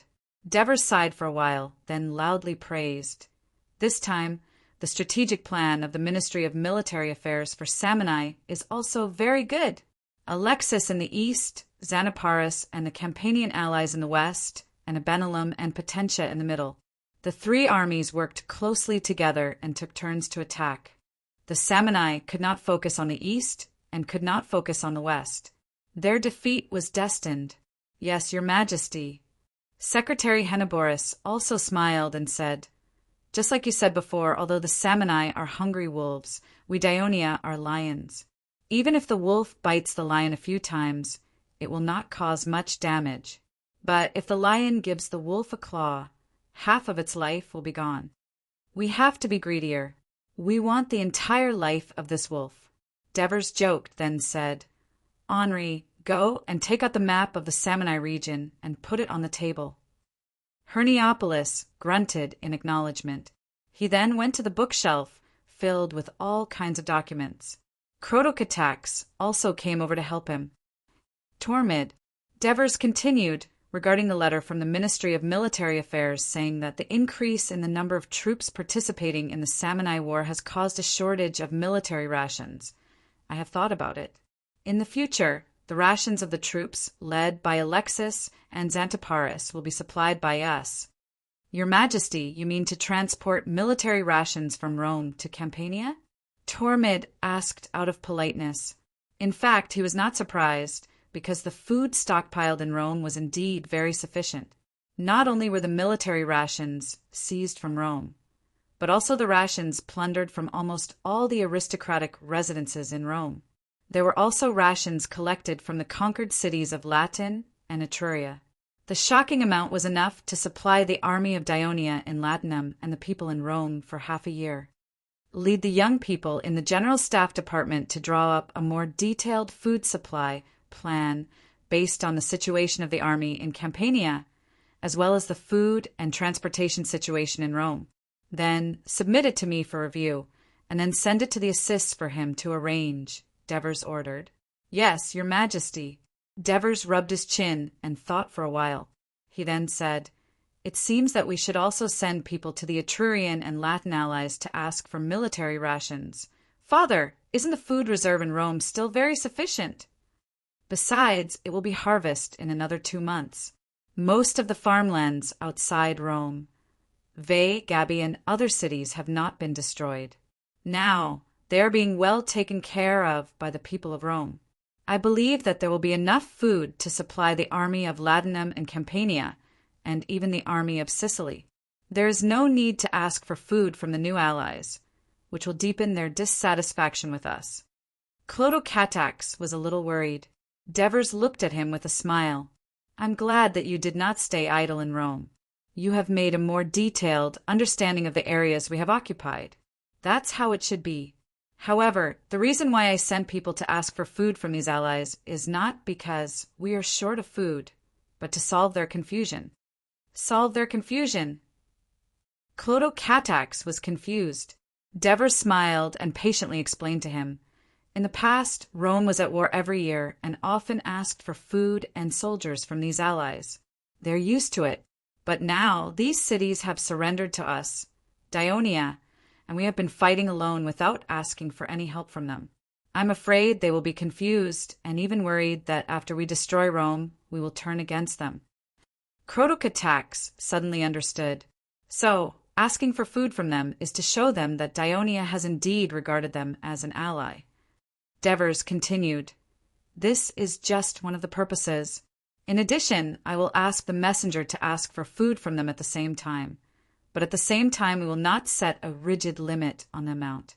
In this way, the amount of food provided by each ally will be just enough for us to make a rough judgment on how sincere they are to Daionia. Clotocatax was deep in thought.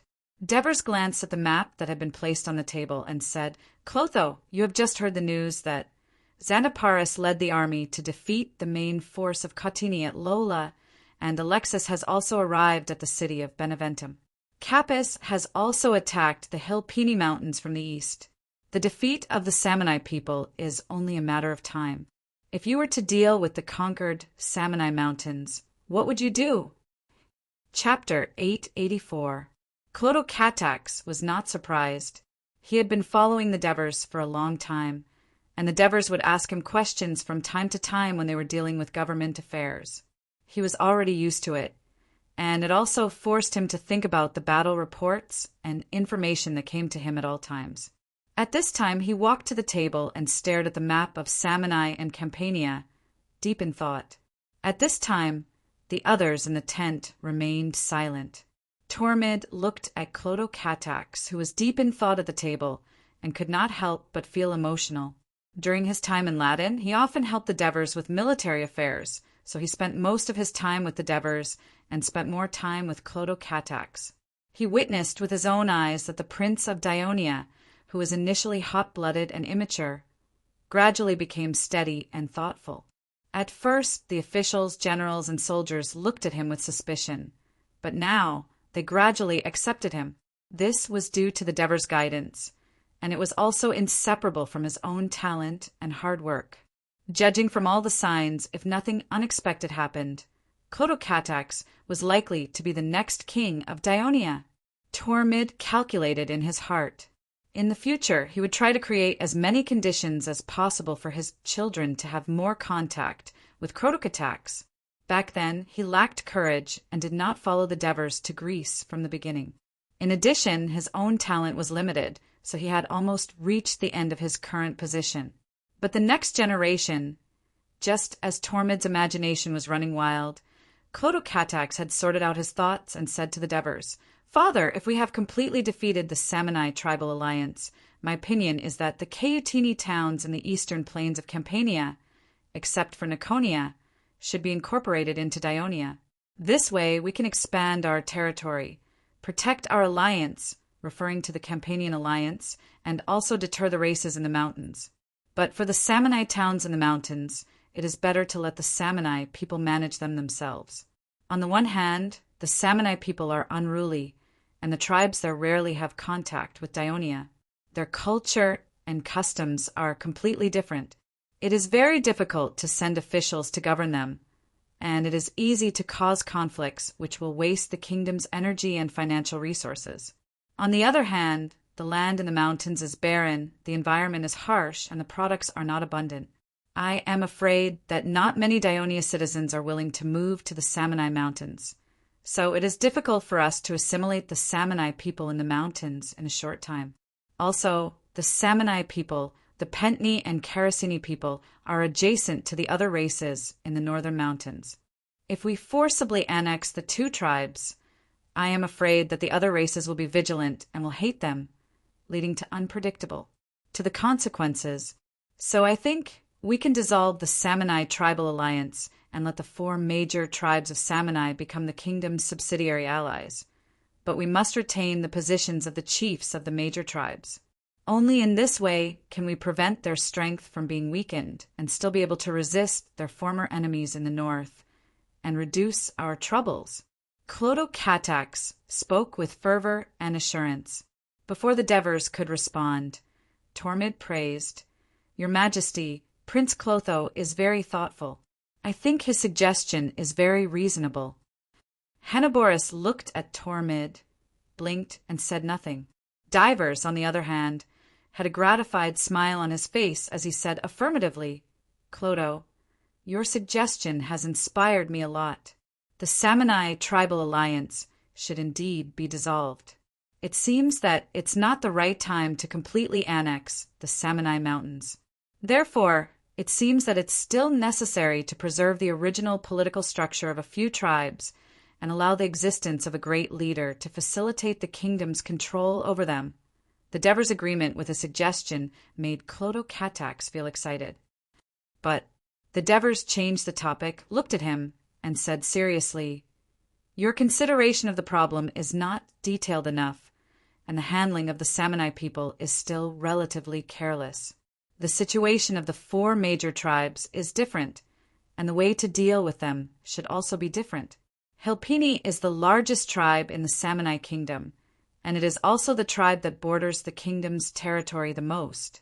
Although its territory is in the mountains, we can't be too lenient with it. Beneventum must be annexed to the kingdom. In the Samanai Mountains, this is a rare piece of fertile lowland, and the area is not small. I think the kingdom's preparatory citizens and free people will be willing to settle there. Also, its location is very important. It is right in the center of the territory of Hilpini and Katini, and next to Benelum and Katini. With it, we will have a cornerstone to stabilize the southern part of the Samanai Mountains. In addition, Benelum has always been friendly with the kingdom and has contributed a lot in this war. It has become a free city of the kingdom, and we should reward it. We can allow Gurney to become the chief of Hilpini and rule over the other Hilpini tribes and territories other than Beneventum. Let it become the kingdom's second potentia, and let it have the strength to resist Pentni and Karasini in the northern part of the mountains, and ensure the safety of the northern part of the kingdom. Katini, this tribe is rather special. Its territory is either the eastern plains of Campania or the lowlands in the valleys, which are actually very suitable for the kingdom's people to settle down. What you said just now is correct. The towns and cities of Katini in the eastern plains of Campania should be annexed to Daionia, but this appetite is not big enough. Since we are ready to annex Beneventum into the kingdom's territory, then Katini in the west and its surrounding small towns should also be included in our annexation plan. This way, Beneventum and the eastern plains of Campania can be guaranteed, so that it will not be alone outside the kingdom's territory. Don't forget about Narconia. The people of this territory have been in contact with the kingdom for more than 10 years, and they have finally joined our side. Logically speaking, we should guarantee their territory. However, Narconia's location is more important. Previously, the Samnites attacked the Campania alliance and captured Pompeii, Herculaneum, and other city-states. Now, Xanaparis has recovered Pompeii and Herculaneum. So far, the Campania alliance has not asked us to return these two towns. It is said that the Campania alliance suffered heavy casualties in this war, and does not have enough manpower to cultivate these lands. My opinion is to send an envoy to the Campania alliance to discuss and annex these two towns to Dionia. Henoborus's eyes lit up, and he interrupted. That way, Bereventum, Caudium, the former Caudium town on the eastern plains of Campania, as well as Pompeii and Herculanum, could be connected to the kingdoms Ennona. But Narconia is an obstacle, Devers said confidently. We can negotiate with the people of Narconia and ask them to move to the north of Capua. There is the Volturno River there, and the land is more fertile. We can allow them to have more territories than the current Narconia. At the same time, we can allow them to elect a chief of Cautini to govern the Cautini tribes in the northernmost part of the former Cautini territory, which are adjacent to the Sidicini, Auronsi, and Pentni tribes. I believe they will be willing to let us completely occupy the central and southern parts of Cautini and connect it with Ennona to completely guarantee the safety of our new territories. For the Pentni and Caracini tribes, their settlements and towns are in the mountains north of Samni. The mountains there are higher, and the roads there are more difficult to traverse, especially for the Caracini tribe. It is said that their settlements are in the mountains thousands of meters high, so their land is more barren and their population is not large. We do not need to occupy their lands, but they must surrender to the kingdom. The chiefs of their tribes must hand over their children and send them to Turii as hostages. The chief they elect must be confirmed by the kingdom before he can assume the position. After listening to Diver's plan on how to deal with the Samonae tribal alliance, Clodocatacus carefully pondered over it for a while, then said with heartfelt admiration, "Father, your plan is much better than mine. You have indeed thought it through better than me. That is because you have been too kind to the Samni tribes. When considering the problem, you have not considered the problem from the standpoint of obtaining greater benefits for the kingdom, weakening our enemies as much as possible, and making them unable to rebel." The Devers hit the nail on the head. "Father, but—" Clodocatax asked, "Hilpini and Cautini may be able to accept your plan, but I'm afraid that the Pentni and Caracini tribes may not." "Then continue fighting until they accept it. Leave this matter to Alexis and Xanthoparis. Since we have already declared war on the Samni, we should use this war to completely solve the problem of the Samni, even if we have to pay a higher price, to prevent them from rebelling in the future." The Devers warned him, sincerely. Clodocatax nodded in thought. The Devers turned back and said, "Henny, did you hear what I said just now about the plan to deal with the 4 major tribes of the Samni?" "Yes, your Majesty." "Then write a letter to the Senate according to what I said just now. Let them arrange the affairs of the Samni in advance on this basis. Then write a letter to Alexis and Xanthoparis with the same idea. Let them know how to adjust their strategy." "Understood, your Majesty. I will write now," Henny said, and took out the papyrus. Clodocatax and Tormid were still thinking about the series of plans that the Devers had to deal with the Samni, thinking about the impact it would have on the Samni. The tent became quiet, and the rustling sound of writing could be heard.